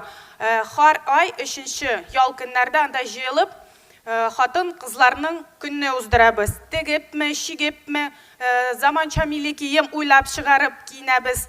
Тагы татарча ризыкларны өйрәнәбез эшләргә. Олы хатын кызлар киләләр, безне өйрәтәләр яшьләрне. Biz tırışıp alarının гадәтләрне виш алабыз үзебезгә ятлап. Икенче Лейла куйгыз. Вот. Сания Хайруловна Гущина. Ул бик зур тапшыра эшне ветераннар белән, блокадник белән һәрбер кеше архивларны күтәреп, язып аны, табып аларны, Санкт-Петербург телефоннарын городскоймы, кайда киттеләрме, кем әле исәнме, кем әле мәрхүмме, вис аның кулында. Хәзер 8 май башлана, тагын бик тә безгә нык кеше. Без тагын да беләбез, Санкт-Петербург төньяк башкалабыз, блокада безнең шәһәре. Шуңа күрә вот Сания апа өчен игътибарыгыз зинһар өчен бирегез әле. Потому что ул бик зур эшне яп бара. Ул бик олы кешеләр, алардан уже 80-гә, 70-гә түгел кешеләр, алар уже все бер век аларның аркасында почти. Алар белән эшләргә бик зур эш. Тагы да Сания апа, значит, тагын Норова. Асия апа, нәрсә? Вот, айда, угыта, ту вакыт монда минут калды. Вот. Значит, Эльвира Рашидовна Аглямова, ул яшь кешеләр белән безнең таба яңа кешеләрне дә безгә шакырып бара. Аның шул бер эш бар. Ул аны мастер-класс буенча да кертмәйбез. Ул аныкы яңа кеше табып, безгә беренче тапкыр алып килергә. Шундый аның задачасы. Вазифасы. Тагы да катнашып безнең бик күп мероприятиялар уза. Анда фотокарточкаларда әзрәк күрсәтәбез. 1-ме, 2-ме карточка бер мероприятиедан куймайбыз. Значит, мастер-класс татарский кулинарий, милли безнең ризыкларыбыз татарның. Без бик күп кеше җыенабыз, 50-дән күпләр. Тагы мастер-класс по изготовлению татарских каляпуш. Мин берне сатып алдым Казандан, аны шишеп, лекаланы алдык та, вот шул бу каляпуштан һәрбер кеше кызларыбыз заманча милли кием дип тегәбез каляпушларны. Ничек монда сәхнәдән әйтәләр, что театр кебек, бердә театр кебек түгел. Аны үзебез киеп, урман буенча йөрибезме, урам буенча йөрибезме, ничек күңел ачыла, урманда да йөрибез, анда кайыннармы, кошаклап, җырлар җырлап, сынап та йөрибез. Урланырга бит кирәк. Безнең татар халык җырлары, алар бит урман турында почти по поле, про степь и про лес инде киенеп чыгабыз, потому что йөрәктән чыга ул гыру. Шуңа күрә шуннан кешеләргә оялмыйча башны күтәреп әйтәсен, мин татар кызы дип. Вот. Йөрибез. Рената, без киләсе елдагы җыенда да сезгә сүз бирәчәкбез. Татар телен ул әле шул дәрәҗәдә генә өйрәнеп алган, ләкин Ринатаның төп уңышы монда түгел, төп уңышы, төп җиңүе аның үзенең тормыш иптәшен Санкт-Петербург каласында татар мәдәният үзәге корып, шуны татарларга тапшыруында. Рәхмәт сезгә, шундый булып калыгыз. Безнең постоянное представительство Республики Татарстан в Санкт-Петербурге ачылды. институт изучения языка Каюмана Серевода 3 ай анда үйренем тілні, үйреніп үйрем. Тағын біздің Венера Абдулина скульптор, анда выставкаға үйрейбіз, кәләпуш киябіз, мелки изю киеп шулай үйрейбіз. Листайте, пожалуйста, быстрее, потому что время тоже, да, идет. Женская волейбольная команда Розалия Мухудинова, она эшлей, играем, миляшлар исеме. Ну, мында, конечно, без кыскашорт, блин, Рената, кыскартабыз ярыймы? Я кыскартыгыз сіз... Хәзер мен өзім бірнеше сөз айтып кетем. Шынлап та бик көчле яшьләр анда безнең җыелган. Татар телен белмәсәләр дә гаҗәеп. Алар һәр берсе әйтеп мастер-класслар үткәрәбез. Алар һәр даим үткәрәләр. Бер генә түгел, туктап калмыйлар. Алар һәр берсе балалы, күйәүдә алар барсы да. Һәм ирләре буларның әйтә, каян акча аласыз, тегәргә барсына да кирәк дигәч ирләре әйтә икән. Шушы ак калфакка гына йөрсеннәр, башка җиргә йөрмәсеннәр генә, без табабыз дип. Һәм алар менә әле бердән-бер үзләре газета чыгара башладылар, ак калфак газетасы чыгалар да. Гомумән бик тырыш яшьләр. Инде үзе Рената Байтимирова, Динар Байтимировның татар моңы җиңүчесе, лауреаты Казанга килеп тә, шуның хатыны, үзе Динарның хатыны. Бик матур. Менә бик күп өлкәләрдә, безнең ак калфаклар әйттем бит чыгышта да, яшьләр белән берлектә эшләргә тиешбез. Мәскәүдә дә, Питерда да, Санкт-Петербург, бүтән җирдә дә яшьләр менә шулай булырга тиеш безнең арада. Бик зур рәхмәт Рената сиңа, ярыймы? Сау булып тор. Кемгә брошюралар кирәк безнең милли мәдәният йорт турында? Мин хәзер барам, сез кул күтәрәгез, мин сезгә бирәм. Зинһар өчен төньяк башкалыбызга килегез кунакка, дуслашып яшибез. Рената, ни ошагында өләшерсең, ярыймы? Ярый. Хәзер сүзне Гаилә һәм мәктәп журналы. Исегездәме узган ел без Ялкын журналы безнең шәһәрдә һәм үзебезнең хатын-кызлар журналы, Сөембикә журналы чыгыш ясады. Менә безнең Гаилә һәм мәктәп журналы. Biz алар белән бик якын эшлибез. Тәрбия темасына менә бу журналга язылыгыз, карагыз, күрегез. Бик көчле бара безнең бу журналда. Без инде үзебезнең күркәм гаилә бәйгесендә алар белән берлектә алып барабыз. Хәерле көн. Рената, утырып тор, яңадан өләшәбез. Хәерле көн, мөхтәрәм президиум, хәерле көн, җыенга катнашучы хатын-кызларыбыз, кунаклар. Гаилә мәктәп журналы турында сөйләгәндә шуны әйтергә була. Безнең журнал Татмедиа басмалары арасында мөгаен әлегә иң яшедер. Беренче сананың 2013 елның август аенда гына дөнья күрде. Журналның концепциясе нинди булырга тиеш дигән фикер алышканда шуңа игътибар иттек. Әлегә татар басмалары арасында бала тәрбияләү мәсьәләләрен комплекслы итеп яктырткан башка журнал юк. Без бу хакта педагогика, педиатрия, психология, валиология фәннәре нигезендә язып, дәүләт һәм социаль үсеш ракурсында яктырту бурычын алдык. Безнең журнал беренче чиратта бала тәрбияләүне үзенең төп вазифасы икәнен таныган гади ата-аналарга, әби-бабайларга адреслана. Авторларыбыз бу өлкәдә үз эшләренең осталары булган белгечләр, педиатрлар, психологлар, мөгаллимнәр һәм тренерлар. Журнал укучыларыбыз басмаша аларга турыдан-туры мөрәҗәгать итү, үзләрен кызыксындырган сорауларга җавап таба алу мөмкинлеге алды. Димәк, гаилә һәм мәктәп гади әти-әни, белгеч, түрә һәм педагогтан торган чылбырны бәйләп торучы. Журнал тышлыгында сон сайын без берәр гаилә фотосын урнаштырабыз. Ул кемгәдер гаҗәпкә тоелыр. Ул инде бәлки популяр шәхес гаиләсендә булырга мөмкин, шулай ук гади гаиләдә булырга мөмкин. Аны сайлауның шарты бер генә: гаилә чыннан да башкаларга үрнәк булырга тиеш. Без баланың укуын, ялын ничек оештырырга, рухи яктан ничек үстергә кирәклеге турында сөйлибез. Күп балалы гаиләләр турында язабыз икән. Кишин табын артында тәмләп чәй ичүләре турында түгел, шул гаилә язмышы аша укучыны һәм тиешле карар кабул итәргә тиешле җитәкчене дә уйландырырлык нечкәлекләр, детальләр табырга тырышабыз. Мәсәлән, Балтач районы Пыжмара авылында Мөхәрләмовлар гаиләсе. Алар җәмгысе 15 бала тәрбияли. Барысы да үзләренеке. Гаиләдә әни сүзе закон. Аны кичесе дә, ылысы да бер карусыз тыңлый. Бер сүз әйтеп кара. Яки Гыйлметдиновлар гаиләсе, алар Теләче районы Иске Җире авылында гомер итә. Әниләре Мәликә ханым Гыйлметдинова Ярдәм хәйрия фонды җитәкчесе, үзенең канат астына унлап авыру бала алган. Ул сабыйларның һәр кайсының үз авыр язмышы. Бу хакта тыңлаганда хәтта тәннәр ишеп китә. Ләкин ана кеше балаларны башкалардан ким хур итмәс өчен шактый көч куя. Тәрбия орлыклары җимешләрен инде бирә башлаган. Әни булу җиңел түгел. Без хатын-кызлар моны бик яхшы беләбез. Әмма авыру бала тәрбияләүнең авырлыкларын төшенә алабызмы? Мәсәлән, Казаннан Василия Фәррахова. Аның баласына остеогенез яки халык телендә әйтсәк, бәллүр кешеләр диагнозы куйганнар. Бу хакта ишеткәч, ире ташлап киткән. Менә 14 ел инде ана кеше баласының гомере өчен чын мәгънәсендә көрәшә. Улы 33-нче мәктәптә белем ала.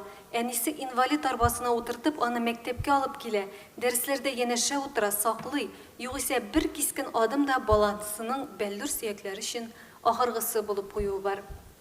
Әгәр гаиләдә Даун синдромлы бала туса, жәлләп кенәләрне үзгәртә алмыйсың. Әйе, дәүләт булыша. Безнең коррекцион мәктәпләрдә бар. Анда олы йөрәкле мөгаллимнәр эшли. Ул балалар һөнәрдә үзләштерә кебек. Без менә берничә гаиләдә булдык, Даун синдромы шундый балалар тәрбияләүче. Кызганыч, андый балаларның күбесе өйдә утырырга мәҗбүр. Аларны эшкә алырга атлыгып тормыйлар. Менә шундыйрак проблемалар да бар. Инде тормыш булгач, хатын-кызның бала белән үзе генә калган чиракларында күргә туры килә. Әйе, дәүләттән социаль ярдәм бар. Ләкин кайчагында бер җылы сүзгә дә канатлана торган кеше турында сүз бара. Арабызда авыр тормыш хәлендә калган гаиләләргә ярдәм итүче волонтерлар, иҗтимагый оешмалар, иганәчеләр турында да язырга кирәк. Һәм без аны эшлибез. Ләкин алай гына да түгел, без һәммәбез дә бу изге эштә катнаша алабыз. Тәрбия орлыклары акыл сатуда гына салынмый. Масса күләм мәгълүмат чаралары проблемаларны язу белән генә чикләнергә тиеш түгел. Офлайн режимда аларны актив хәл итүдә сорала. Бу җәһәттән без 3 ел элек күркәм гаилә дигән гаилә бәйгесе игълан иткән идек. Аның хикмәте шунда: авыл җирендә яшәп, мәктәп һәм мәктәпкәчә яшьтәге булган балалары булган буыннар чылбыры, милли йолалар, гаилә традицияләре зурланган үрнәк гаиләләр катнашында. Башта авыл һәм районнарда мәгариф, мәдәният, ЗАГС идарәләре, Бөтендөнья татар конгрессының Акалфак иҗтимагый оешмасы, Татар гаиләсе фонды белән берлектә район турлары гөрләбезде. Әнә шундый үрнәк гаиләләрне барлап, Казанга чакырдык. Алар зур артистлар белән бергә чыгыш ясап, республиканың күркәм гаиләне ачыкладык. Моның үзенчәлекле ягы шунда, әлеге бәйгедә гаиләнең һәр әгъзасы катнашырга тиеш. Мәсәлән, Кайбыштан күркәм гаилә 2015 исеменә лаек булган Хәмидуллиннар гаиләсе сәхнәгә бәбиләрен генә түгел, 80 яшьлек әбиләрен дә алып чыкты. Татарлар күпләп яшәгән чит төбәкләрдә дә әлеге бәйге яклау тапты. Былтыр финалда Киров өлкәсеннән дә күп балалы татар гаиләсе катнашты. Инде менә күркәм гаилә 2016 бәйге старт алды. Аны җиңел куллардан Биектау районы башлап җибәрде. Әгәр дә шушы бәйгедә катнашырга теләк белдерәсез икән, Акалфак оешмасына яки безгә турыдан-туры мөрәҗәгать итә аласыз. Без сез яшәгән төбәкләрдә әлеге бәйгене бергәләп уздырырбыз. Күбрәк эшләгән саен гаилә, бала тәрбияләү көн кадагында торган иң катлаулы проблемаларның берсе икәнен ныграк төшенәбез. Һәм бу изгештә тагын бер ярдәмлек булсын дигән ниятдә без инде журнал чыгару белән генә чикләнмичән 368 битле календарь төзергә дә алындык. Ул 100 еллык тарихы булган Мәгариф журналы, гаилә мәктәп журналының базасы булган Мәгърифәт газетасы төпләнмәләрендә кызыклы язмалар, гыйбрәтле кыйссалар, хикәяләр темасына туры китереп халык мәкале сынамышлар белән туландырылды. Яңа календарь киләсе ярты еллыкка язылган һәр укучыга бүләк булып барачак.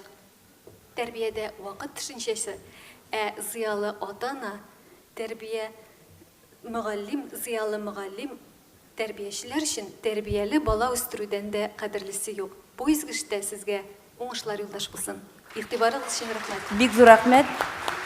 Гөлүсә ханымны танып калыгыз, ул әле безнең тарих белән бик нык шөгыльләнә. 5 бик калын авыллар тарихы турында китап авторы да ул. Тарих белән бик сына торган бик улпат, затлы, зыялы ханыбыз безнең Гөлүсә. Хәзер сүзне Казакъстанның Актүбә өлкәсе шатлык татар һәм башкорт этномәдәни берләшмәсе әгъзасы Кальминова Зарина Габделфәт кызын чакырабыз. Безнең мастер-класслар үткәрелде дип монда әйтелде. Менә шунда ул килде. Татар орнаментлары белән калфак эшләргә һәм күрәсез бит үзенең бизәнү өлешләрен күлмәгендәге өйрәнеп китте һәм бик күп кешеләрне җыеп өйрәтте һәм элемтәләр урнаштырды. Гаҗәеп тә бик күп эшли торган кызыбыз безнең. Әйдә, Зарина. Исәнмесез, 4-нче бөтен дөньяда татар хатын-кызлары форумының хөрмәтле катнашучылары. Бу искиткәч залда бик җылы атмосферада Габдулла Тукайның 130 еллыгын байрам иткән көннәрдә сезне сәламәтләргә мин бик шат. Кояшлы Казакъстанның Актүбә шәһәрендәге татар һәм башкорт шатлык этномәдәни берләшмәсенең сезгә чын күңелдән җылы сәлам. Актүбә татарлары һәм башкортлары Казакъстан Республикасында үз туган телен, мәдәниятен һәм халык традицияләрен саклап калу актив эшчәнлеге буенча бик билгеле. Дистәләнгән балалар һәм яшь үсмерләр Гайнан Курмашев исемендәге Якшамбы мәктәбендә туган телен өйрәнеп, аның байлыгы белән тынышып, горурланып яшиләр. 10 ел давамында Мирас исемендәге яшьләр оешмасы буыннар арасындагы элемтәне ныклы саклап калу мәсьәләләрен чишә. Мин, Зарина Калменова, үз җаным һәм рухым белән шипшин татар кызы. Абием мине бала чагымда чыгуга өйрәткән иде. Әмәли сәнгатьнең күп техникаларын университетта укып йөргәндә өйрәндем. Анда татар теле һәм мәдәнияте белән якынрак танышып, хәзергә көнгә кадәр яшьләр арасында актив лидер булып киләм. Безнең яшьләрдә бер девиз бар: без булмасак кем? Ак Калфак форумында булган чакта милли чыгу мастер-классына катнашып, күп файда таптым. Хәзерге вакытта мин татар мәктәбендә балаларга милли чыгу һәм бәйләү дәресләрен үткәзәм. Үзем бик яратам фотография белән шөгыльләнергә, туйларны бизеп, туйларда тамада булып эшләп йөрим. Форумда барча катнашучыларга теләгем: күңелләрегез гөл аяз булсын, эшләрегездә уңышлар юлдаш булсын, кабат очрашулар насип булсын. Рәхмәт сезгә. Зарина, бик зур рәхмәт. Әнә безнең инде кызларыбыз бар. Бик зур рәхмәт. Хәзер сүзне Самар өлкәсе Аккалфак татар хатын-кызлары оешмасы әгъзасы Самара шәһәренең Яктылык мәктәбе укытучысы Әйфетдинова Асия Госман кызына бирәбез. Самара мәктәбе безнең татар гимназиясе Самара үзәгендә эшләп килә. Безнең Яктылык мәктәбе 1997 елның 1 сентябрендә эшли башлады.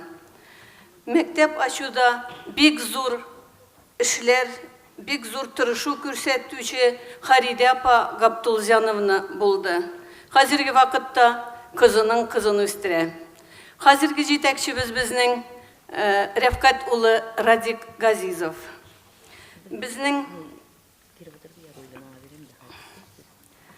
Безнең көнгә килсәк,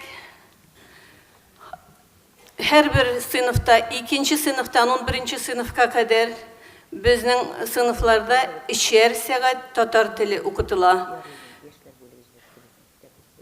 Кече сыйныфларга без ФГОС кысасына бирелгән сәгатьләр белән файдаланабыз.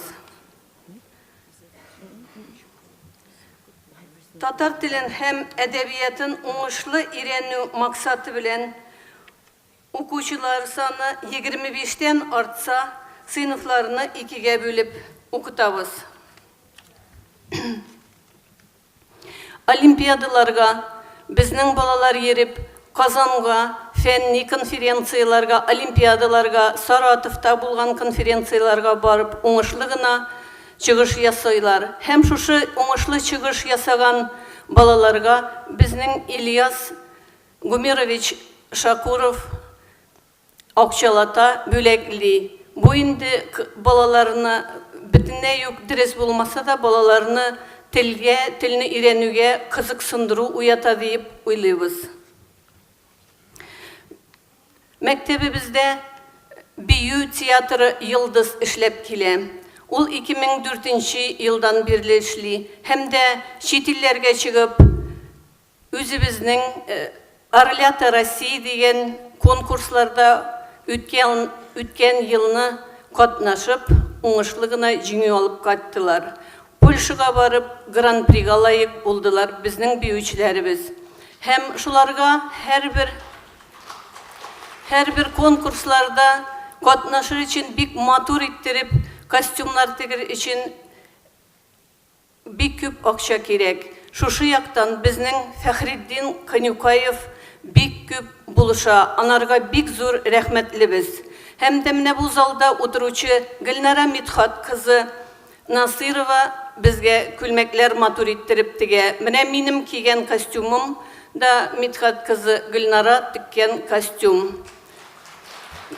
Мин технология укытучысы һәм дә 2013 елны ачкан музейның хуҗабикәсе. Шуның белән менә бу костюмым минем кунаклар каршылатырган костюм.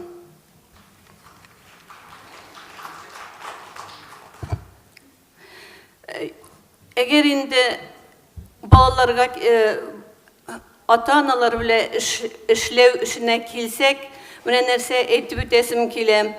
Кызыксындырырга бик уңайсыз. Хәзер менә бу русча тәрбия алу һәм русча укыган һәм тәрбия алган әти-әниләрнең балаларын кызыксындырып тел укытырга бик уңайсыз. Шуның белән безгә укыту гына безгә әти-әниләр белән эшләү бик мөһим дип без уйлыйбыз. Шуның белән безнең мәктәптә 3нче ел Әтиләр клубы дигән клуб эшләп килә. Ул клубка без психологларны, юристларны, төрле врачларны чакырабыз, урологларны, алар әтиләр һәм дә аларның малайлары бергә рәттән утырып, шушы лекцияларны тыңлап, бергә урта киңәшкә киләләр. Һәм дә инде әтиләрнең гаиләдә авторитетларын үстерү өчен менә шушыны эшне башладык. Мәсәлән, Тахир Хайбуллаев дзюдоист килгән иде, без аны чакырдык. Шундый кешеләрне без бик еш чакырабыз. Беренче безнең клубка әтиләр басып, кысынып кына, ничектер менә шулай җыелып кына башларын иеп кенә килсәләр, ник дисәгез, без бит инде килгәч нәрсә эшлибез? Менә малаең шулай булай, кызың шулай булай дибез. Бу клубка беренче занятиедан соң икенче инде үзләре сырый башладылар. Качан безнең клубыбыз була дип. Менә шул Тахир Хайбуллаев үзенең әтисен дә алып килде. Һәм дә шушы Тахирның әтисе үзенең малайын ничек тәрбияләүе турында сөйләп узды.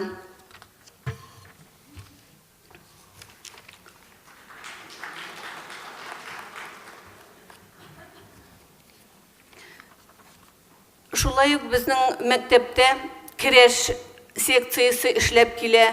Күптән түгел узган Омск шәһәрендә спортлар буенча көрәш соревнованиесында бронза медальларын алып, балаларыбыз алып кайттылар.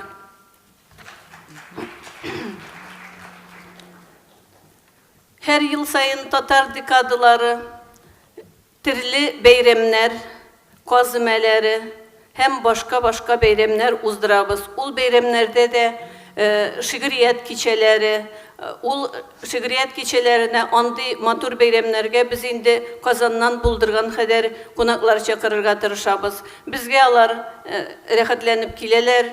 Роберт Миннуллин килеп бик матур иттереп балалар каршында да, халык каршында да чыгыш ясады.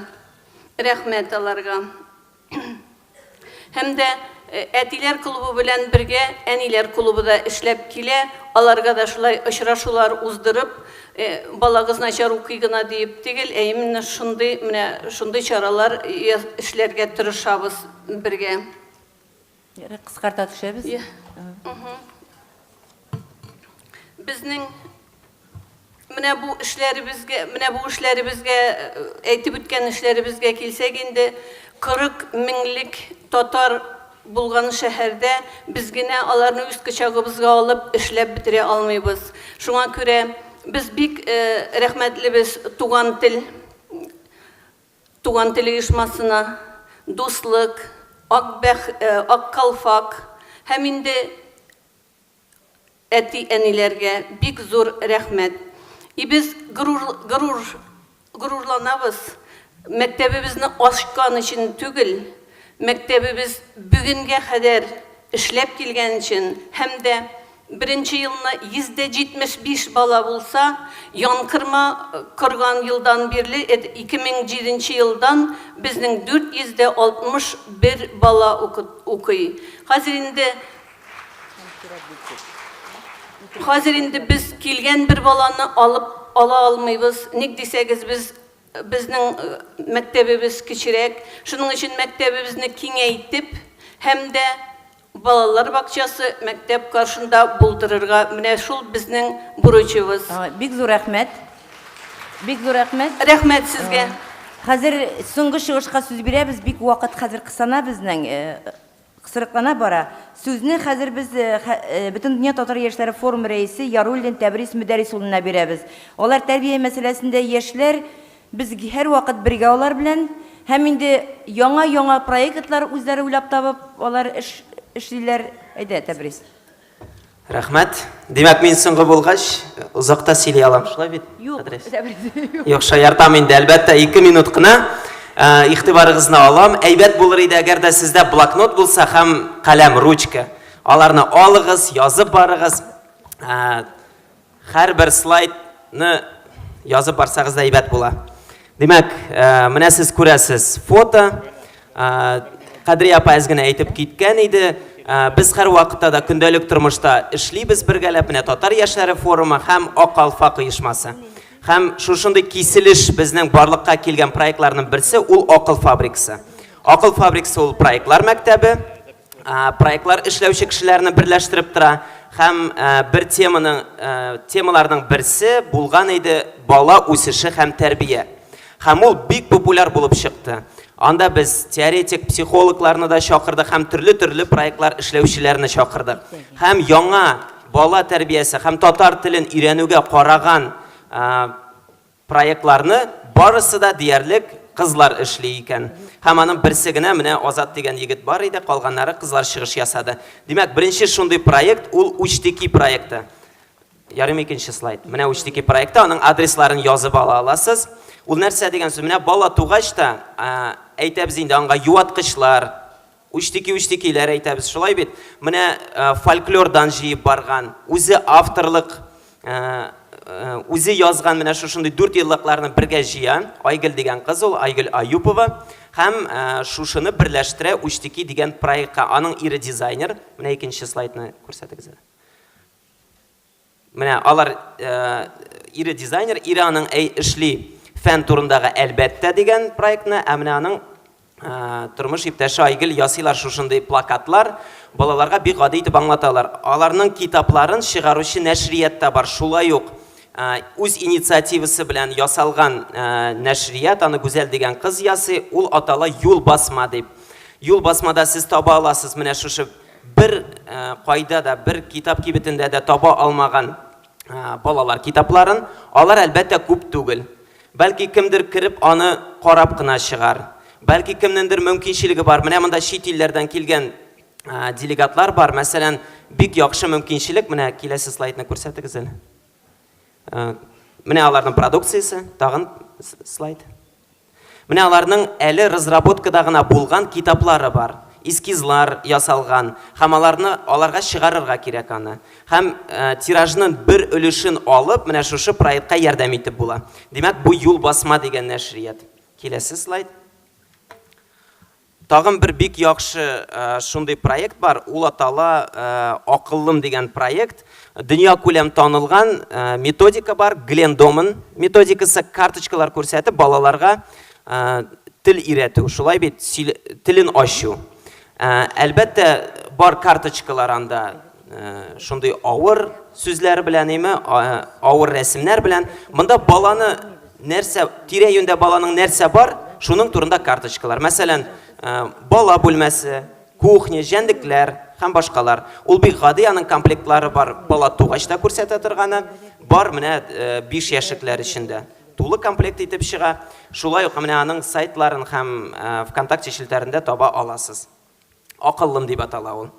Димәк, бу бүтән проектларны безнең эксперименталь рәвештә үзләренә кертеп баручы үзәк бар. Менә әйтәбез, балалар бакчалары, татар мәктәпләре дип, менә үзе шәхсән оештырып эшли торган Казанда бердән-бер татар балалар үзәге генә бар. Ул атала Сабыйлар дип. Һәм алар бик прогрессив карашлы, бүтән алдынгы дөнья күләм танылган методикаларны үзләштерәләр, татарлаштыралар. Мәсәлән, бар Железнов диска, бәлки беләсездерме? Мин инде ятлап бетердем, чөнки минем малай да шул үзәккә йөри һәм бу бүтән методикаларны без аның белән аның әнисе инде айды шөгыльләнә. Һәм менә Сабыйлар үзәгендә, мәсәлән, алар шушы дискны, Железновны татарчага тәрҗемә иткәннәр, һәм авторлары үзе үк әйтә, татарча яхшырак та килеп чыккан дип. Алар хәрәкәтләнәләр шушы җырларга. Бик популяр, менә минем малай да гел күрсәтә, Сабыйларга барасымы дигәч, крокодил күрсәтә, чөнки крокодиллы җыр бар анда. Ул да менә баш миен үстерергә баланың, аның дөньяга карашын киңәйтер өчен бик яхшы әйбер. Хәзер аларның яңа проект бар, менә интерактив уку. Без инде сез бәлки күнеккәнсездер, һәр вакыт бала белән бергә укыйлар шулай бит китапны. Менә алар интерактив уку, хәзер дөнья күләм танылган шулай ук бер метод. Бала белән бергә укыйлар, фикер алышалар. Менә алар үзләренең үзәкләрендә эшлиләр. Әгәр дә бу залда бар икән кешеләр, кемнең теләге бар, менә шушындый үзәкләр ачырга, чөнки бу системалы эш шулай бит. Ниндидер чаралар оештыру түгел, менә көн сайын балалар белән эшләү. Менә бу бит инде алар ничектер дәүләттән акча алып эшләмиләр, үзләре акчасында, спонсорында табалар.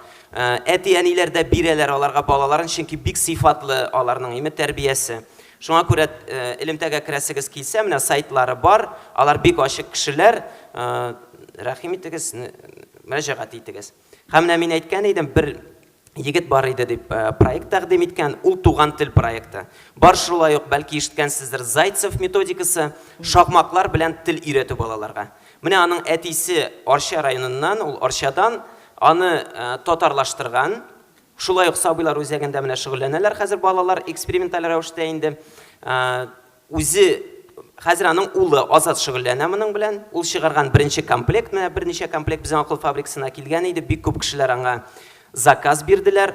Аның шакмаклары эчендә менә саңгырау, тавыш чыгараймы, шуннан соң димәк эчендә әйберләре бар. Тактиль рәвештә менә тыңлап та, тотып та карап бала аңлый, бу иҗек калынмы, нечкәме һәм башкалар. Менә ул үзе немец телен 3 айда шушы методика буенча өйрәнгән.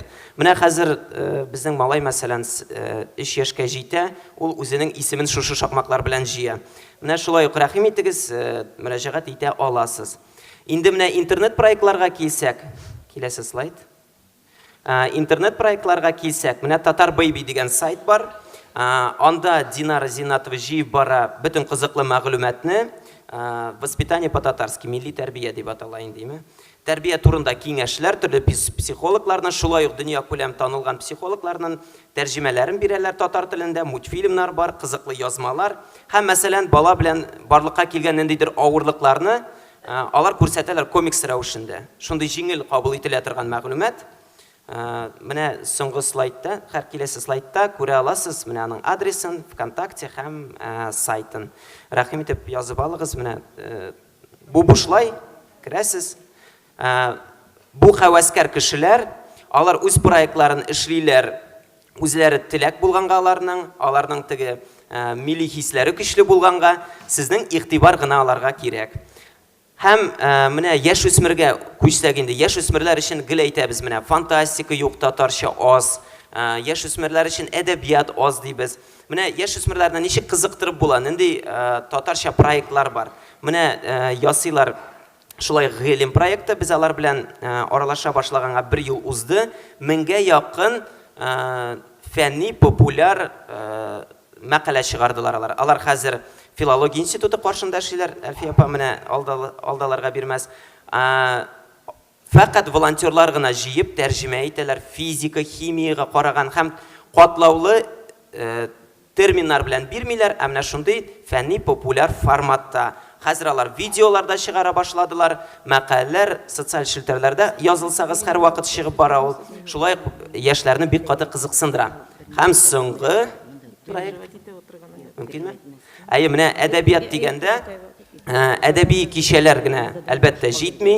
Яшьләр каядыр үз аяклары белән барып, утырып, тыңларга бик авыраларны күнектергә, шуңа күрә менә шушындый форматлар барлыкка килә. Бәлки татарча белмәгән балалар да бардыр. Ләкин аларны менә кирәк кызыктырга татар әдәбияты белән. Шулай бит, аның бит тамыры әдәп дигән сүз. Безнең әдәпне ничек итеп җиткергә була?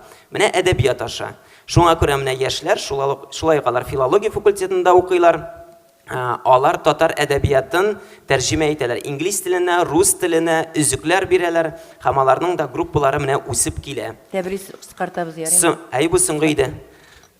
Бер генә теләк, менә шушындый хәвәскәрләргә игътибар итегез, аларга ярдәм итегез, аларның сайтларына, проектларына кирегез, карагыз һәм кулланыгыз. Бик зур рәхмәт. Хөрмәтле җәмәгать, рәхмәт Тәбриз. Безнең чыгыш ясарга теләүчеләр бик зур, чыгыш ясарга теләүчеләр бик зур. Зинһар гафу итегез. Безнең мероприятие бик нык соңга кала хәзер. Анда безнең артистлар 2 сәгатькә генә киләләр. Иртәгә аларның опера балет театрында әзерлек эшләре. Без берничә соңарга хукукыбыз юк. Сәгать 3тә башлап җибәргә тиешбез икенче чараны. Шуңа күрә хәзер Бөтен дөнья татар конгрессы башкарма комитеты бүләкләрен Бөтен дөнья татар конгрессының башта бүләкләр бирелгән резолюция. Менә бит. Ярый. Башта соңнан бүләкләр без дигәч Бөтен дөнья иң беренче әйдәгез резолюцияны кабул итәбез. Һәр берегездә резолюция язмаша рәвештә һәр берегезгә таратылган. Һәм инде өстәмәләр безнең алдан сезгә аңлатылды. Өстәмәләре белән резолюцияны кабул итәбез дигән хатын-кызларыбызны тавыш бирен сорыйбыз. Төшердек. Сораулар бармы резолюция буенча? Юк, бер тавыштан. Хәзер инде бүләкләү өчен сүзне Бөтен дөнья татар конгрессының башкарма комитеты рәисе Закиров Ринат Зиннуруллына бирәбез. Рәхим итегез, Ринат Зиннурович.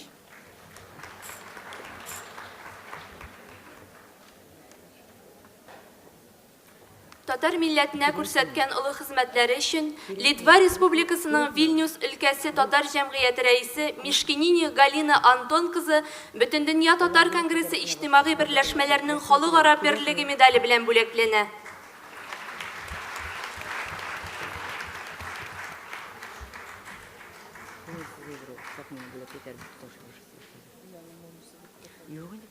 Шундый ук медаль белән Башкортстан татар хатын-кызлары Сәхип Җамал оешмасының шәрәфле рәисе, Башкортстан хатын-кызлар берлегенең идарә әгъзасы Мирзакаева Динә Гайнел Баян кызы бүләкләнә.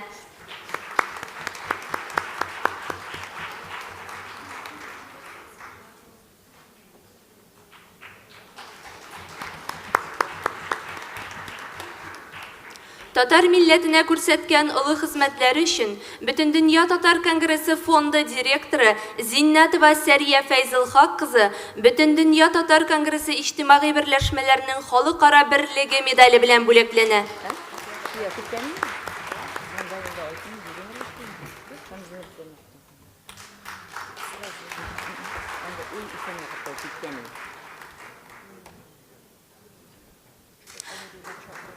Шундый ук медаль белән Казакстан Республикасы Җаек шәһәренең Габдулла Тукай исемендәге үзәге рәисе урынбасары Хәбибуллина Нурия Хаҗи Әхмәт кызы бүләкләнә.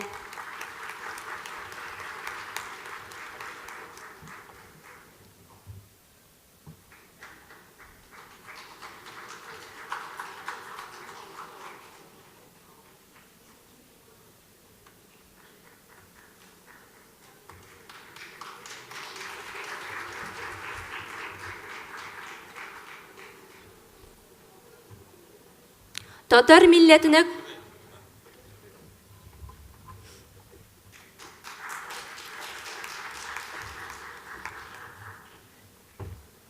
Гафу итегез, минем татар сүзләрем бик яхшы түгел, шуңар күрә урысча да сөйләп җибәрермен. Зур рәхмәт миңа зур тәбрик иткәнегезгә. Без җаяк җирдән әйттеләр, Уральскида. Мин әйтергә тиешмен бүген, потому что Уральск ул Тукай җирен, Тукай Мәккәсе дип әйтергә була.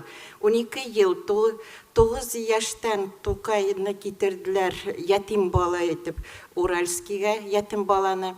И 12 ел торып, ул Уральскида зур поэт, писатель, публицист, основоположник татарской литературной культуры булды. И оннан соң, ул 12 елдан соң Казанга килде зур Тукай булып, үзе әйтте. Мин Казанга килдем зур Тукай дип.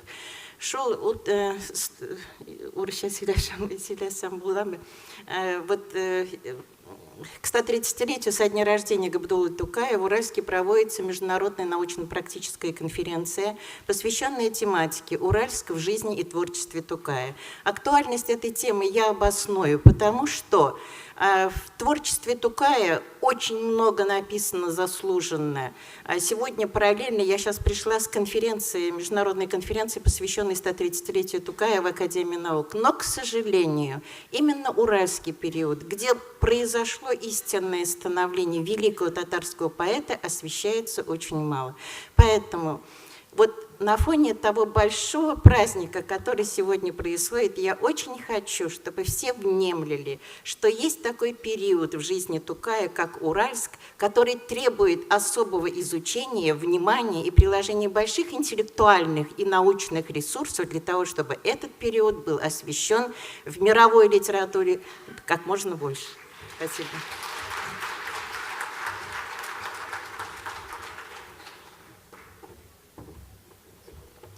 Татар милләтенә күрсәткән олы хезмәтләре өчен Удмуртия Республикасы Татар иҗтимагый үзәгенең идарә әгъзасы Хакимова Вәсилә Харис кызы Бөтендөнья Татар конгрессы иҗтимагый берләшмәләренең халыкара берлеге медале белән бүләкләнә.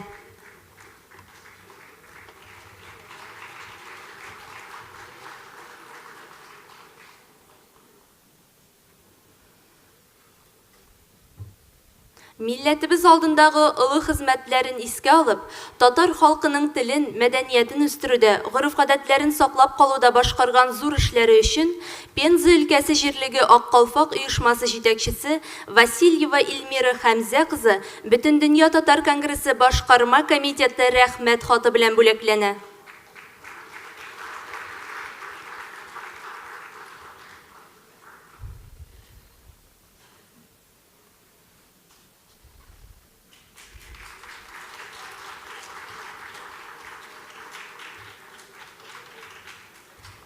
Шундый ук рәхмәт хаты белән Казакстан Республикасы Актүбә өлкәсе Шатлык татар һәм башкорт этно-мәдәни берләшмәләр иҗтимагый оешмасы әгъзасы Калменова Зәринә Габделфәт кызы бүләкләнә.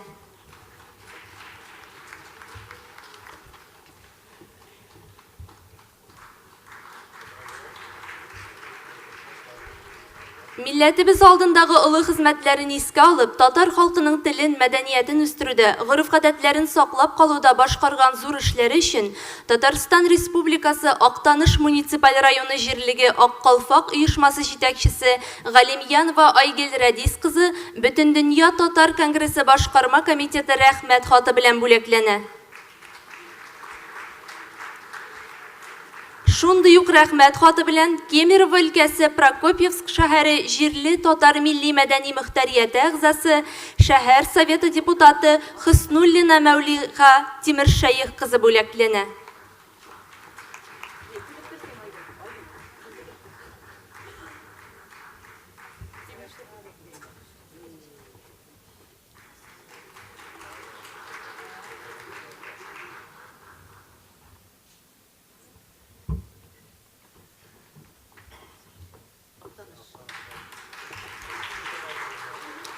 Милләтебез алдындагы олы хезмәтләрен искә алып, татар халкының телен, мәдәниятен үстерүдә, гореф-гадәтләрен саклап калуда башкарган зур эшләре өчен Татарстан Республикасы Баулы районы җирлегендәге Аккалфак оешмасы җитәкчесе Шафикова Румия Музахит кызы Бөтендөнья татар конгрессы башкарма комитеты рәхмәт хаты белән бүләкләнә.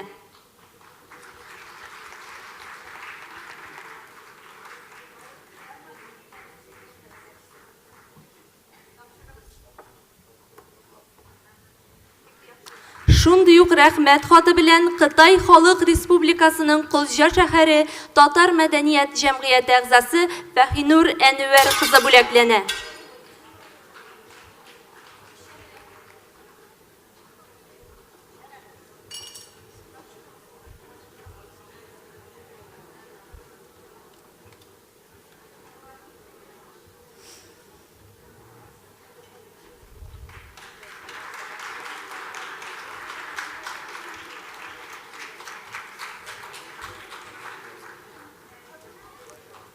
Милләтебез алдындагы олы хезмәтләрен искә алып, татар халкының телен, мәдәниятен үстерүдә, гореф-гадәтләрен саклап калуда башкарган зур эшләре өчен Татарстан Республикасы Аксубай районы җирлегендәге Туган якны өйрәнү музее һәм Аккалфак оешмасы җитәкчесе Нурхәмәтова Әлфия Рәшит кызы Бөтендөнья татар конгрессы башкарма комитеты рәхмәт хаты белән бүләкләнә.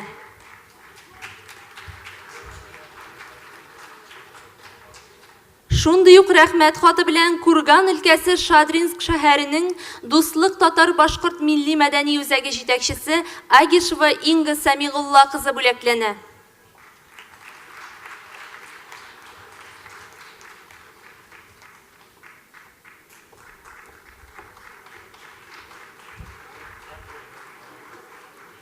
Милләтебез алдындагы олы хезмәтләрен искә алып, татар халкының телен, мәдәниятен үстерүдә, гореф-гадәтләрен саклап калуда башкарган зур эшләре өчен Татарстан Республикасы Яшел Үзән районы җирле Аккалфак оешмасы җитәкчесе Саттарова Гөлинә Рөстәм кызы Бөтендөнья татар конгрессы башкарма комитеты рәхмәт хаты белән бүләкләнә.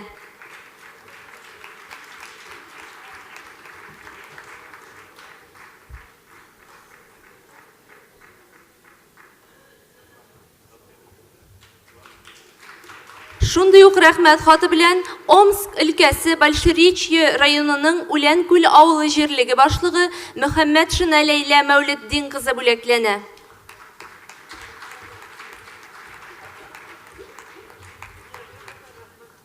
Милләтебез алдындагы олы хезмәтләрен искә алып, татар халкының телен, мәдәниятен үстерүдә, гореф-гадәтләрен саклап калуда башкарган зур эшләре өчен Пермь өлкәсе Лысьва шәһәре җирле милли мәдәни үзәге җитәкчесе Мухаева Замира Әхнәп кызы Бөтендөнья татар конгрессы башкарма комитеты рәхмәт хаты белән бүләкләнә.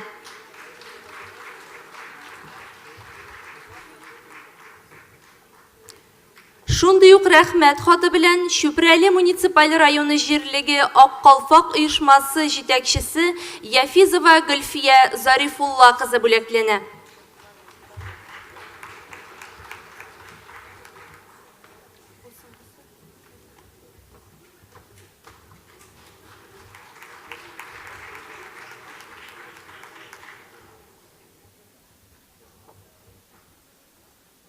Бүләкләнүчеләргә генә түгел, калган барыгызга да сез бүләккә лайык һәм хөрмәткә лайык. Сезне барыгызны да котлыйбыз шушы бүгенге зур ихлас чара белән. Без сезне бик яратабыз. Һәрберегез өчен, һәрберегезнең эше безнең өчен үлге булып тора. Киләчәк елларда да шулай очрашырга насыйп булсын һәм әлбәттә Казан сезне һәр вакыт көтеп яшәячәк. Рәхмәт үзегезгә. Бик зур рәхмәт Ринәздәндер. Бер белдерү тыңлыйбыз. Әкрен генә. Хәзер киткәнчә әйтеп куям, Калфак туе безнең ратушада була. Анда кергәч, икенче катта, беренче катта беренче сәүдә ноктасы була. Икенче катта зур колонналар занында туй өлеше була. Күпмедер кеше утырып тора, күпмедер кеше басып тора, күпмедер кеше икенче этажында була. Карар өчен икенче этажда бик әйбәт, бик уңай. Ondan bir zalda master-klasslar buла. Калфак шигәргә өйрәнәбез. Калфак шигәбез, өйрәнәбез шигәргә. Бер бүлмәсенә кем кая булырга тели.